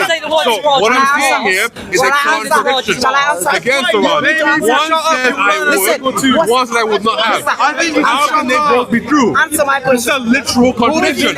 So apparently Muhammad was revealing things according to in the a hadith, manner who that was revealed it? contradictory. No, according to the hadith, So can you explain to me why Allah is again giving contradictory revelation?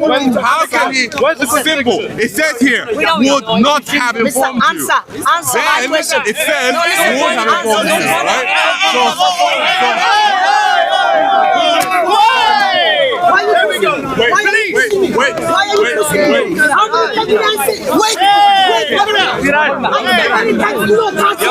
Why is he touching me? Why is he touching me? Why is he touching me? Motherfucker! Wait! This is the fruits of Islam. This is the fruits of Islam. Calm down. Jesus Christ said you'll know them by their fruits. So I can forgive you, by the way. No, I cannot forgive you. Wait, brother man. How many times I said you not why are you pushing me? Why are you pushing me? Motherfucker! I love you. Why are you pushing me? Why is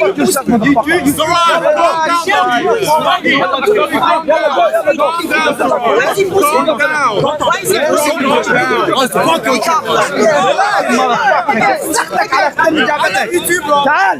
He has rabies. Does he have rabies? I mean, does he have rabies? Can you not control him?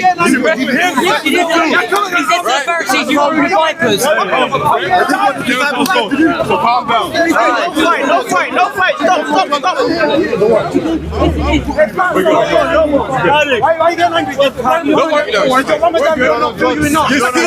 Guys, relax. No worries. Now, where's the Raj, that rat? Where is he? A lot of testosterone here today. A lot of people on pre-workout. Creatine. Chill, man. Roid rage here. Well, we were talking about the Qur'an and how Allah is apparently sending contradictory verses to Muhammad. I showed it to the Muslims. Siraj got inflamed because he couldn't answer the question, so he ran. And then he pretended to get into a fight by attempting to push me and then later throw a bottle at my brother over here. He's getting turned off now. Get better at your argumentation. You can't just fight every time you're wrong. I'm sorry, Siraj. Yes. Can we say, by the way, Siraj, like, I think Siraj he's a funny character, you know. I wish you come to the truth. And that fat sheikh over there as well. His Ramadan meal didn't fill him enough. His Ramadan meal didn't fill him enough. Maybe if he comes to the truth, I'll forgive him as well. You know, I'm not gonna fight you guys. Forgive you as well. Shut up, man. People yelling. Bless your heart. Bless your heart. I still forgive Rasta. Praise God. Thank God for the Rasta. Bless your heart, boy. Bless your heart, boy. Bless your heart, boy. Bless your heart, Ibn Fatih. I hope you eat less, you know, at least. Praise God. Alright, that's all we're gonna do. No worries. Okay. Cool. Can we hug it out? Is there a chance of hugging it out? Who wants hugs? Anybody? Sorry. What do you feel the soul? I should actually spark his jaw. I should really spark his jaw, man. Honestly. I had to listen to Siraj try to understand why Allah gives contradictory qira'at to his prophet. I'm getting too old for this shit. As a famous line once said, I'm getting too old for this shit. Yep. Okay, guys and In the hall, right? You're way too. I want to get the fuck home, is what I want to do. Because I'm done, I tell you. So if everyone makes up Too many crazy mofos here, trying to kill each other. This is like the third fight today. What the hell's going on? Are they putting something in the water? I don't know. Too much pre-workout, not enough cerebral engagement. What the hell's going on? Literally 3 fights today. At least I called the last one anyway. That was something. Guys, don't clip this. No, clip this. Tweet it. Let it go viral. And then give me the credit. You see my name is already plastered all over this anyway. Hafiz Reflects. Make it go viral, people. Stick it on Twitter. Put it on Rumble. Trend it. And this is crazy. It's insane around here, man. It's absolutely insane. I don't even know what these people are up to. It's like, admittedly, that little short fat guy, he is a bit of a sort of fighting little shit. He's already going to one fight.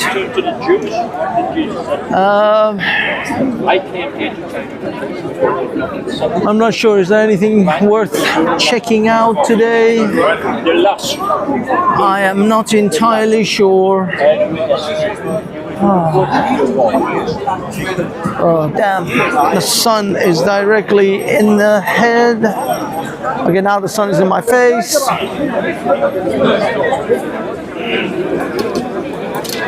Oh my.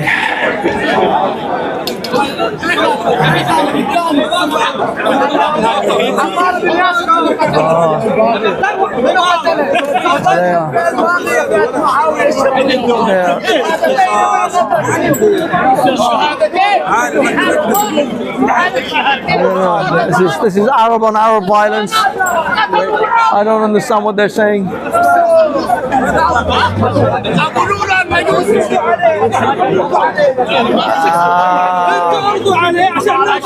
Exactly. Wallahi.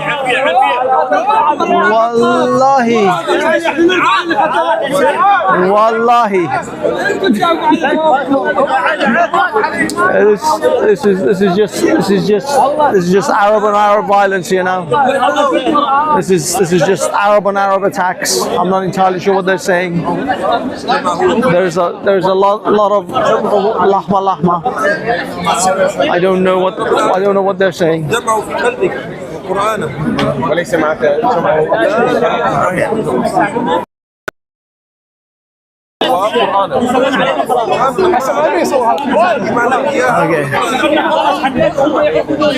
Was Abby your finished? Wallahi, you're finished. What are you saying, Tafi? Tafi, it's wallahi you're finished. What is this wa'abi? Nobody says wa'abi. Somebody saying? Excuse me. Oh. Not photo, please. No, photo me. You. Yes. This photo. Everybody's photoing. I was talking to my guys here.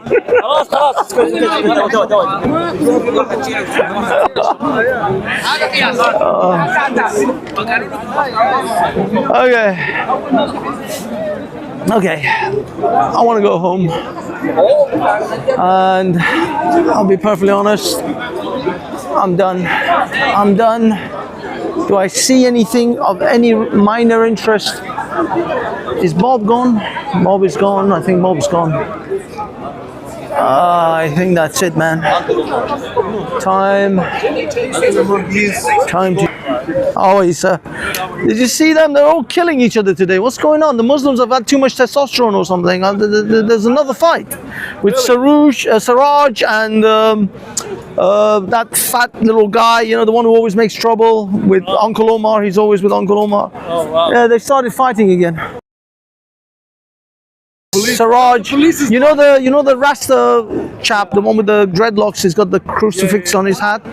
They chucked the water at him, and oh wow, yeah. So where's the police when they were here? The police have gone, man. The police, they only work part time. They don't give a shit. You say it in Albania. Allah said, "I will take to me. I will raise you up." Okay, ladies and gentlemen, I am gonna go. I'm gonna set up my chair. I'm gonna sit. And then I will slowly finish this entire... Oh, my feet. Oh, my fucking feet. Yeah, I'm gonna finish this fucking thing right here, right now, because I really can't take it anymore. Legs are killing me. Okay.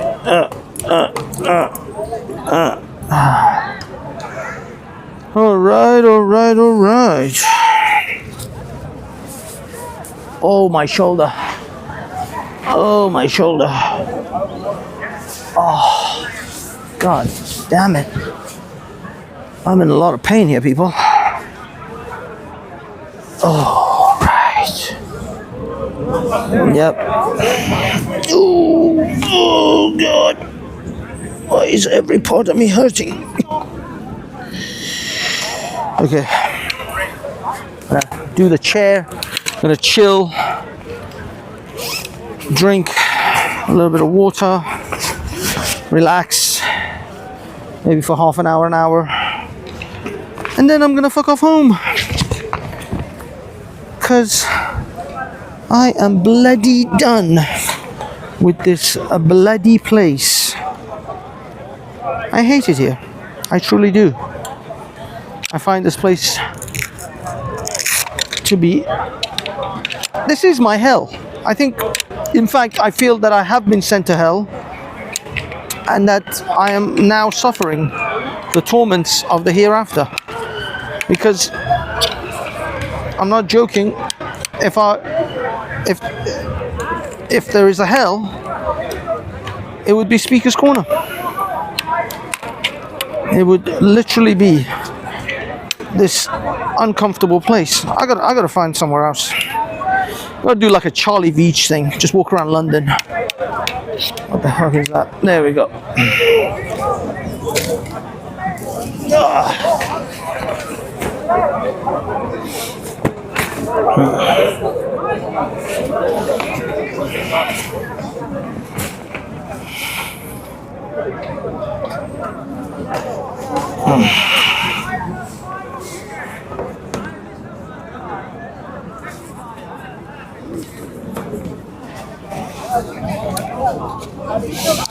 I highly recommend these chairs. They're pretty awesome. I'm not gonna joke with you. They are pretty fucking awesome. If you can get this fucking thing into that fucking thing. It's a little bit tricky, especially when your hands are cold and you're a little bit tired.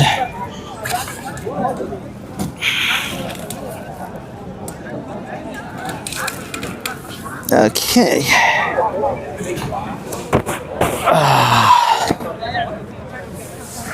All right. Oh my. Oh fuck this. Oh man.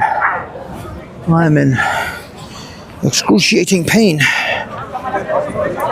I'm not fucking around here.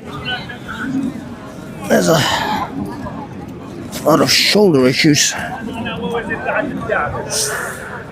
Well,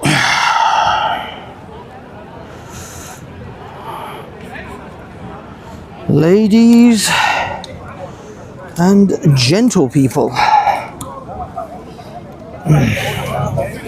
let's bring this shit over here. Oh. Okay.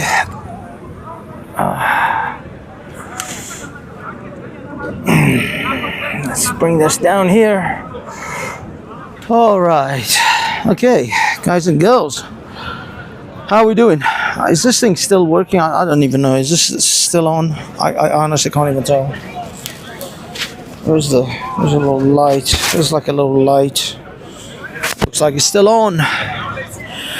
It's running like a champ. All right, guys. Oh, this is good. Probably to a massage parlor on the way home. That is a good cold taffy. I don't need the happy ending though. I'll be honest with you. I'm not interested in the happy ending. I'm mostly interested in the massage, possibly a jacuzzi. Oh my God! I gotta go to my spa. I'm gonna go to the spa tomorrow. Definitely, I'm gonna go. I'm gonna lie in that fucking jacuzzi all night. Here we are. Well, ladies and gentlemen, I'd like to thank God, my agent, my mum, for this wonderful award. I'd like to thank the director, which was me, the producer, which was me, the star, which was me, the scriptwriters, and the special effects, which was provided by Speaker's Corner and the Crazies. We had some good times, we had some bad times. We had some fights. We had some extremely long and boring question and answer sessions by Bob. But that's how it is. That's how things go down in Speaker's Corner. I missed the first fight because I ended the stream and then hadn't started the second stream by the time the first fight began, and besides, I wouldn't have caught it anyway unless I was on top of it. Uncle Omar tried to knee me in the groin, missed, the fat sack of shit. That guy's an absolute piece of shit on like many levels. I mean, this isn't like a rhetorical thing. He is an absolute piece of shit. I mean, I thought we just had banter, but that guy hates my fucking guts. Genuinely.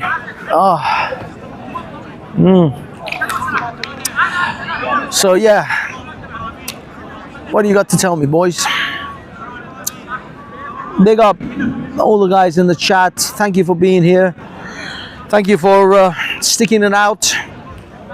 It's horrifically awful here. Never come. Never come.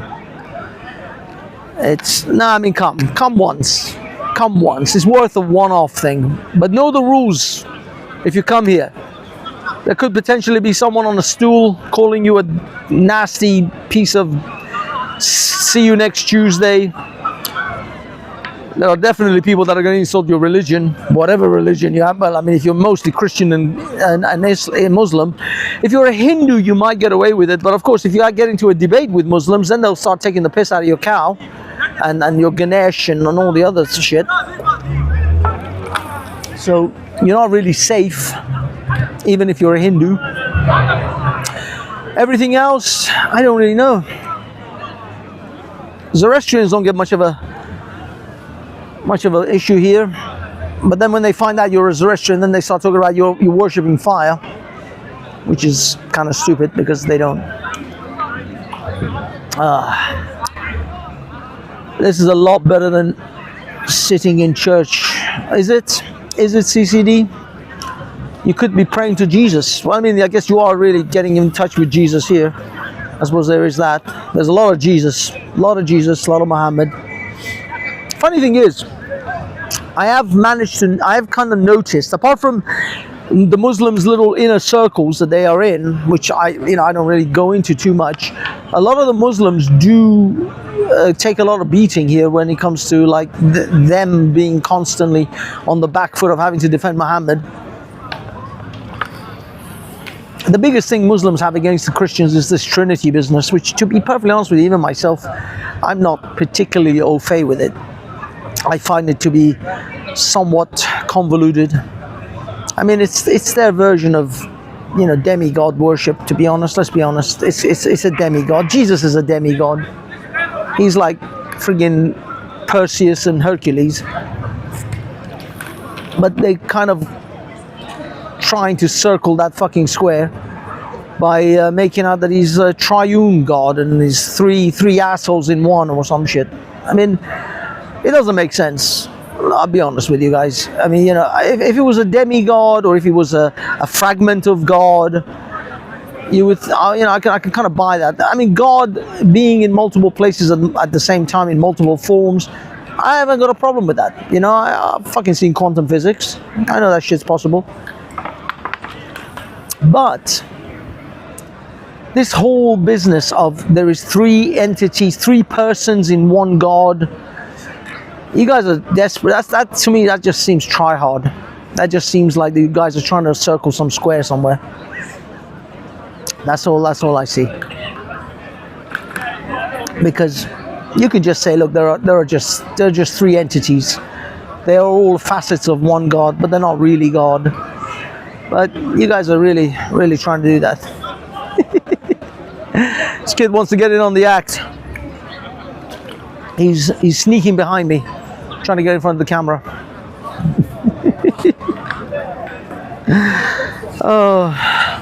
But I am done ski. I've been watching a lot of survival and bushcraft videos. I'll be honest, those fucking videos are easy.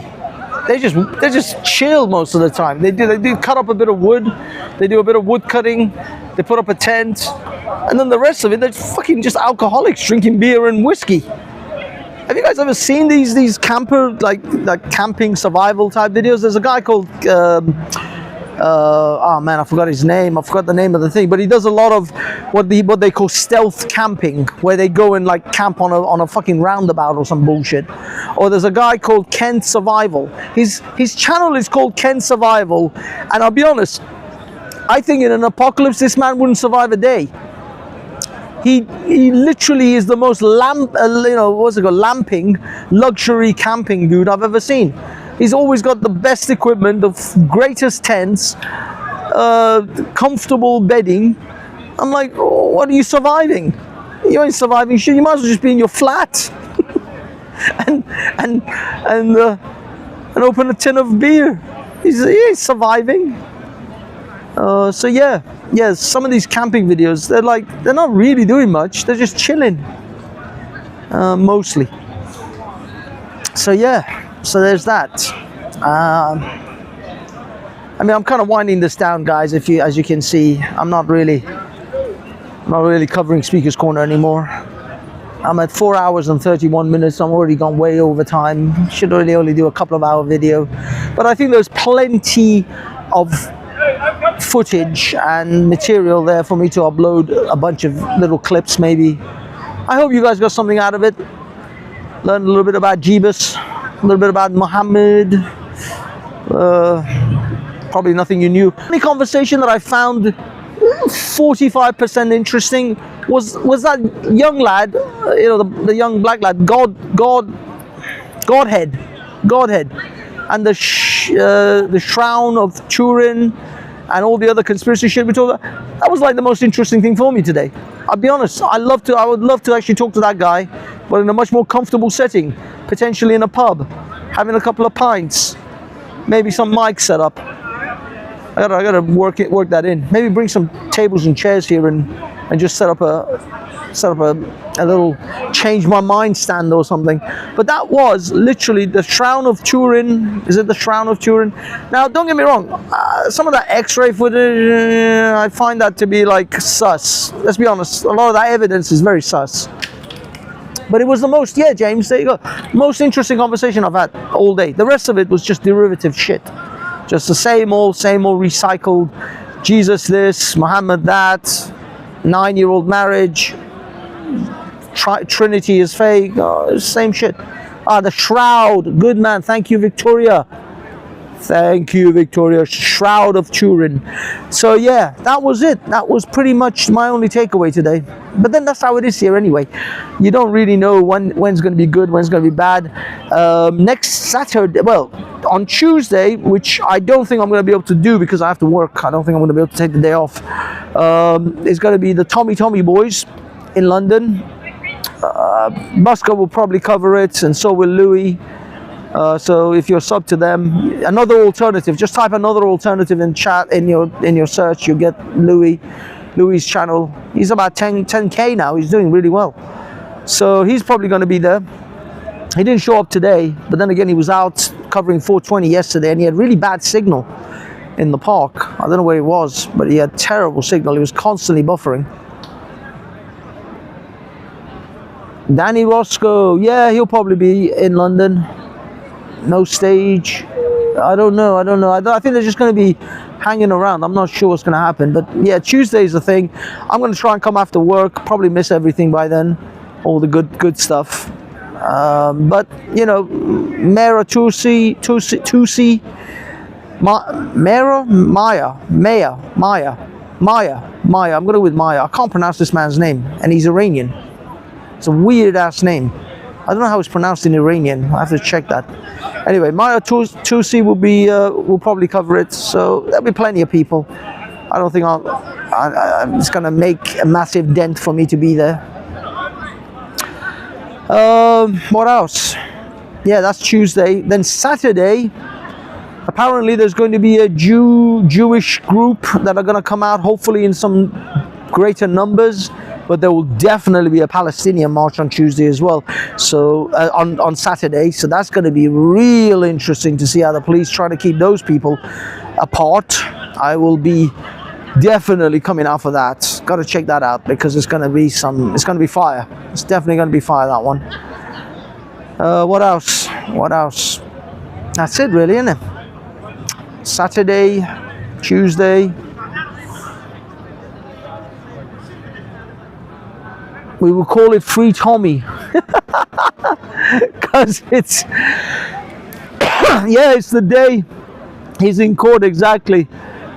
But no one But no one would turn up. That's true. That is true. That might be the reason why they're calling to this, right? He's going to be in court, so they're probably calling on everyone to come and be out there to support him in court. And also, it's St. St. George's Day. So that's probably it. That's probably what's going down. Oh, damn. Oh, there's a little doggy doing his doggy thing. Yeah, so that's it, guys. I think we can call this one a day, right? Put a pin in it. Because I believe we are good. I am just chilling though. Simon, I'm touching more grass without their consent. I don't know if that's bad or good, right or wrong, but I am touching grass. Look at this. Look at that. Look at that. It's a whole big grass. I'm touching them. I'm touching it. I'm doing sexual things to grass without consent. The grass gave no consent. I'm a dirty boy. Okay, what do we got here? Oh shit, sorry guys. Got the mic. Got the thing. I'm gonna slowly start wrapping things up. Man, this chair is making way too many squeaky noises compared to day one, and the few times that I used it. This is like it's cracking everywhere. It's a lot of crackling noise. Rather concerning. Oh my god. I have an Alpen. I have an Alpen light bar that has been here. Let me see, when does it expire? This expires on the 3rd of the 7th, 2024. So it's still good. It's still good. I'm gonna keep it for a few more days. I don't need to eat it right now. But yeah, that Alpen is still good to go. I'm not entirely sure when I bought it. Okay. Yeah, we're gonna start packing up this bad boy. Where the hell is my bag?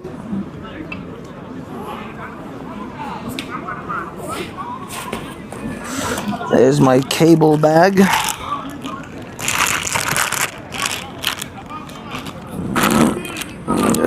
Get that. How much battery life do we have here, boys and girls? Holy shit, what the hell? This is not charging.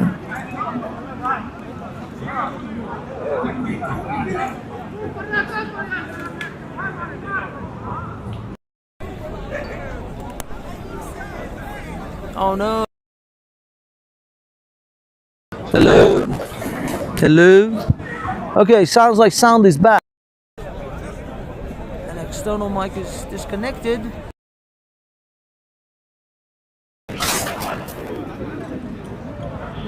Guys, I think this thing is running out of battery. It's struggling. It's running out. Good time, actually, to call it a day. Thank you, everyone, for coming. Look at this. Look at this little. This is one of people. This little tiny little bad boy. It's connecting. It's connected. It's connected, but it's dying. It's running out. So, boys and girls, thank you for joining me in this wonderful day. I will bid you all adieu. This is the second mic. Okay, is it connecting? Is it connect? Ah, there you go. It's got two mics working on this. Okay, one mic's out, the other mic's in. I shouldn't have swapped it over, really. I should just.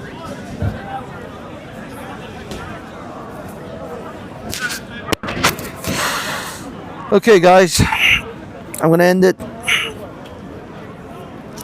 I'm gonna end it now. I don't know if anyone else is doing a live stream. If they are, go check them out. But my day is done. Thing is, I wanted to hang around long enough to see if I can record these Muslims praying in the park when the sun sets. But the sun's not going to set for another couple of hours, and I ain't fucking hanging around here. I don't give a damn. But I guarantee you they're gonna pray.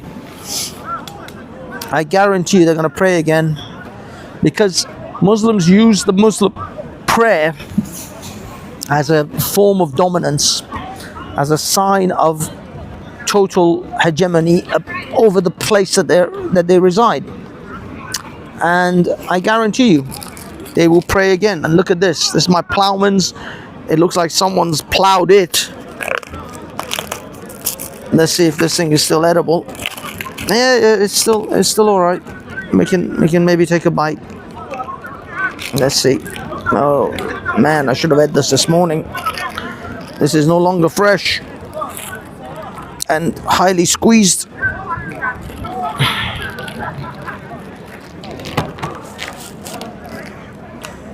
Okay, that's not pretty. Edible, but not pretty. How is it I'm getting up to 32? I was down to 22. Now suddenly 32 people are in here. What are you doing here? Time to go. Go home. Why are you still here?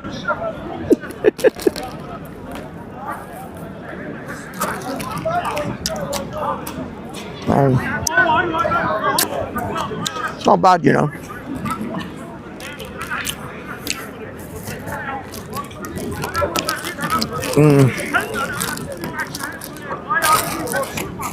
I'm not going to eat anymore because,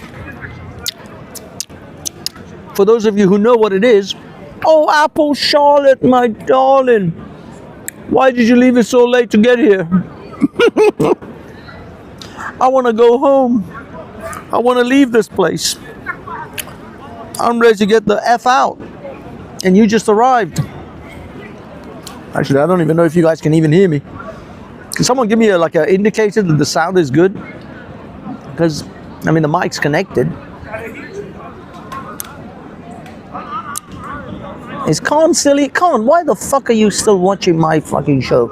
Like, why are you here? You clearly despise me on multiple levels. And yet, you're still...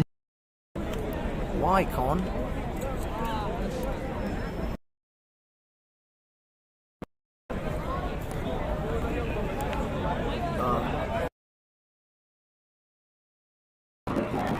External mic connected. Don't beg. Yeah, we can hear you. Okay. Yeah, that's connected. But the battery for this thing, okay, it's charging again. I'm down to 20%, guys, because this thing wasn't charging this whole time. I had to reconnect it all up. Okay. Should I stay or should I go?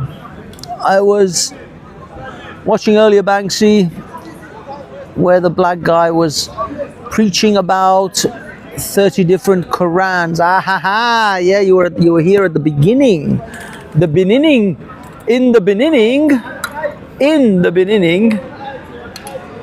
God said, "Let there be light," and then He created the sun. Some of you may be confused with that. But yes, in the beginning, I was covering the 30 Quran man, and the Muslims around me lost their collective shit.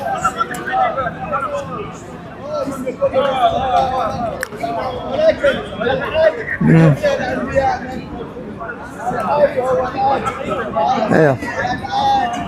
You can hear it behind me. Wallahi, wallahi, al-hadi, al-hadi. Al-had. It is an unusual language.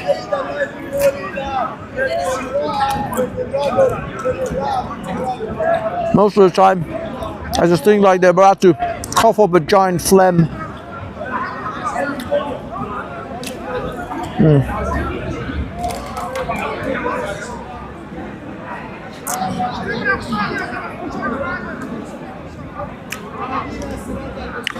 Taffy, I heard on James Jones and Banksy. Actually, that's an interesting topic that I'd like to give a little talk on. James Jones can go ahead and make up whatever bullshit he wants about why I don't talk to him. The principle is I don't talk to him, and I will never talk to him again.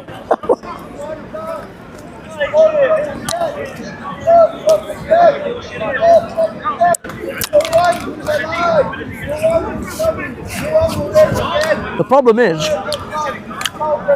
someone as pathetic as James Jones thinks that he can somehow goad me into talking to him by saying, "Oh, you're running away from me." Oh no. like 4-year-olds in a playground. But the problem is James Jones is a 4-year-old in a playground. He just happens to be on YouTube. And now YouTube is his playground. The reason I will never talk to James Jones on Veli Vision is because James Jones is a child with a gun. He has way too much administrative power on Veli Vision. Believe it or not, if Mr. Jones wishes to come on my panel and talk, I will indulge him to some degree. I never said I wouldn't talk to him on other panels, him on Veli Vision. But Jones knows he's too much of a coward to go to other panels.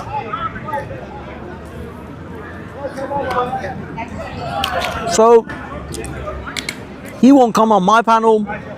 I don't talk to him on Veli's, and life will be the way it is forevermore.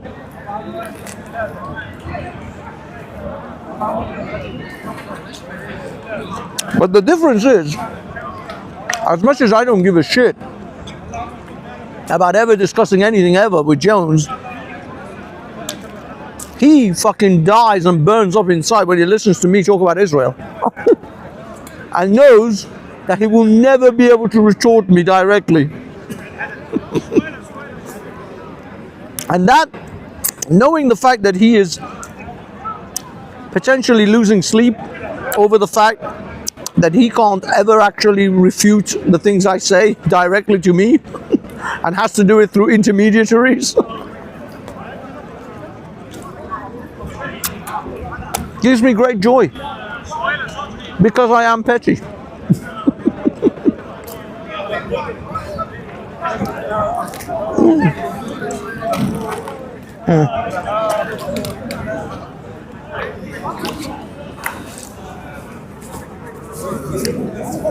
I had a tissue here somewhere.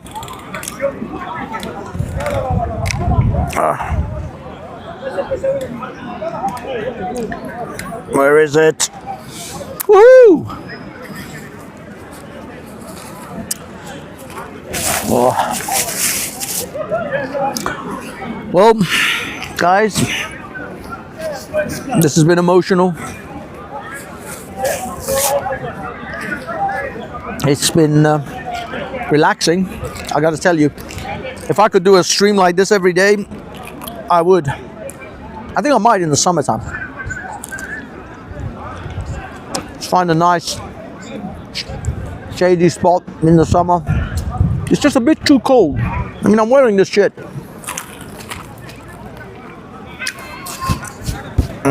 Christ, I'm wearing most of this crap. Yeah. It's just a tad colder than I want it to be. If it was a little bit warmer, it would be perfect. Got this really gorgeous like husky like dog over there.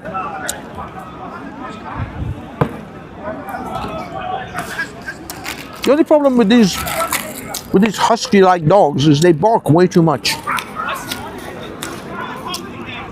They're a very barky breed.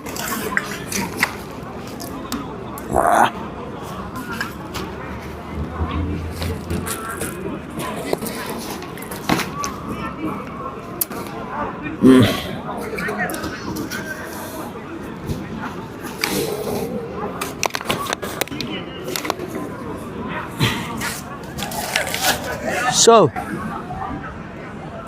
yeah, I mean, I still don't understand why the fuck Khan is here. But I suppose, Khan, you're like a thirsty man for streams, aren't you?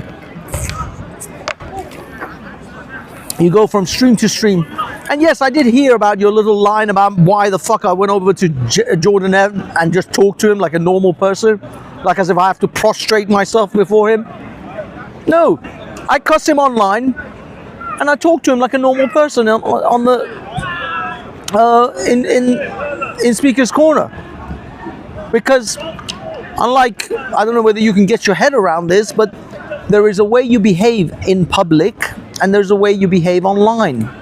It's you don't just act exactly the same in all places. You know, the way I talk to you, Khan, with disdain and great deal of what's the word? I think it's just disdain, or just a great deal of disgust, I guess. It's mostly because what on earth do you think you're doing? I am conversing with my audience in a relaxed and. When I send you a message, you don't reply.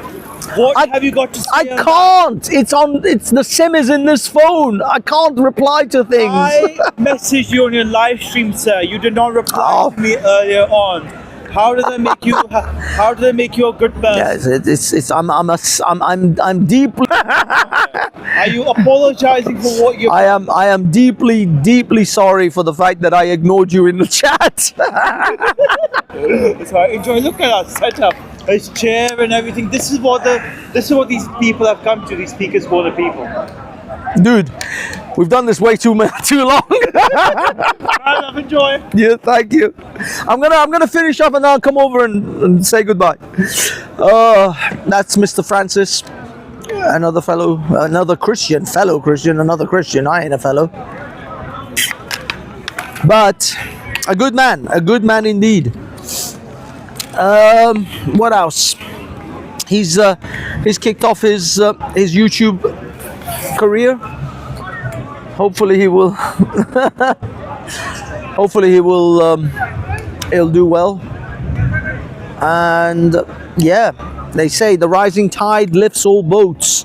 So us little YouTubers, the Speaker's Corner, we're trying to perk each other up. Anyway, what the fuck was I talking about? How much I find Khan to be a disgusting sack of shit. Yeah, I think that's where I was. Yeah, Khan. Like what the fuck you doing here? I honestly don't even know. And then the fact that you're like, oh, I can't believe he went to Jordan M and just talk to him. Yes, I will. I'll talk to any of these cunts. I don't give a shit. I still think they're full of shit. I still think Jordan M has a mind of a child when it comes to analyzing and assessing anything. I mean, that guy would literally be the perfect foot soldier. The guy, the cannon fodder they send out on the first wave. Because he'll just listen to any bullshit and say, yes, massa. Yes, sir. Definitely, sir. He's got the intellectual prowess of a 12-year-old.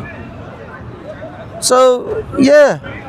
I don't rate him as an intellect.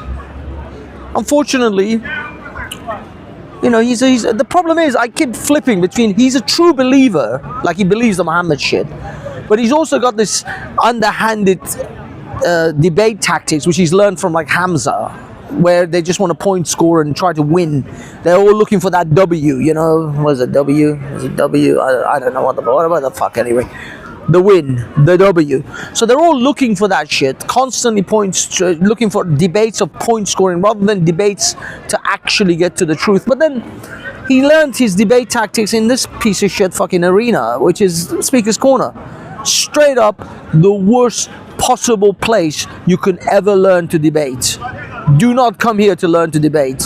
If you want to come here and just do public speaking, like get on a stool and say whatever you want to say as a public speaker, that's fine, that's good. To have public speaking ability is a good thing, because that helps you in interviews, that helps you in presentations, whatever it is. There's multiple levels of areas of life where public speaking will definitely set you in good stead. So if you're a 20-something-year-old young person trying to break into the world and you know, do your thing, make your mark, yeah, come here and learn. You know, just talk crap to this public, you know, to the public here, and learn public speaking, because to get over those angst of public speaking is a big thing. I mean, yes, I still have like a whole bunch of you guys in the chat who never want to jump on the panel because you guys are, you know, I know some people are genuinely frightened to death. And that's just on a panel in your own room. Imagine now you're in front of like, you know, 20, 30 people. That's even more intimidating. In a weird way, that's why I don't really do it here. Not that I just don't think the things I have to say is, I don't know, maybe it's a lack of confidence, because I just don't think the thing I have to say to this lot, to most of the Neanderthal knuckle draggers that come here, I feel like I'm, you know, it's casting pearls before pigs. You know, I'm casting pearls before swine, and I can't be asked. I'd rather just record them being the knuckle dragging Neanderthals than most of them are. But generally, if you want to learn public speaking, this is the place. That's fine. If you want to learn how to debate and learn how to actually have debate skills, no, fuck this place. This place is bullshit. This place is WWE, low IQ, low hanging fruit crap. Constantly, it's just low hanging fruit. There is no nuance. There is no in-depth conversation. That's why when I tell these Muslims, there's multiple Qurans, they lose their shit. And they never really, you don't really have that kind of time to start analyzing all the variations in the texts, all the different wordings. I mean, Hatoon's got a pretty good grasp on it. She does an okay job, but you really don't have that opportunity and time to go through. And besides, I'm not an Arabic speaker anyway, so I've always got that. I've always got that disadvantage to Arabic speakers. But Hatoon does have actually a good setup, the way she goes, takes them through it. And she has all the books. She has like the different Qurans with her. I have to do it off a website, and that guy was losing his shit today. Oh no, this is a fake website. This is a fake website. Dude, the IP is not it's not secure. Like, what the fuck are you talking about, dude? I'm not talking about the fucking website. I'm not talking about whether it's got SSL certificates. Does the text on the goddamn site say what it says? You're fucking jerking me off here. So yeah. Unfortunately, this is not a place for nuance. Big up Midlife Bro Logic. Bring some of your bro logic down to Speaker's Corner, dude. I would love it if these American guys would come down one day. You, Bonds, Chaotic Truth, Randy, Raymond, no, Christ, I forgot his name. HB, 777. Oh man, if you guys were all at Speaker's Corner, that would be like a crazy day. And then we all go out and get hammered with large quantities of alcohol afterwards. That would literally be a great day. I would consider that a major great day. Of course, everyone else, I would love you all to come down to Speaker's Corner as well, but most of you who live in London probably have better things to do, and those of you who don't live in London, you probably still have better things to do than to trek all the way down fucking here for this nonsense. But if anyone wants to have a meet and greet and come down to London and we all hang out and then we all go up to a pub or something afterwards, I am well up for that. Also, Wee Man, if you're up for that game where we smack each other in the face and nuts and all that with like a foam poodle noodle or pool noodle, I'm up for that. Make it happen. I've already got the noodle. I bought one of those insulating foams from B&Q, which is like Home Depot to the Americans. So yeah, I am well up for that. I've got the equipment, I've got the pad, the protection pad, I got it all. Just get your ass down here, let's record this shit. Make it happen. Make it so. Okay, what do we got? What do we got from Midlife Bro? What are you telling me, man? People debating Bibles and Qurans is like people debating Lord of the Rings and Star Wars. Oh, there's a classic atheist comment there from Midlife Bro. If you think Hafiz is an apostate, sub to my channel. Oh, you self-plugging bitch. If I would love to come again, but I am shackled by my struggle business. Once YouTube takes off, you will be my roommate, and you can clear my underwear. Thank you. I can clean your underwear as your roommate. That's a goal that I've been asking for a long time. Can I refer this noodle? I don't know, Simon. What are you referring, mate? Can I refer this noodle? I don't understand. No one who is sensible wants to go to talk. Wants to go there and talk to deaf people. Yes. Benes K. What do we got? That's why it's so funny. Indeed. What is this? You feel like you're wasting your time. They never listen. I get it. I know. I mean, look at it. Listen to this shit. Jesus is God. Muhammad is gay, or some shit. I don't know. He said Jesus is God. Muhammad is something. In this noodle fight, Referee this rumble. Oh, I see. Referring to rumble. Refer this rumble. I don't know. Oh, referee. Referee. Can I ref this? Oh, I see. You want to referee the noodle? I'm sorry. Things are... I'm getting tired. My brain is stopping. Big up Asbo Alice. Oh, Asbo Alice in his house. Check out Asbo. Asbo, do you have a channel? Plug yourself, Asbo. Who is the new UG? The new UG. What does the new UG have to say? Deprogram him.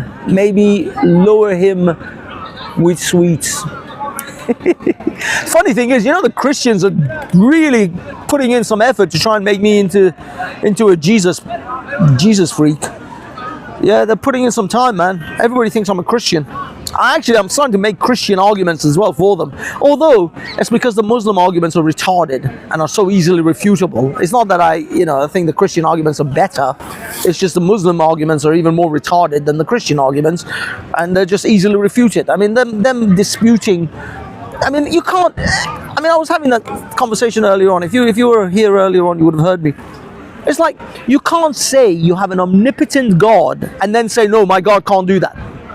It's like, how is it your brain is able to hold these two contradictory things in your head all at the same time? You say your God's omnipotent, but he can't be a man. He can't be Jesus because God can't.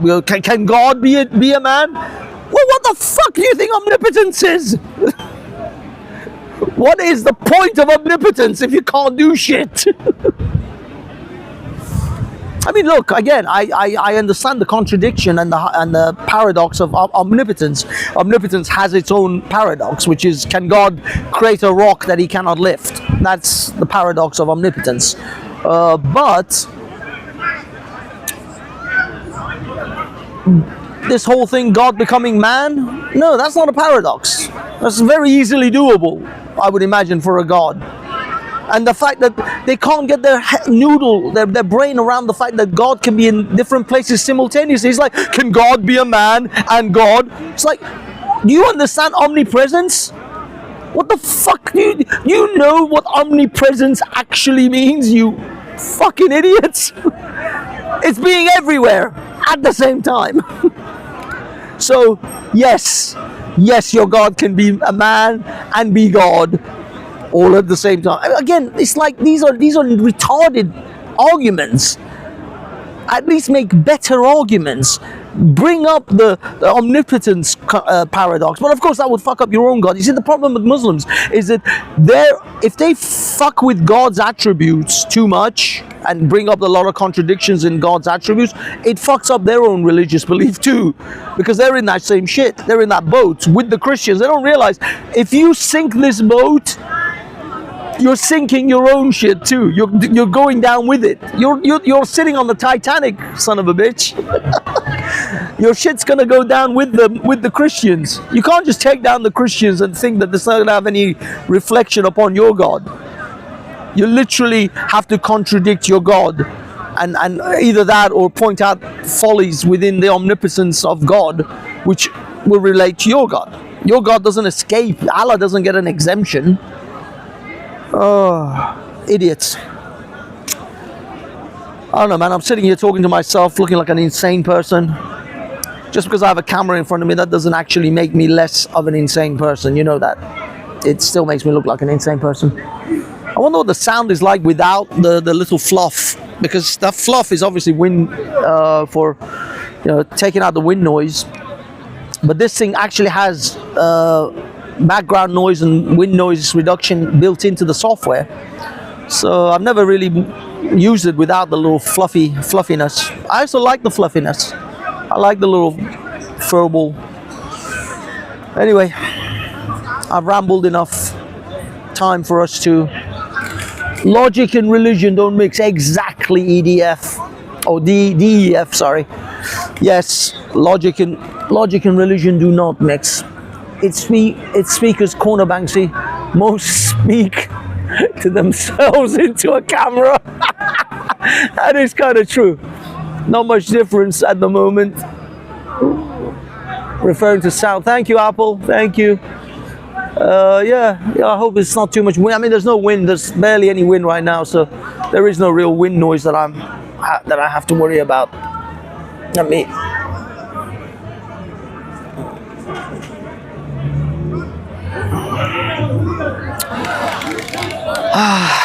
I love this. I'm getting a bit cold, I have to say, but I still love it. I love the fact that I can sit here.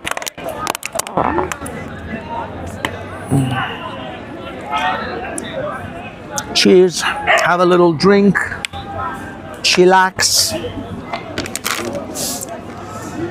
and just be cool, man, be chilled. But it is getting a bit cold. I'm gonna put the jacket on. Let me. I'm gonna end it, guys. I think it's a good time to end it. Unless, no, I should just end it. Okay, guys. Answer. Put some comments in the chat, please. That gives me some interaction. I don't know. Talk about the crap that the Christians. Tell me if anyone knows anything about the contradictions or the paradox of omnipotence and omniscience. I think there is a paradox of omniscience as well. Can God? Is there something that God doesn't know that He doesn't know? I don't know. I don't know if that works. I don't think that's the one. But there is. I think there is an actual contradiction of omniscience and the potential. I don't know if there's a paradox of omnipresent. I'm not sure if there's a paradox in omnipresent. There's the paradox of omniscience, omnipotence, and I think there is an omniscience paradox as well. Where can someone that knows everything not know that they know everything? Is there something that they don't know that they know that they don't know? I don't know. Some bollocks like that. It's that comment or that press conference that Donald Rumsfeld gave once. If you guys know Donald Rumsfeld, back in the 2001 Iraq War, there was this: we have the knowns, we have the unknowns, we have the known unknowns, and then we have the unknown unknowns. That might actually be an omniscience paradox. I don't know, but there might be the unknown unknowns. Is there an unknown unknown when it comes to God? So I don't know. Maybe there is, maybe there isn't. But at the moment, known unknown or known knowns.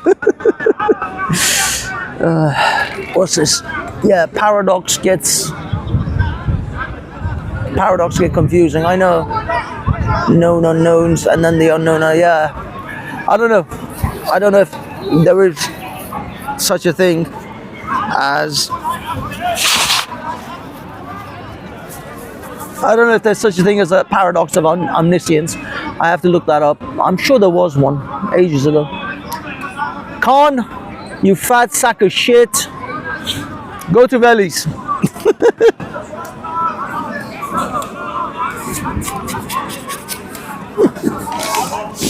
I'm gonna get my shit together. I'm gonna get out of here, guys.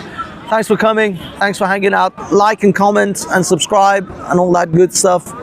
And catch you probably Saturday, maybe on Tuesday, see how things go, but most likely on Saturday, where sparks will fly. Or if you are subscribed to Banksy Style Live, I may do a live stream from my humble abode and talk some shit over there, because I'm trying to keep this one YouTube friendly. I salute you all. Peace. Love each other. Be good to each other.